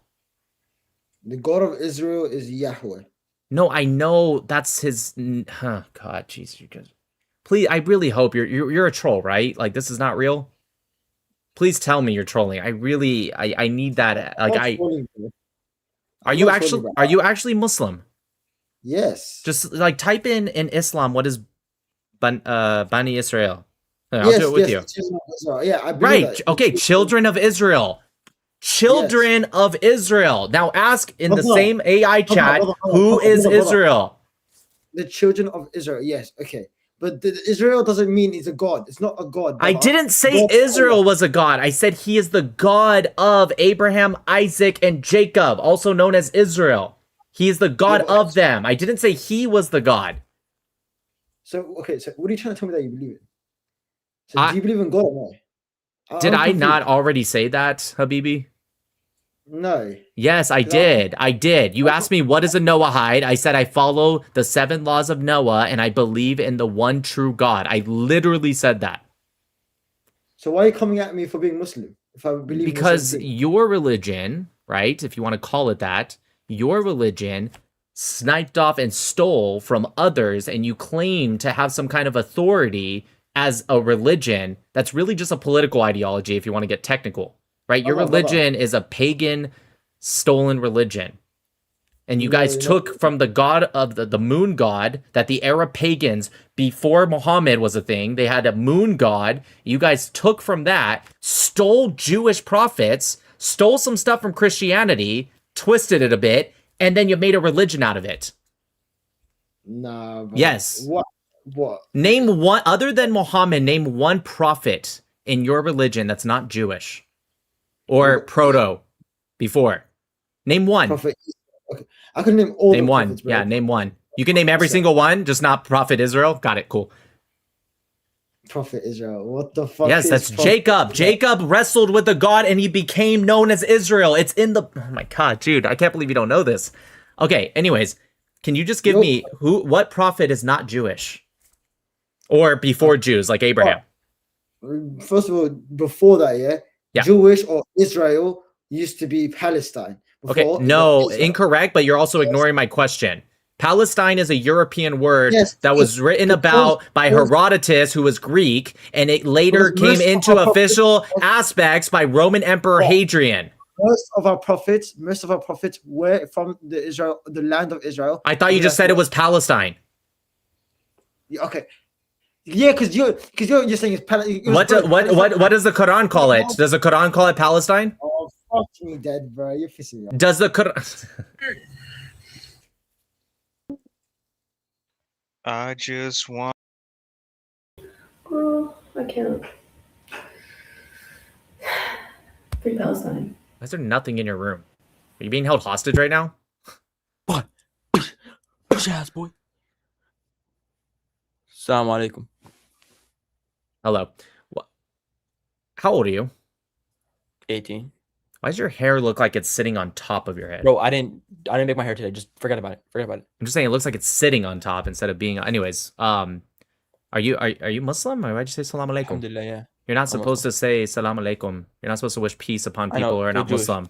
Well, I'm not Jewish. No. I'm not Jewish, but still, you're not supposed to say it to kuffar. You can. No, you cannot. Well, okay, you can literally, but the Prophet Muhammad said not to. Can you pull it up for me? Yeah, it's in the Hadith. What is the Hadith authenticated? It's Sahih al-Bukhari, so it's Sahih, which means authentic. Oh damn, I didn't know that. Yeah. I'm not glad. I thought you were Muslim. I gave a big guess. Your prophet said not to wish peace upon anyone that's not Muslim, because he wasn't a I peaceful don't know. guy. I don't know about that. That's exactly why. Sahih Bukhari, which one? Tell me.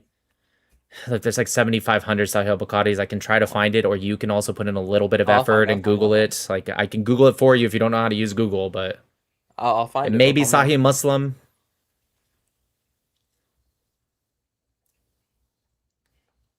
Why do you think your prophet didn't want them to wish peace upon others? Well, I need to know if this is true or not. Oh my God, I'll find it for you. Jesus Christ. No, I'm on it. I'm on it. Okay, what is it? Is it Sahih Bukhari, Sahih Muslim? Okay, I'll find it. Hadith where the Prophet Muhammad said not to wish peace on Jews or Christians. Sahih Muslim 2167a. Do not greet the Jews, and this is reported by Allah's messenger, pedophile be upon him. Do not greet the Jews and the Christians before they greet you and meet any one of them on the roads. Force him to go to the narrowest part of it. This is another one. This is where if you meet a Jew and a Christian, you're supposed to force them to the side, to the narrowest part of the road. Why do you think your prophet, the big peaceful child lover, wanted that? You think that sounds nice? You think it sounds cool for a prophet of God? Are you streaming this? Yes. Oh, to who? What do you mean to who? What does that even mean? Are you streaming it on what? YouTube? X? How much viewers you got? Because I'm about to fry in front of everybody. You're about to what? A what? I'm just gonna talk. No, I'm just saying how much viewers you got. Couple thousand. No, you don't. All right. I literally do. Show me, because actually I'm gonna screen record this too while I'm speaking. I'm not really sure how to show you. What's your YouTube? Don't worry about it. I promise you, dude. I listen. I go live almost every night. I get sometimes way more viewers. I mean, sometimes I get up to 4,000 or 5,000. It just depends. Okay, I just want to on TikTok or YouTube. Well, it's both YouTube and X, so those are the combined viewers. Oh, combined. All right. Correct. So you're saying why Prophet Muhammad ﷺ said to not greet. Not just not greet them, but also force them to the narrow part of the road when you see them. But like the thing is it authenticated, bro? It's Sahih Muslim. Okay, that doesn't mean. What does Sahih mean? You speak Arabic? Okay. What do you speak Arabic? No, I don't. What does Sahih mean? I don't speak Arabic. Great, but I don't speak Arabic either, but I know what Sahih means. You don't have to speak Arabic to know a word, right? Okay, you know what uskut? You know what uskut means? It's this word. Do you know what uskut? Do you know what uskut means? Uskut. You know what that means? No, what is that? Uskut? Yeah, I know what uskut means. Okay, great. I know what uskut means. Okay, great. What's it mean? It's like uskut, like uskut. Oh wow. Oh yeah, you nailed it. Yeah, it means uskut. Yeah, good job. What does it mean? Like, for what reason? How would you translate it? I don't know translation. I just know like my Arab friends, they all say uskut. Yeah, when would you say it to somebody? Like come on, bro. Is it like that? Nope, that's yalla. No, yalla is like let's go. That's you literally just said the same thing. Come on, bro. Like come on. Like what are you saying right now? Like uskut. No, uskut is the opposite. Actually, it means shut up. That's what. Yeah. What are you saying right now? Like uskut. Nope. Don't try that. You're so mean for no reason, bro. Yeah, because you're an idiot. All right. So just because it says it's authenticated doesn't mean it's actually authenticated. Did you hear what you just said? Can you just say that sentence one more time slowly and just think about like slowly what you just said? Just No, because like, it's authenticated there's a lot of, like, means lies it's not you're saying, bro. authenticated. Oh, so you're a hadith denier. Guess what? Are I'm you 15. Sunni? I'm 15. Well, at least you have a reason for being an idiot. Hopefully you learn in 3 years. I'm just saying. No, look. I just no. Like, can I speak? I'm just, Are you actually 15? Yeah. Well, then no, you can't speak. Go Well, no, I'm do joking, your I'm joking. No, homework. I'm not Go do your homework.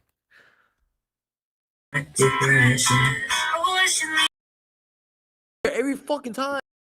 Is it that people play music? Fact of a face a mother can only love, my nigga. We fucked up with that. Oh my god. Oh my fucking I have a question. Why do you put in Arab? Do you just put in Arab to like rage with people? Well, no, I like to debate Israel, Palestine, and other things as well. And Also, Arabs. what's Wait, on hold your- on. I'm trying to finish the question and answer. Naturally, Arabs are going to have more of a vested interest than maybe some. I have other tags, but you know. Yeah. Also, why? Like, what's that necklace? Which one? The gold one or the Israel one? The other one. Chai means life In what language? in Hebrew. Right. So last time you said you weren't Jewish. I'm not or Jewish. Israeli. I'm not So why Israeli you- or Jewish. Then why would you have that necklace? Why are you lying, bro? Why would you speak that? Why would you speak that? Do you know who Steph Do you know who Steph Curry is? No, bro. Let's not get into I'm a trying. It's. I storyline. promise you, it's the answer. Do you know who Steph Curry is? Alexis Skip. No, what? Steph Curry, the basketball player. Yeah.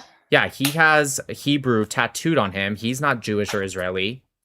That's a permanent tattoo as well. Bro, you're dodging the question so hard. I'm not dodging it. That's the answer. You asked, how can you have this if you're not Jewish or Israeli? I'm saying you don't have to be Jewish or... Okay, I'll spell it out for you since you didn't get it. But you I'm not. I'm Italian and Spanish. But you are. Wait, hold on. First off, why would it matter if I was? Like, why are you... It's not gonna matter, but it's the fact that you're trying to play I this, like, am non-biased. Italian You're and trying to play Spanish. non-biased when you're clearly biased. No, I am biased, but not because I'm Jewish or Israeli. I'm biased because I've studied the conflict. Bro, wait, do you speak the language? Hebrew? Yeah. Kacha. I speak some... Ana yesh Israeli. Ana... It's Italy. Okay. Bro, peace. Have a So good notice how I speak Arabic also, but I'm not Arab. See how that works? What up, little bitch? Fuck you. Why are you always just standing like that, dude? What up, faggot? What up, Muhammad? My name's Ali, actually. Ali? Is that the dude that got bitched when he was supposed to take Khalifa and they bitched him out of it and then gave it to Abu Bakr? What you talking about, my nigga? We're in 2026. What does that have to do with what I said? I just said, was that the guy that did that? No, that's the guy that fucked your mama in the pussy. Ali? I don't think my mom's that old, dude. Yeah, I remember that time, bro. He actually put a butt plug with a speaker on it, and he was playing Puchaisi. That's actually, that was pretty funny. That was pretty funny, I ain't gonna lie. That was, You got jokes, huh? you got jokes. That's why Israel is about to lose. You feel me? When? Huh? When? It hasn't 3 years. They're destroying Gaza. How much longer is it gonna take? When is Gaza gonna turn around? Are you American? Alhamdulillah. Alhamdulillah, you're not American, bro. You're Jewish, bro. I mean, you could be Jewish and American. You could be Jewish and American, just so you know. Can't? What, you think you could be an Arab and American, but you can't be Jewish and American? Look. Christian people. Look, Christian people don't like Jewish people because y'all killed Jesus. Okay, I'm not Jewish, I'm not Christian, so I don't see why this really matters to the part. Because most of y'all are Jewish. Wait, aren't you Muslim?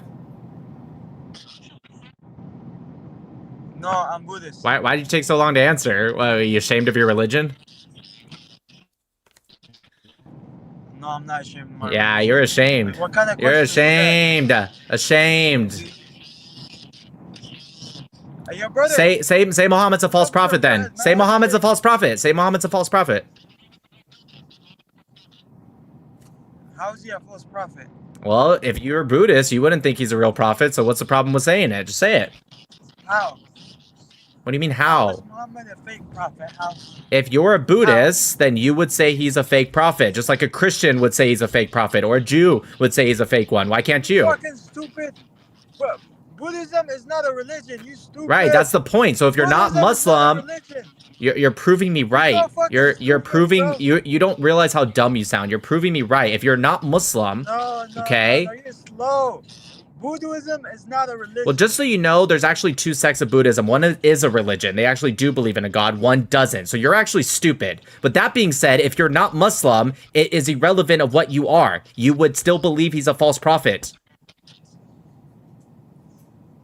Yeah, you're all silent now because you're an idiot.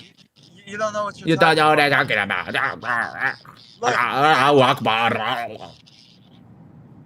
You a faggot for real. Say Muhammad fucked a little kid.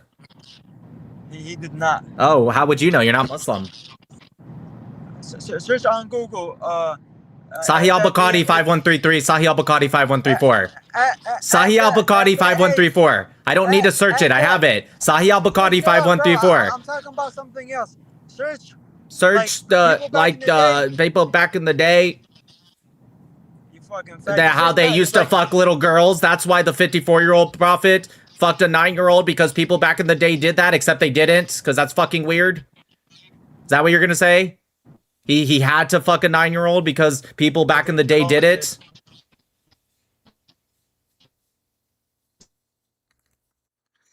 So weird.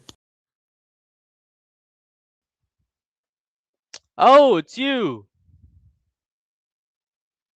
What up, dog? Pretty good, dog. Have we met before? We might have. You said it's you, so I feel like you remember me. I honestly don't. How old are you, real quick? I know you. You were the one in that show. I'm over 18. Okay, what show? I've been in multiple shows. I've seen the one where there's like 3 Palestinians and 3 Israeli pro. Then you got debated. Okay, I think you're talking about Jubilee 4v4, and it wasn't Palestinians, but I think that's what you're talking about. No. There was like three pro Palestinians and then 3 pro Israeli, and then Pretty sure you're talking about the 4v4. I don't, unless I have, but I don't remember doing a 3v3s. I feel like that's what you're talking about, but maybe I'm just forgetting. I've been on multiple shows. Hey, all right, man. Okay, I'll tell you my point of view. I don't support Hamas. However, I do think that what they've done is a response to what happened before that. I think what they've done is horrible, and I think that isn't all war horror? You're talking about Israel, right? Just to make sure. I'm talking about Hamas right now. You know, when you said what they've done as a response, are you talking about Israel? Like Israel were occupying them before that. That's why they did that. Occupying who? Gaza? In general, yeah. They were not occupying Gaza. They left in 2005, Habibi. Habibi, they were still going on missions. No, the last time was in 2021, but that's because Hamas Wait, launched so you're 5,000 telling- rockets. Okay, wait. So you're telling me that before October 7th, nobody was killed? Okay, so see how you keep changing your claim and then saying I said that? That's not what you said. First you said occupation, and then you changed it to they were going in. Hold on, one second. Then you said they were going in. There was 0 IDF soldiers in Gaza, and then you changed it to was anyone at all killed? That's not the same claim. So if that's your new claim, yes, people were killed as a response to terrorist attacks. Right, but here's the thing though. Yes, they were not directly in Gaza. They were based outside of Gaza, but they still had a lot of missions going in. That's and not out of Gaza. occupation. But here's the thing. But here's the funny part. It has been ruled out as an occupation. So what are we even talking about? It is an occupation. Okay, first off, no. There's been advisory opinions from some committees, but nobody has actually made a Chapter 7 filing, enforceable filing, that it's an occupation. So you're saying that before October 7th, there was no occupation? In Gaza? In Gaza and the West Bank. Okay, so with Judea Samaria, there's a de facto occupation. I don't know. Just answer the question. It's not a yes or no. Then, When we're talking, so dude, wait, can I so answer? wait, so Can wait. I No, speak? because you just Can I said- speak? You just said that there was Can an I occupation. speak? Like, what are you talking Can about? I speak? Go ahead. So de facto is not the same. Do you know what de facto means? What? Okay, so if you don't know what it means, then don't interrupt me by pretending like you know. Okay, so where De you're facto getting occupation, like so de what are you facto. talking about? Okay, let me finish. De facto means that they're, in this context with Israel, that they are following the rules of Geneva Conventions 4 when it comes to when a government, let's say this for just to keep it simple, is occupying a land. However, it's disputed officially. That's the official term, okay? As for Gaza, the answer is just straight up no. So even in the West Bank, let me ask you, who are they occupying in the West Bank? Because when Israel went in 1967, you agree that's when they first went in and took control of the West Bank? Yeah. Who did they occupy? Who was in control of the West Bank in 1967? It was Jordan. Right. So are you saying they're occupying Jordan? Well, I mean, no, but I'm saying that like the people who lived there were Palestinians. Okay, so people who live there are also Samaritans. Are they occupying Samaritans? Yeah, technically. Okay, so why are we so focused on Palestinians? Why not give the land to Samaria? Why Palestine? It is called Okay, so Samaria, by the way, Judea and okay, but Samaria. okay. I mean, when Jordan was occupying the West Bank, Palestinians literally attacked them. Like what are we even talking about? Okay. Actually, the attacks from the Palestinians against Jordan were way more significantly perpetuated after 1967. Like Black September was in the 1970s, and that's when Jordan kicked their ass and then kicked their asses out, and then they went to Lebanon, started slaughtering all the Christians there because Palestinians hate Christians, and then it led. Hold on, almost there. It led to what's called the Palestinian insurgency. I'd like you to look this up on your own time or now, whatever. The Palestinian insurgency was the crux that started the civil war in Lebanon from 75 to 1990. And that war led to the death of over 200,000 civilians because of the Palestinians and their attacks against the Christians. Did you know that? Wait, so basically my point was that there was an occupation on that land, and you agree, basically. Yeah, fuck the Christians, right? Okay, so is there an occupation? What do you mean, fuck the Christians? So my question for you is, the answer is no, because, and I'll explain why. Was Jordan's annexation... You just said so, like, literally so you I just didn't. said so, though. So I didn't. I said it's disputed No, but, like- territory. Can I just finish? I'm going to tell you what I said. You can't tell me what I said. It has been legally ruled out as an occupation. So What are we no, even it talking hasn't. about? No, I'll tell you where you're getting this from if I can finish one thing. Dude, I have a degree in this, okay? I know what the fuck I'm talking about. You were talking You're about a nuclear security. engineer. Also true, but irrelevant. I am talking about, it comes degree from... do you have in this? Okay, so just so you know, I have two degrees. I was in the U.S. Navy as a nuclear engineer. I finished while I was in the Navy a degree in engineering. I recently finished and am continuing my schooling in Middle Eastern history. So I don't know if you know this, but people can have more than one degree. I know, it's crazy, right? Can I finish now? So what Go you're ahead. referring to is Security Resolution 242. Okay, Security Resolution 242 did not call the whole of what you call the West Bank, which is a colonizer language, but nonetheless, it didn't call it occupied. Okay, now my question to you was, Jordan's annexation of the West Bank, was it recognized by the international community? No. No. So when you say they're occupying it, first off, they would have occupied Jordan, but even that's not particularly true because Jordan's annexation wasn't even legally recognized. Only 2 countries in the world recognized it, the UK and Pakistan. That's it. Sure, you're talking about legally. Of course. That's what occupation is. Occupation is a legality. We're talking about legality right now. Yes, of course. Okay. But you agree with me on the fact that there were people there that were not directly involved with Palestinians, that were like in war, like directly Why does with that? Israelis. Yes, everywhere. Hold on. Let me answer I'm that. saying that Hamas. Everywhere in the entire world, there are people living somewhere that, like, for example, is Turkey occupying? I'm not even going to talk about North Cyprus. Is Turkey occupying You the agree? Kurds? That's all I need. You agree? That's all I need. I don't agree with you. I don't believe You that's. just said. You just said, bro. You're saying it's stop being a occupation. hypocrite. You know, dude, you have to listen. You really have to. You're saying I'm agreeing trying. with. I You're really not am. trying. You're not, and I can tell because you're interrupting me right now. You're Because telling me you're just agreeing with me. Like, I what are we didn't even agree talking with the about? occupation. I agree that other people lived there. No shit. That's not what occupation is defined by. If that was the case, every country. Can I finish? Were there Can wars I there finish? before October 7th?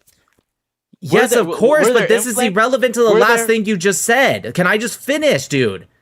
If you are Okay, saying go ahead. that's what defines occupation, which it's not, then every country in the world is occupying someone, in which case, fine, call it occupation, and now I don't give a shit. Also, occupation isn't even illegal. Now, to answer your question about Gaza, yes, of course people were living there. 85% of them call themselves refugees. And there were Israeli conflicts going on before October 7th in that land. There's conflicts in that land before 1948. What Thank do you. Okay, so then what about before 1948 when there was I'm conflict in saying- the land? Okay, I'm saying. Can you just answer that question? What? By your own logic, there was conflict before 1948. So what would you call it then? Still Before an occupation. By who? A conflict between 2 people. That's not what occupation means. Occupation is who's controlling that land. and Right. Who's right? Who was So who was occupying it controlling that before? land? Right. Who was occupying it? Before 1947, 48, but yeah, go on. 48. It was still Jordan, right? No, the British. Jesus Christ. And then before 1922, who was occupying it? Before 1922, Why are you like? Why because is this it's relevant? I'll tell you why. Because you just said, well, wasn't there conflict before October 7th? Well, yeah, but that same logic can apply before 1948, before 1922, before 1517 when the Mamluks had it. What's your point? So what? My point is that Hamas's actions were like kind of a result because of those actions. The rape and just the killings and the kidnappings of almost exclusively civilians. So let me ask you, can the Kurds do that to Turkey and Iran and Iraq? Of course not. Of course Why not. not? Why not? They're occupying them. Why not? No, chill. I'm saying that what they've done is completely wrong. I'm saying that happened because of you're Israel's giving actions. you're giving it a reason. If that same reason can apply to Turkey, Iran, Iraq, Syria. I'm not justifying what Hamas's actions are. I'm saying that happened because of what Israel has done. No, that happened because they're barbaric. Just because people yes, everyone. Absolutely not. So how come the Kurds haven't raped and slaughtered and still? Rape. Also, there was no rape. Like, what are you even talking about? The United Nations literally admitted that there was rape. They did an entire investigative report on it, Habibi. What are you talking about? Dude, they admitted to it. Hamas admitted to rape. What are you talking about?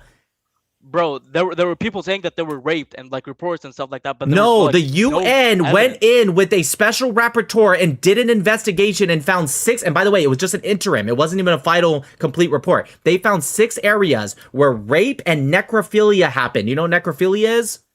What? That's when you have sex with a dead body.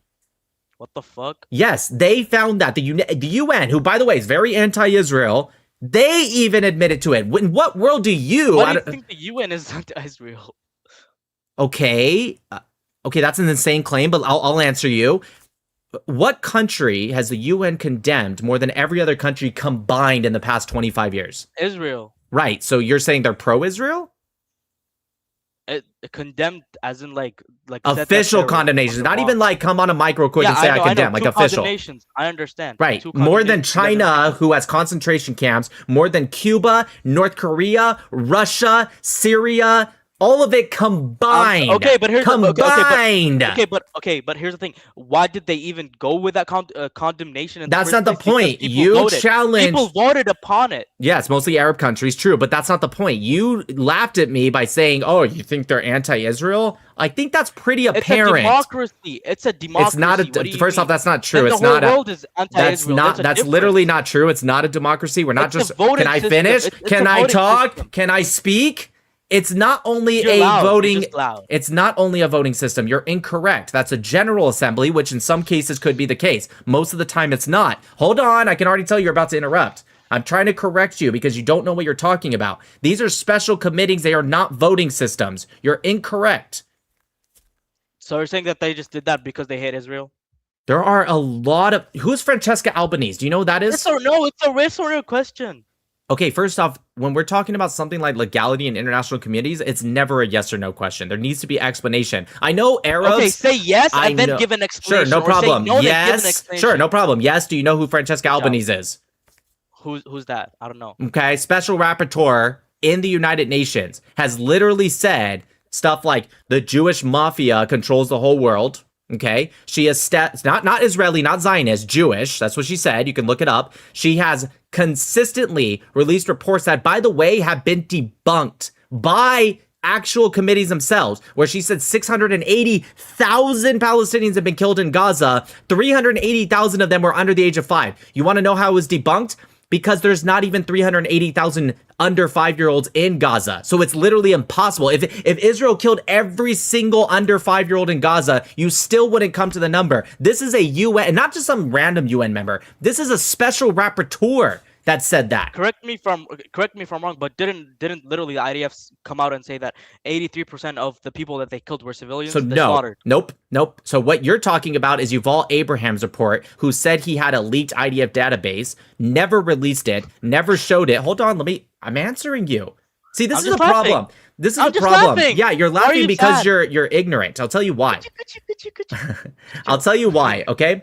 Arabs and pro-Palestinians alike, you guys read headlines and you never do any of the reports, like reading the report.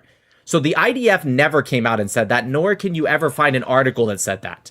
What you will find in the Plus 972 magazine and The Guardian is Yuval's report. Yuval said, not that the IDF said it, he said he had a leaked IDF database that was partial, okay? And he said that 8,900 named fighters were on that report. Again, never released the report, and the IDF came out and said this isn't even true, but I digress. 8,900 named fighters, and then he counted everyone else automatically as a civilian. Do you think that's genuine? To give you a little bit more context, every fighter that was killed, that was Hamas or PIJ, that was unnamed, which would, you agree, that would be the majority, right? They wouldn't have a name because you launch an airstrike, you're not going to know the name of the person you just killed, right? Is that fair? I mean, there's fake facial recognition. Like, what are you talking about? Okay, first off, facial recognition doesn't always work because one, they like to cover their face a lot. That, in fact, they do that because... I mean, if they're dead, they wouldn't have to. Can I finish? So facial recognition wouldn't work after the strike goes down because obviously they would be blown to pieces or a collapsed building on top of him. So facial recognition wouldn't work. That was stupid. My question for you... Majority of the times, what are you talking about? Okay, it wouldn't. That's incorrect. So let me ask you a question. If a Hamas member is in a building or a tunnel and they strike that tunnel or building, you're telling me facial recognition from the sky can determine the person's face? How? I'm saying that after they get the body, of course. They don't... Thank you for exposing your ignorance. Do you think the IDF goes in after and starts grabbing the bodies? Really? I mean, they must get buried or so. Like, what are you just by the IDF? I mean, by someone. Right, by the Palestinians, right? Do the Palestinians have facial recognition? There must be some kind of like procedure if someone is dead. By the IDF. You think the IDF is going to go in, dig up the tunnels or the buildings and grab the bodies and then bury the... What are you talking about, dude? I'm saying that of course there's a forum that can recognize faces like that's not my question. You talked about burying them. You agree that wouldn't be the IDF that does that, right? That would be Palestinians, right? Okay, great, sure. The Palestinians are going to fill out a report on it. Like, what are you? But it's not pulling from that. Yuval said he got it from an IDF database. He's not pulling from the Gaza Ministry of Health. So the IDF, do you agree that most people the IDF is going to kill, they're not going to have the name? They might sometimes, if they shoot somebody and let's say they have time to look at the body, let's say they find an ID, sure. But most of them are not. Why are you so scared? Yes, they don't. Dude, I was in the military for 12 years. We don't fill out a report on their name. We fill out a report on what happened. Of course. Dude, are you really arguing this right now? This is insane. That's like miserable. What, paperwork? Yes, I agree. I'm asking you, I can't believe you're the first, I'm going to be honest, I've debated the biggest like pro-Palestinian, you're the first one to ever deny this. So I'm actually very curious. Are you telling me that the IDF is going to have the name of every single Hamas member they kill, or PFLP, or DFLP, or PRC, or Army of Islam, or Mujahideen Brigades, PIJ, etc.? You're saying that the IDF is going to know the name of every single one? Not necessarily the name, but I mean, there must be some kind of form or legal I'm asking about the name. I'm not asking. You're right. There's other things you can find out. I'm asking about the name right now. You can be honest. It's okay to be honest. It's a possibility. It's a possibility. I don't know how the IDF works. You have common sense, though, right?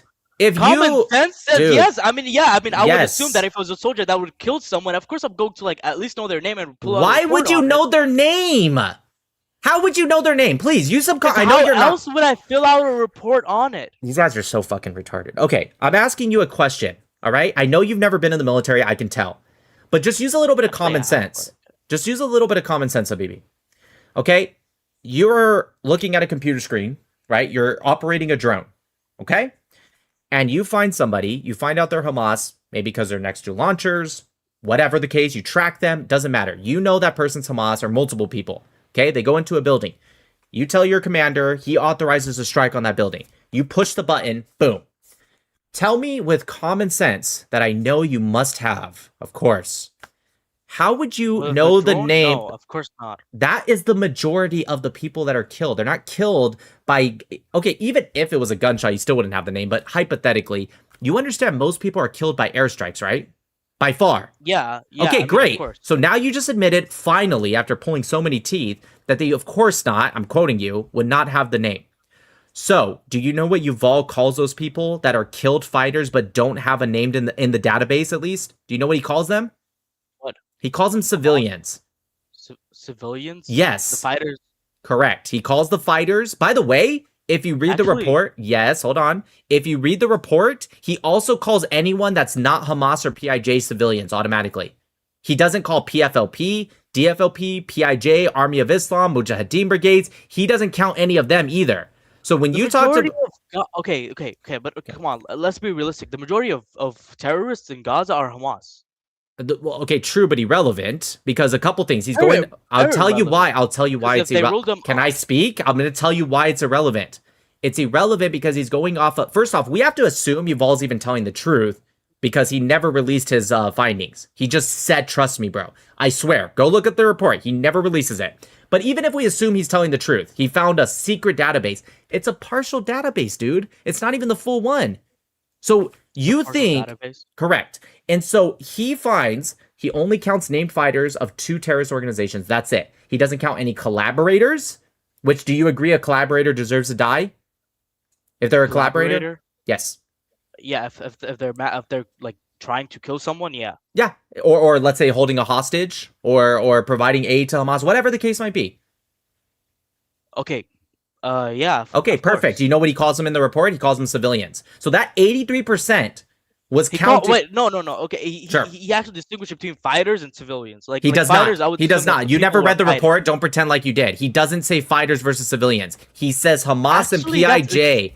You're wrong, dude. He only counts Hamas and PIJ. That's it. If you're not in Hamas or PIJ, either you're in another terrorist organization or you're just a collaborator, but you're not in the ranks. He does not count that. So the 83% actually proves how good Israel's doing because the 83% was only required. Stop. I can already tell you're freaking out. Control the emotions a little bit, okay? The 83% was only, calm down. The 83% was only able to be determined based off of only counting Hamas and PIJ and ignoring every other person and only counting those that were specifically named in a partial database that he never released. And you want me to accept that? Let me ask you a question. Let's say everything I told you was the exact same, but on the opposite. Let's say the IDF guy came out and said, hey, we found a Hamas database that said 83% were Hamas. And all the standards were the same. They only count named ones. They only count some, but not all. And they counted everyone else as civilians. Oh, by the way, another thing I forgot to mention. Anyone who's in Hamas, but is not in the Al-Quds brigades or Al-Adin brigades or any of that, he automatically counts as a civilian too, even if they're Hamas. Hold on, almost done. It doesn't matter. It's the fact that he still counts them as a civilian. Yes, all these are minorities, but when you add it up, it makes a pretty big deal. If I told you the same thing, 83% Hamas, and everything else was the same, but opposite, right? Would you accept it? Be honest. Would you accept that as a reliable source? Would you accept that as a reliable source? Like I said, that would be literally impossible because he doesn't want to answer. I mean, 20,000 kids died. I mean, like. Okay, first off, that's not true. Okay, but nonetheless, well, a couple things. One, that comes from Hamas, who back in June 2024, they were found manipulating 65% of 18-year-olds on their own list. They made them 17-year-olds on their June list. Just 3 months later, they went from 18 to 17. Okay, so 14,000 of them were under the age of 12. Okay, so a couple things. Once again, you were quoting. First off, you didn't answer my question. I'm going to go back to the question that you tried to Go avoid. ahead. What's your question? You forgot the question already. Wow. Okay. I'm going to answer this real quick, what you just said. That's a lie. And then I'm going to go back to the question. I'm lying. You are correct. So Hamas, who you're quoting, literally changed 65% of people that were adults in the April list became children. And we're not talking about 1% or 2%, 65%. Okay? And where'd you get that from? That's from Hamas's own death toll that you can go on the Palestinian Authority's Telegram. You can look up their April list, look up their June list, and you can take their ID numbers. Do you agree that they all have individual ID numbers? I mean, of course. Okay, their ID numbers on the April list says 18 years old. And then when you go to the June list, it says 17. You can do all this fact checking yourself.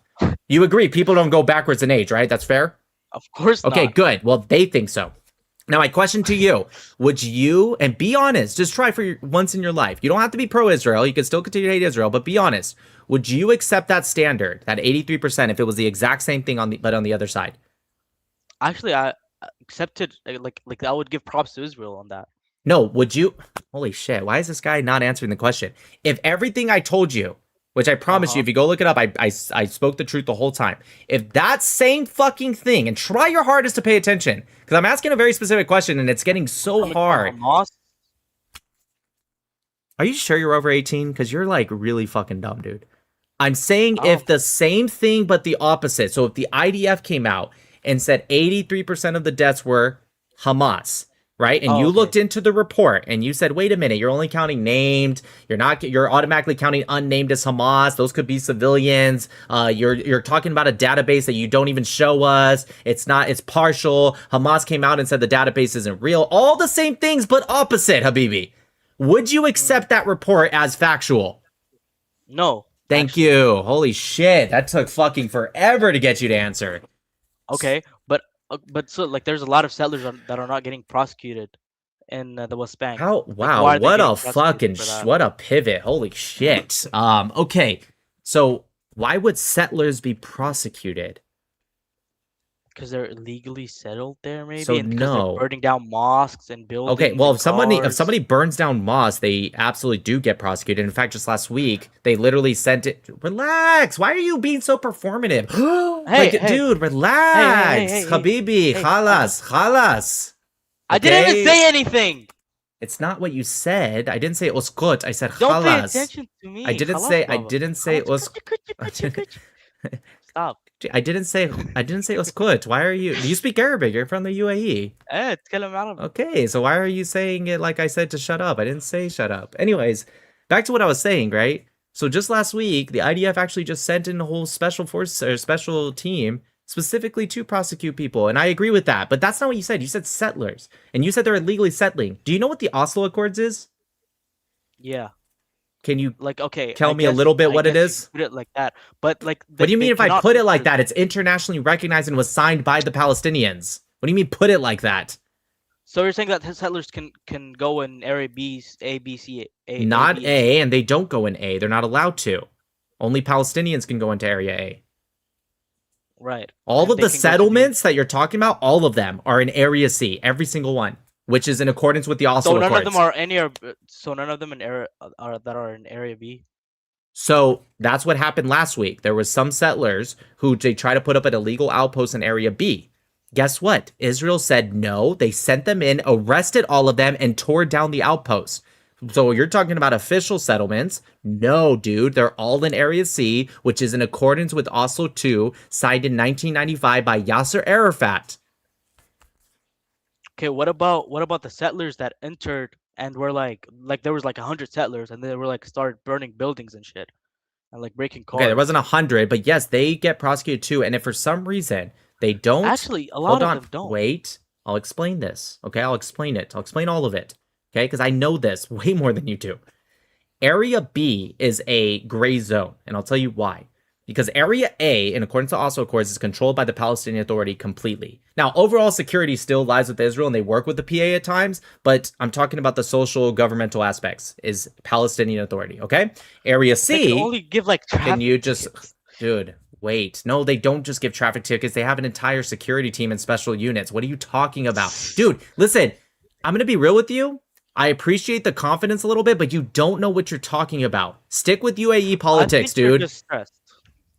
Yes, actually, that's true. I am a little bit because, like, I think it's okay. I think it's a little weird. It's okay, Habibi. No, I'll tell you why. I'll tell you why. Just relax, Habibi.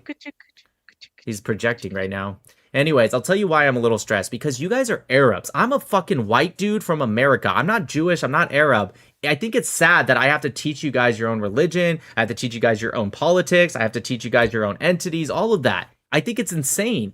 I'm not Jewish. I'm not Arab. I'm not Muslim. And I know more than you guys. And yeah, you're right. It's a little stressful. I'll calm down a little bit, okay? But it's a little stressful because you guys, you live in the region. You're Arab and you don't know this stuff. Anyways, Okay. back to what I'm saying, okay? Area C is controlled by Israel, okay? Socially and militarily. Area B is a gray zone. It's controlled by the Palestinian Authority socially, and security is split. So a lot of these thugs, and I'll call them that, there are some settlers that are absolute thugs. I don't endorse them, right? Because if anything, it just ends up hurting Israel more too, because people like you, they apply it to Israel when in reality, it's less than 1%. There's over 700,000. There are terrorist groups in Israel. Okay, so there's not, but I'm gonna finish. Okay. Okay, who's the terrorist group? There are terrorist. Yeah, groups who is in it? Israel Yeah, that, who? Like who? Like I can like search it up, but like I'm pretty sure there is. So there used to be the Kana party that was banned by Israel. I mean, I guess there's something called the Utop or Hilltop So Youth. there is. Then shut up. The fuck? Why is it getting all fucking rude? This is what happens when they lose. Could you. Anyways, I'm gonna continue. Okay, so Area Go B ahead. is controlled by the Palestinian Authority socially, and security split. So a lot of these thugs who make up less than 1% of the quote unquote settlers. Okay, do you know how many settlers there are in the West Bank? A lot. How many? I don't know, but Take a guess. I mean, there's a lot. Just And take the a West Bank in guess. which area? Well, again, they once again, as I already told you, they all live in Area C, but it doesn't matter. The whole West Bank. Actually, okay. Just take a I'd guess. say there's like population maybe like 3,000. Yeah, 700,000, dude. You're just this is what I'm talking about. You guys don't know what you're talking about. Less than 500 of them are doing these crimes. It's less than 1%. But that being said, I'll tell you right now, I still condemn them, right? If they truly are doing a crime for no reason, absolutely. The problem is that, well, hold on. The problem is that they're not getting prosecuted. So again, once again, incorrect. Now, there are times where there is a gray area, and I'll explain how it works, okay? So some of these thugs, they'll go into Area B on purpose. Why? Because the security is split. And so what happens is they attack. Then they cannot go back. No. That's not what happens. Just wait. Let's say they go and they burn down an olive tree on some Palestinians' land. Okay, who do you think the Palestinians going to call? You think they're going to call Israel, or you think they're going to call their brethren? Their brethren. Logically. Exactly. So guess what? The Palestinian Authority, who has some security control in Area B, they show up, and you know what? Let's up the thing. Let's say they murder somebody. Okay, to really give you the idea. The Jewish, and if he murders somebody for no reason, he's a terrorist, okay? I don't care if you're Jew, Arab, brown, white, doesn't matter. He goes in, they call the Palestinian Authority, okay? Let's say the guy runs away. He kills somebody, runs away, all right? The Palestinian Authority, they do what? They take down a statement, they do their investigation, they're like a normal police force. They do an autopsy. Israel comes in after, because like you said, they don't call Israel, they call them. And Israel says, hey, look, we have to do our investigation. How do you think the Palestinians respond? Do you think they give them the body? No, of course not. They're like, we don't trust you. We're not doing that. Do you think they give them the report with the autopsy? Do you think Israel's going to be like, hey, we want to do our own report? Right? So what ends up happening, right, is that they don't end up working with each other like they probably should. And so Israel, how can they prosecute if they don't have any information?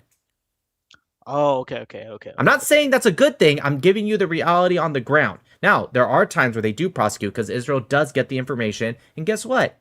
If they get the information and the Jewish guy does an act of terrorism, they're going to condemn him. They're going to prosecute him. They're going to throw him in jail.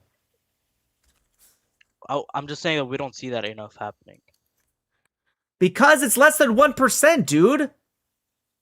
It's less than 1%? You guys act like it's happening on a daily level. It doesn't. It doesn't. No, it level. Yeah. I mean, do you know who B'Tselem is? Do you know who B'Tselem is? What? How? Why the fuck is that guy relevant? It's not. Jesus Christ, baby. It's not a guy. It's an organization that tracks crimes, dude. Holy shit! I promise you, it's relevant. B'Tselem is an anti-Israel organization. Very anti-Israel. Okay, they are Israeli, ironically, but they're very anti-Israel. B'Tselem has what's called a fatalities database. It tracks fatalities by either the IDF, Israeli civilians, settlers, and also on the other side, Hamas, Palestinian security, and also Palestinian civilians. B'Tselem, guess how many, according to their anti-Israel database even, guess how many times Palestinian civilians kill Israeli civilians versus Israeli civilians killing Palestinian civilians, like these settlers?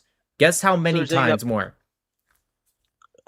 Or do you think Israeli civilians kill more? I would say civilians, like in the West Bank. Yeah. I'm not talking about settlers? like IDF. Yeah, settlers, right? I'm not talking about IDF. I'm not talking about Hamas. I'm just talking about civilian to civilian crime, which is what we're talking about. Do you think Israeli civilians kill Palestinians more? Or do you think Palestinians kill Israeli civilians more? If we're not talking, okay, yeah, then I would assume Israeli. Yeah, Palestinian civilians kill Israeli civilians 9 times the rate as vice versa. That is absolute bullshit. There is You want me no to pull it up? fucking way. Want me to pull it up?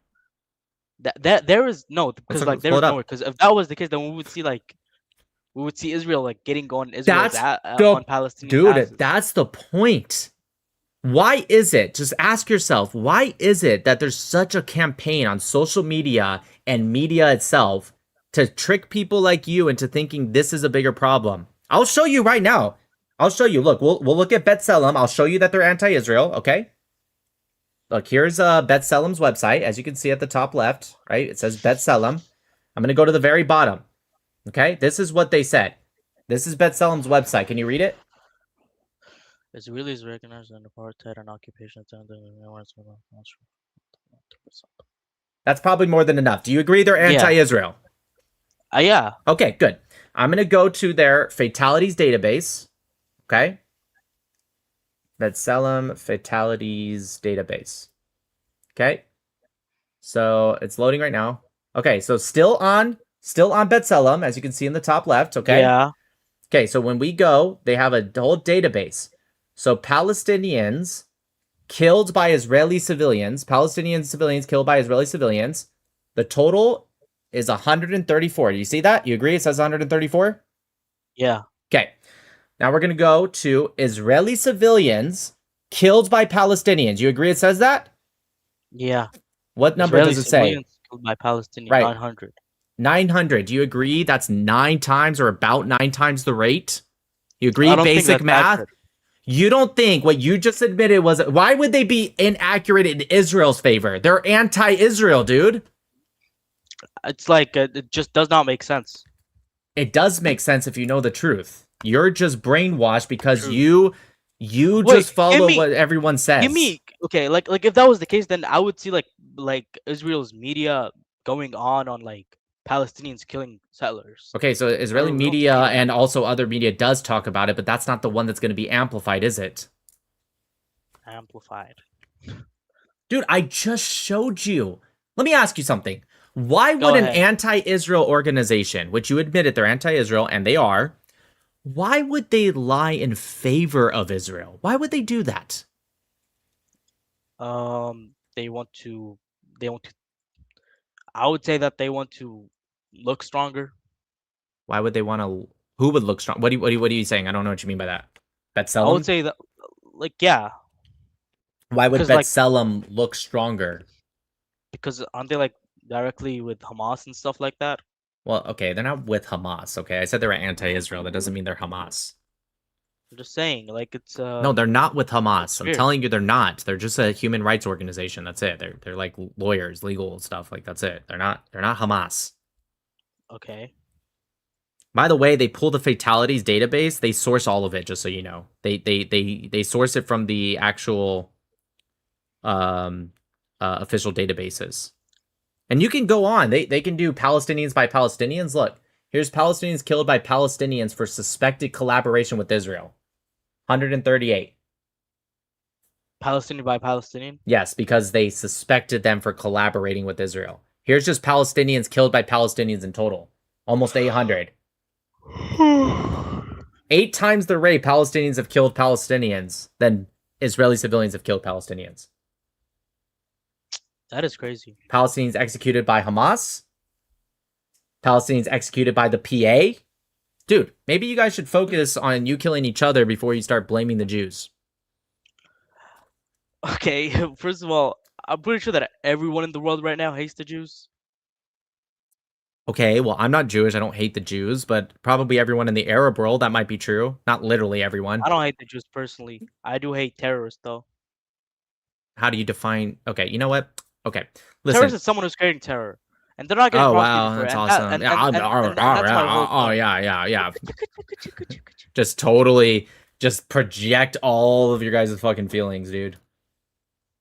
Like I said, like my initial point was that they're not getting prosecuted enough for it, and October 7th happened because of the occupation. All right, that not Israel had. not because people are murderers or terrorists. No, it's because of something. Give a reason. Just give a reason. So you Bro, you're excuse the one that has terrorism. been Is given- Hamas a terrorist organization? Of course, 100%. So why is it that you have to give them an out by saying, well, they only did it because of this? Even if you say it's wrong, why do you have to Because give it's them an true. out? Because it's true. Okay, so can I say, I'm sure you think the IDF is a terrorist organization. Can I also say Yeah. they only doing it because of what they did on October 7th? Well, no, because they're the ones with more power, Oh, no, and because they call that would be and they hypocritical, call right? themselves and they call themselves a democracy and stuff like that. I So don't see no, you what a can't fight democracy terrorist has to. organization with terror. That's It's bullshit. not terror, but nonetheless, let me ask you. You said that they It were is doing terror. great. Gaza's You said absolute October 7th was only happened not because they're murderers, not because they're terrorists or rapists or any of that. It's only because of the occupation, which I already debunked, right? But nonetheless, let's go with it. When did the conflict start? Like a long time, like 1947, I guess. Okay, so in 1929, the Hebron massacre, when Arabs went into a hostel and slaughtered 67 men, women, and children just because they were Jews. What was the reason for that? What was the reason for that? Like I said, they want their land back. But you said it started in 1947. Okay, well, I mean, sure, it started before that, I guess. So you're allowed to just attack and slaughter children because you want your land back, quote unquote, even though the British were controlling it?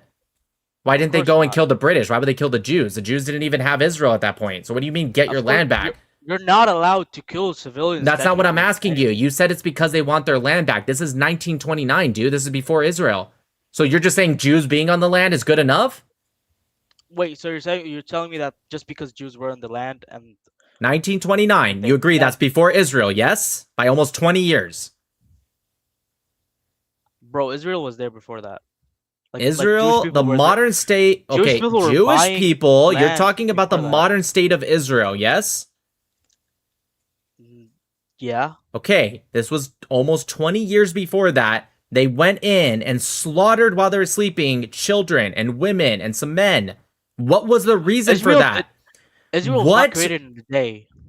I agree, Like but I said. Okay, fine. When did it start then? When would you say the first thing was when Israel started? Even though it wasn't 1948. Fine. When did Israel start? When Jewish people started buying land. Okay, so that was in the 1900s? Fair?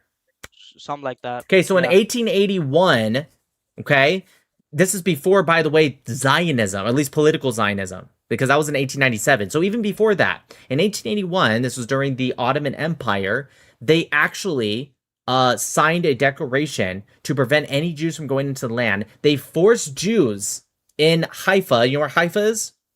Mm-hmm. They forced them, slaughtered some of them, and forced the rest to march out of the land on foot. I don't know if you know where Haifa is all the way to Lebanon. That's a far distance to walk. They forced them to march. What was the reason for that? This is before Zionism. This is before purchasing land. Why did they do that?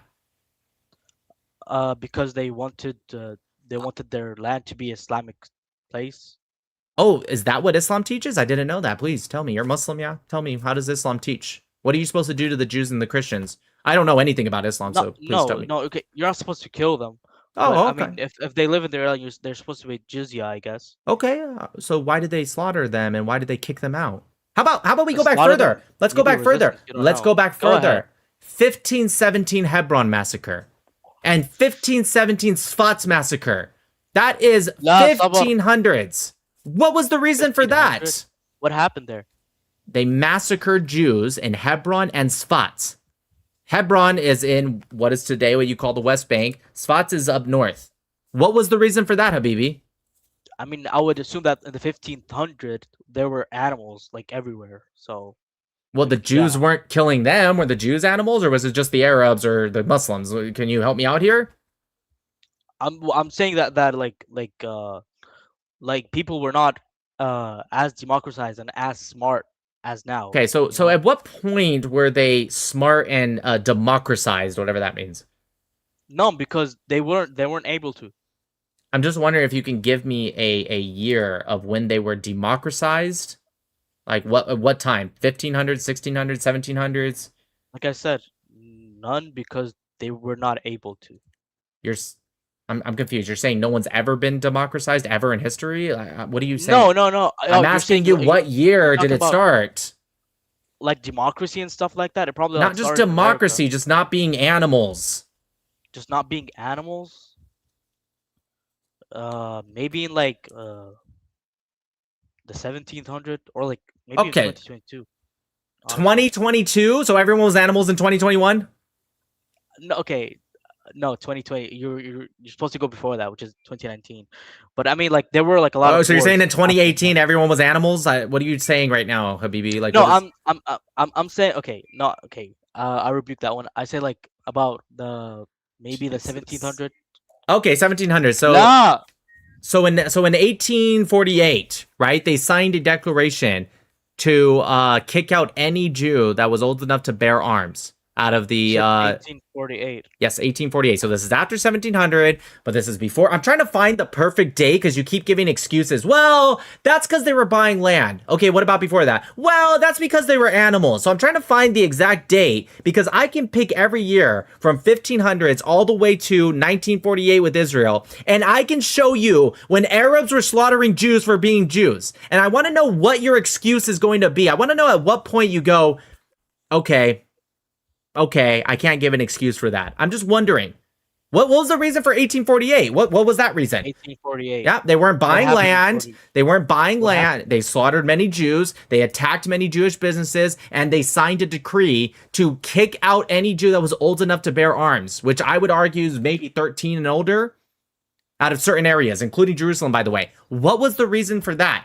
They weren't animals because it was after 1700. It wasn't Israel. They weren't purchasing land. It wasn't Zionism. So go ahead. Tell me, what was the reason? Because they wanted to start to establish their country as an Islamic state. Who's they? The Palestinians, the Arabs. Nope. There were no Palestinians in 1848. The Palestinians didn't call themselves Palestinian until 1964. The Arabs, bro. The Arabs weren't there. It was the Turks. Try again.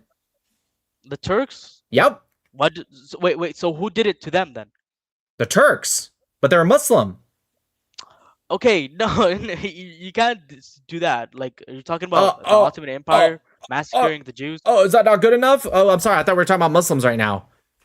There were no Palestinians, dude. Palestinians didn't exist. Palestinians were not a thing. It was politicized by Yasser Arafat in 1964 after the State of Israel. In 1977, not legally, period. In 1977, there's a guy named Zohar Mohsen. He was a military commander and leader of the PLO.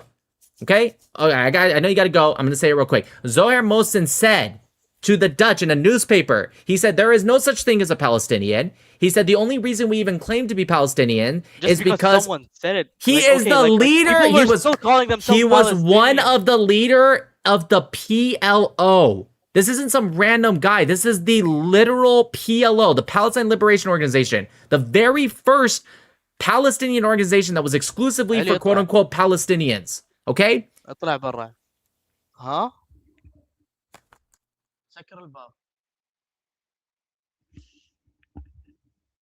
Okay, mashallah. Anyways, yeah, so this guy's holy shit. Huh? لا بعدين علي. Okay. Alhamdulillah. So he said no such thing. He said the only reason we claim to be Palestinian. So when you say people claimed it, he gives the reason why. He said the only reason we claim it is because it gives us legitimacy in this land. But the second we free Palestine, we will not wait but 1 minute to reunite it with the Arab world. That's a quote from him. Okay. Like the Palestinian identity was there for it to liberate. When did the Palestinian identity come about? I would say in 1948 during the 1900s, probably. Okay, like that. that's 99 years of history. Can you give me a little bit more specific than 1900s? I mean, there are books that date back 100 years ago that look at the land and be like Palestine. No. Palestine was the name of the region. True. I didn't ask about Palestine. I asked you, when did the Palestinian identity form? Like the Arabs, when did they start calling themselves Palestinians? Okay. I would say maybe like the 1920s. Nope. Like that. Nope. In 1948, or 1947, when they voted on the UN partition plan, the Arabs, even those in Palestine, called themselves Arabs. Never called themselves Palestinian. Actually, a lot of them did call themselves Palestinians. Actually, they called themselves Arabs of Palestine. In fact, before 1948, when someone referred to a Palestinian, almost, not always, but almost always it referred to a Jew. actually. In fact, I can show you newspaper clippings that Arabs called Palestine a Zionist invention, and the Arabs were boycotting Palestine because they saw it as Jewish. Why would they say that, Habibi? That's weird, right? Why would they say that? They don't want Jewish people there. Like, that's not what I'm asking you. Why would they see Palestinian as Jewish? Let me ask you, the Palestinian soccer team before 1948, during the British Mandate, what was the Palestinian soccer team? Was it made up of Arabs or Jews? I don't know. Yeah, it was Jews. They had Stars of David on their fucking uniform. The Palestine Airways, was that Arab or Jewish? It was Jewish. The Palestinian Orchestra, Jewish. Sewage system that you're like literally living under when you're in Israel. Who was it started by? You're saying you live under what? I'm sorry? The sewage system in Israel. The sewage system? Yeah. I'm not sure what are you asking who built the pipes? What are you asking here? Like who's the one who started to build the infrastructure? Well, the infrastructure? Jews, for sure. Well, the infrastructure, dude, we're talking about one of the oldest places in like civilized world. This goes back before Arabs were even a thing on the map. What are you talking about?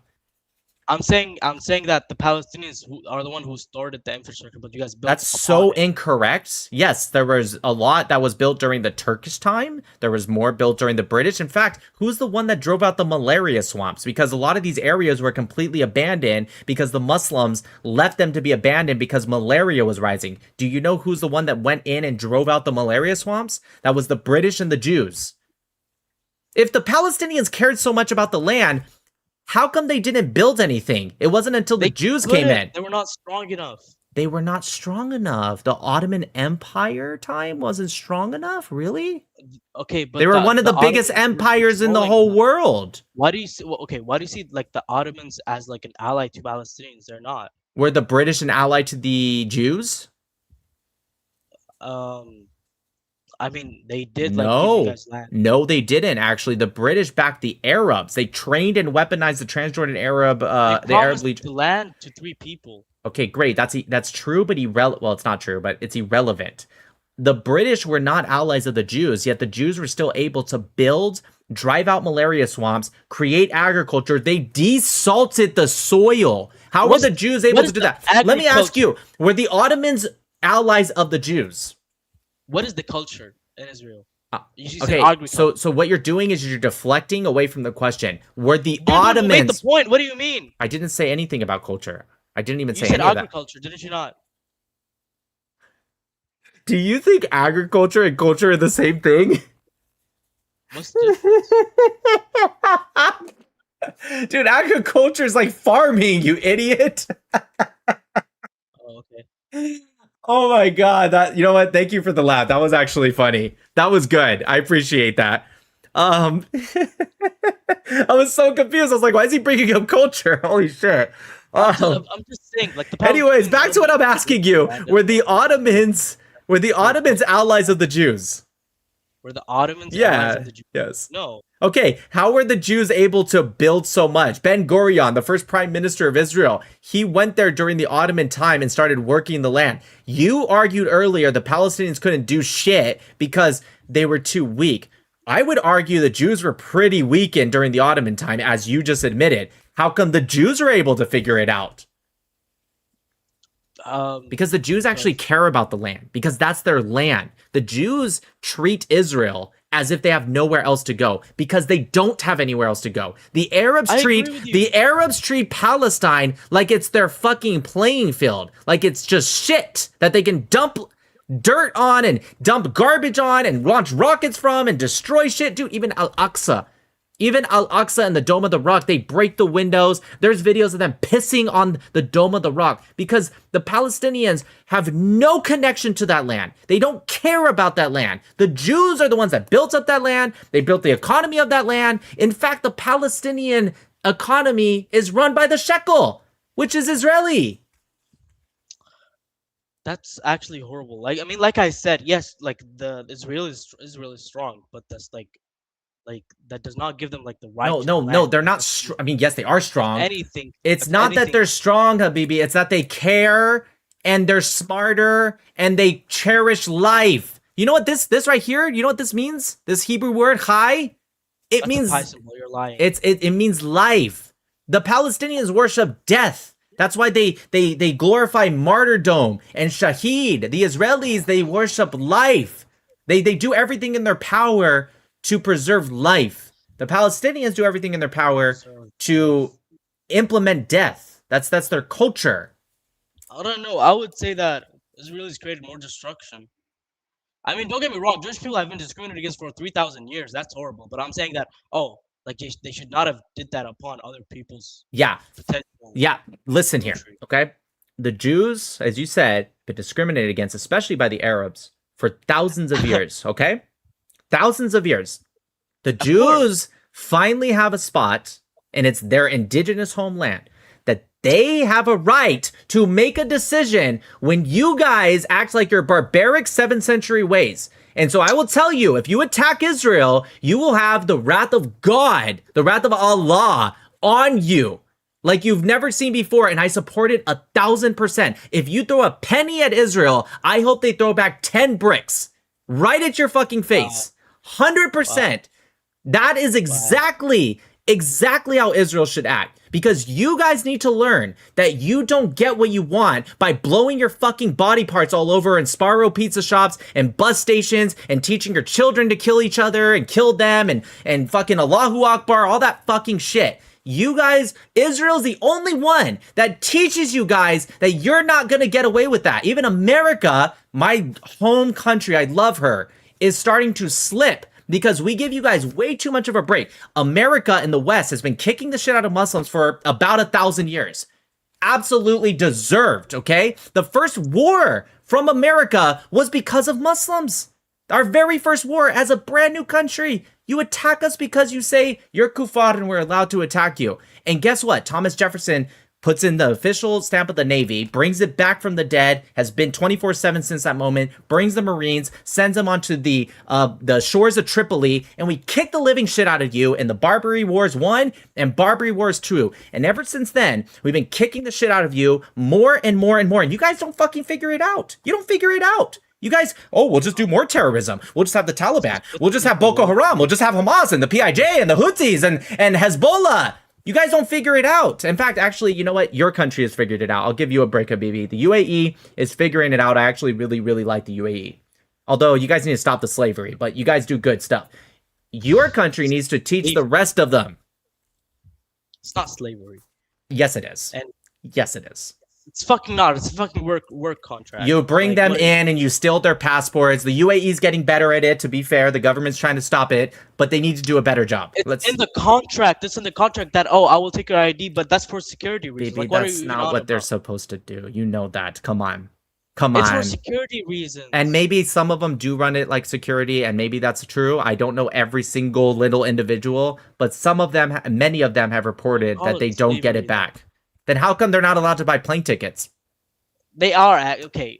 First of all, they need to. First, I was just in your country 2 months ago, baby. You cannot lie to me about this. It's a work contract for a reason. Like they need to consult their boss and stuff like that. And also the fee for leaving is basically just your ticket back. Seriously, dude. Okay, listen. Listen.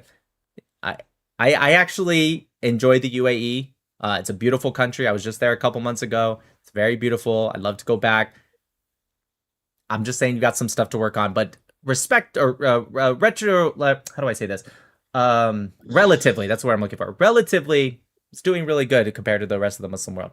But listen, Israel responds back with 10 bricks because they have to. Because in the Middle East, and you should know this, the Middle East knows one thing and one thing only, and that's strength. Every single time Israel has shown, I wouldn't even say weakness, but some form of peace, when they gave back the Sinai, and they gave back parts of the Golan Heights, when they offered to Jordan all of the West Bank back except Jerusalem, they got attacked more. Gaza, dude, look at Gaza. They give Gaza to the Palestinians like, hey, let's do a test run to see if you can have your own state. We're gonna leave. Dude, let me tell you something. The Israelis dug the bones out of the ground and took that with them. That's how much they left Gaza. They dragged almost 10,000 Jews against their will, ethnically cleansed Gaza of Jews. And you know how long it took the Palestinians to put Hamas in? Like, if you were to take a guess, how long do you think it took? About 10 years. 4 months. 4 months after Israel leaves, they put Hamas in. Hamas slaughters a bunch of Palestinians that sided with Fatah. Well, they didn't have a choice. It was two terrorist groups. No, they did have a choice. They voted them in, and it was also classified as a free and fair election. It was a free and fair election. No, it wasn't. It was Fatah. Both of them were bad choices. It was Fatah and Hamas. Hamas, respectfully, They're saying that, like, way Fatah is better. Like, come on, dude. I hate every Palestinian group, but to say that they're the same as Hamas is disingenuous. They slaughter hundreds of Palestinians, even one on live TV, right? And they kick Fatah out and its supporters. And Hamas turns Gaza, a beautiful piece of land, by the way. It has a beach. It could have been like the Singapore. It could have been Indonesia. It could have been a great place. They start ripping out water pipes that could have been used for the Palestinians. They start building bombs and missiles with it. And now Gaza, look at it today. Gaza looks like fucking hell. 90% of the buildings have been damaged or destroyed. And it's all the Palestinians' fault because they decided to back the wrong horse. It's that the world is waking up to this. Yeah. You know what's going to happen, Habibi? I hate to be the bearer of bad news. First of all, say Habibi. If you want to steal my language, at least say it right. Fuck your language. Anyways, I hate to be the bearer of bad news, okay? But you know what's going to happen? The world woke up a little bit, and they're going to move on because they don't actually care about the Palestinians. But you know, dude, it's already happening. It's already happening. November. No, what's happening is all the countries are turning against you. No, look at what happened with Spain. Spain cut out from Israel. Look at what happened to I'm going to tell you. Can I finish? Go ahead. Spain cut off their deals with Israel during the war because they said it was too much. You know how long it took for Spain to go back? It took about a couple months. You're talking about Spain. What about all the other countries that left? Dude, Spain and Ireland were the two biggest countries criticizing Israel, even to this day, and they both started buying from Israel again because they couldn't do what they needed to without Israel. What country left Israel? Tell me one. Like, when I say leave, I don't mean condemn them on the media. I mean actually took action to leave. Seriously, give me one. What about... Give me one. France did not. France. Nope. France still buys from Israel. France still does security with Israel. Nope, not correct. Next, come on, give me one. The UAE sides with Israel. The Saudi Arabia is saying that they want to join the Abraham Accords. That's after October 7th. Lebanon just did a deal with Israel to expel Hezbollah. Tell me, which country? Give me one. No, nobody cares. Nobody cares about the Palestinians. They did the same thing in 2021, dude. They did the same thing. Everyone condemned Israel. And guess what? They moved on. Go to Google Trends right now. Type in Palestinian and look at October 7, 2023 to today. You're going to see a huge spike and it goes all the way back down because it's virtue signaling. I promise you. Are you just like, it's not stuck? It's just like, okay. Okay, you know what? You're going to be very disappointed. I promise you. Israel's going to be here next year. Israel's going to be here in 10 years. Gaza's going to be continued to be destroyed. Okay. And the world's not going to do a damn thing about it. You know why? Because Israel gives to the world. The Palestinians don't give anything. Anything. You know what? I really do. I hope you're right in a different way. Not that they just leave Israel. I hope the Palestinians do not teach their next generation to attack Israel again and do the same thing they've been doing. I really do. Because if they actually say, you know what, we don't like Israel, but maybe it's better to work with them, then maybe the next generation of Palestinian kids won't get killed. You know? If you truly care about the children, you will wish for that. The people that wish that they continue to resist, you don't care about the children. You use them as pawns. Wow. Okay, so we're the baby monsters and like 100%. 100%. Hey, man. All right. Well, I guess I'll see myself on your YouTube or something. All right. See you, man. Have a good one. Bye.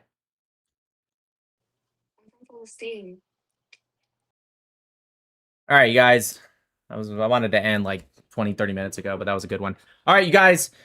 Let's catch up with these super chats real quick, and we will end. God, that Yoseph episode. Yoseph, man, you have all the patience in the world. That shit pissed me off. I'm glad I was able to release some steam there.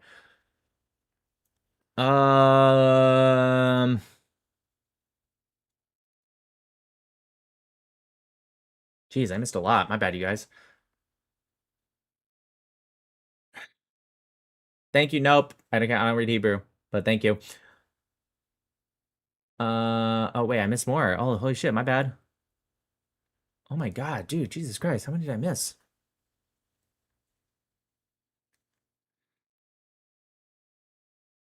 Good voices, Shavua Tov. Good Vuk, good week, okay.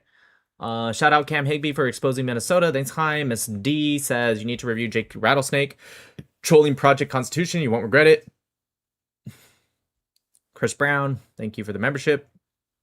Greg says, Nick, are you still debating Ethan tonight? Oh, I already answered that one. Ram says, Nick, thank you for your work from Israel. I wonder how come there's never any actual military experts that knows how it works, that criticize IDF conduct. That should be an argument. That's a good point. Giannis says, Nickelback is my favorite rock band. Ew. I mean, they're good, but they're not that good. Real Sal says, someone play the corn up sound. That was from when we were reading the Hadith. JSH says, ha ha ha, JH Shawabach. Oh, that's your name. JH. Oh, JH Shawabach. Please check out some God Logic shows. If you two both get together, I will financially support the heck out of you both. Stupidly, because I'm a drunk idiot. I like you both. Yeah, me and him are actually friends on X, but yeah. Mayan says, Bokatov. Barry says, you're against Christianity, and it said you think it focuses too much on the afterlife. Do you think you'll spend more time on Earth in your next life? Why don't you care about your eternity? Okay, I'm going to pretend that's a good faith question. I hope you're not like asking as an attacking way. So a couple things. One, I think everyone focuses a little too much on the afterlife. It's not Christianity specifically. However, to answer your question, yes, the next life, although I do believe in reincarnation, but that's neither here nor there. The afterlife will always be our eternal spot. However, just like I would focus on things for the here and now that's a problem and not something that will be a problem in a year, I certainly would apply that same standard today. Also, God literally told us to. So unless you're telling me I should ignore God's advice, yes, I'm going to focus on the problems that are here and today. One, because God told me to, but two, because it's the moral thing. That doesn't mean I don't care about what's going to happen for eternity. Of course I do. But to say, oh, but you should care more about that than what's wrong in front of you, I find that to be insane. Thank you again. Nope. Yama says, I debated Diligent Denizen on the 30 million against Massey. As soon as I call him out saying that it was actually the total, he booted me off his space, called me disrespectful. The woke ride's a huge grift. Yep. Popo says, we need you in the Charlie debates, need the energy. The Real Sal says, one thing I noticed with pro-Israeli people is they're not good with dealing with trolls. True. That is true. Love you, Yosef, but it's true. They're not good with dealing with trolls. There shouldn't have to be trolls. They shouldn't have to do that, but you're right. You're right, 100%. They're too square. Facts are great, but you're not debating serious people who care about facts. They're trolls. Def Noodles is Candace too. He was Smolan Sarach Def Noodles on YouTube. Oh, search, I think is what you're trying to say. You would find his old videos with cat ears. Yeah, I saw that. Ari says, when the Romans converted to Christianity, they needed a scapegoat for their own sins. Crucifying Jesus and persecuting his followers, the church was founded on anti-Semitism. The Real Sal says, he looks like a thumb that came from an 8-hour crying session on his way to have 6,000 calories in one sit and emotional support dinner. Ari says, the problem with these debates is that the pro-Israeli is put on the defense. In the wake of October 7th, we need to be on the offense. Facts. Pol says October 7th happened because the IDF intel officer Abraham Haliva threw the intel when he received it in 2022. It was reported in Israel. Alex says, society allows criminals in order to have a policy and allows policy to prosecute them. Yeah, that's true. Rosal says, Arabs are blunt. True. See-Through says, Nick, the guy debating Yosef name is... Oh, yeah, I already read that. That Canadian Zionist says, I've debated Adam, a.k.a. Yazin. Live comments. Broccoli live comments. He avoids facts and dodges questions. Why Sean Kelly brought him on is beyond me. What a waste of time. Well, he might not know who he is, to be fair. Mark, Def Noodles is Cora without the niqab. He answers the question with the question. Okay, perfect. Rosal says, Nick, if you ever debated Little Noodle again, or if you ever debate him again, can I come with you in the hope you make him mad like this so I can show him how a wall works? Lifetime Chick-fil-A for you, I swear. I can't deny lifetime Chick-fil-A. Gotta support our Christian brothers and sisters. Chick-fil-A is so fucking good. Man, if someone wonders what projection is, just send them a clip of this. Thank you, Sammy. She Honaje says he's not Def Noodles, he's Timu Jim Halpert. Sammy says Noodles was provocative the entire time, and what happened next was very satisfying. Yosef Haddad doesn't have all the facts straight, but his energy and knowledge of interaction is amazing. Peak video. McCrab says most kills was from the Air Force and tank units. Yes, that's true. Atan says the answer is simple. If you shoot me from inside a school, prepare for a response, protect your child and your people and your citizens. Yosef Haddad. IDS, way too emotional. I don't know what IDS means, but okay. Sami says the mod is AFK in this one. True, he so was. Uzu says, if anyone wants to remember how cringe this guy is, just look up Def Noodle's stand-up comedy show and you will pass away from secondhand embarrassment. Can someone remind me to look that up sorry, I'm not going live tomorrow. On Monday or Tuesday? Please remind me of that. I want to see that. That's hilarious.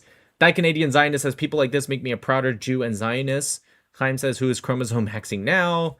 Comp says 30-06 bullet may stop in the neck. A World War II report called Wound Ballistics has 2 cases of no exit neck wounds from a Japanese rifle. The bullet used was probably 7 I think that's supposed to be 7.76, I think is what you said, by 58 millimeter Arisaka, which is, or 6.7, anyways, which is similar to 30-06. Candace is stupid. Booger says, Nick, ask John Kelly how he fucked over God Logic. Oh, okay, sure. Legend says it's a waste of time. Do Caribs instead. It's Ivrit, followed by a southern girl who wants to impress progressive townfolk. Popol says intent of a state, an organized state like Israel, isn't measured by one statement of a relevant minister, even not by one that is in the security voting. True. I read that one. Rolf says, also important for Bosnia, the state of Serbia was not found guilty of genocide, only the local Serbian militants. That's a good point. The burden to prove a whole country is guilty is higher than for individuals. True. Thank you for the membership, Juju. Ryder says on TikTok, the guy claims that his mom is a Jewish and father is Muslim. I'm not sure if he's an Arab or not. Wait, why did he call himself 100% Arab then?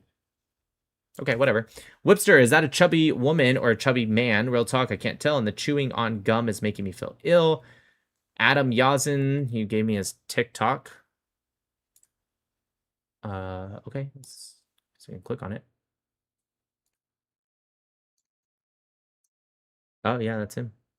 Yeah, God, he looks so weird. Anyways, watch them turn. Thank you, Whipster. Cosmic says, great work, Nick. Greens from Greece. Legend says, the whole false prophet thing makes me think of a funny way to adapt that one scene at the end of the movie, There Will Be Blood.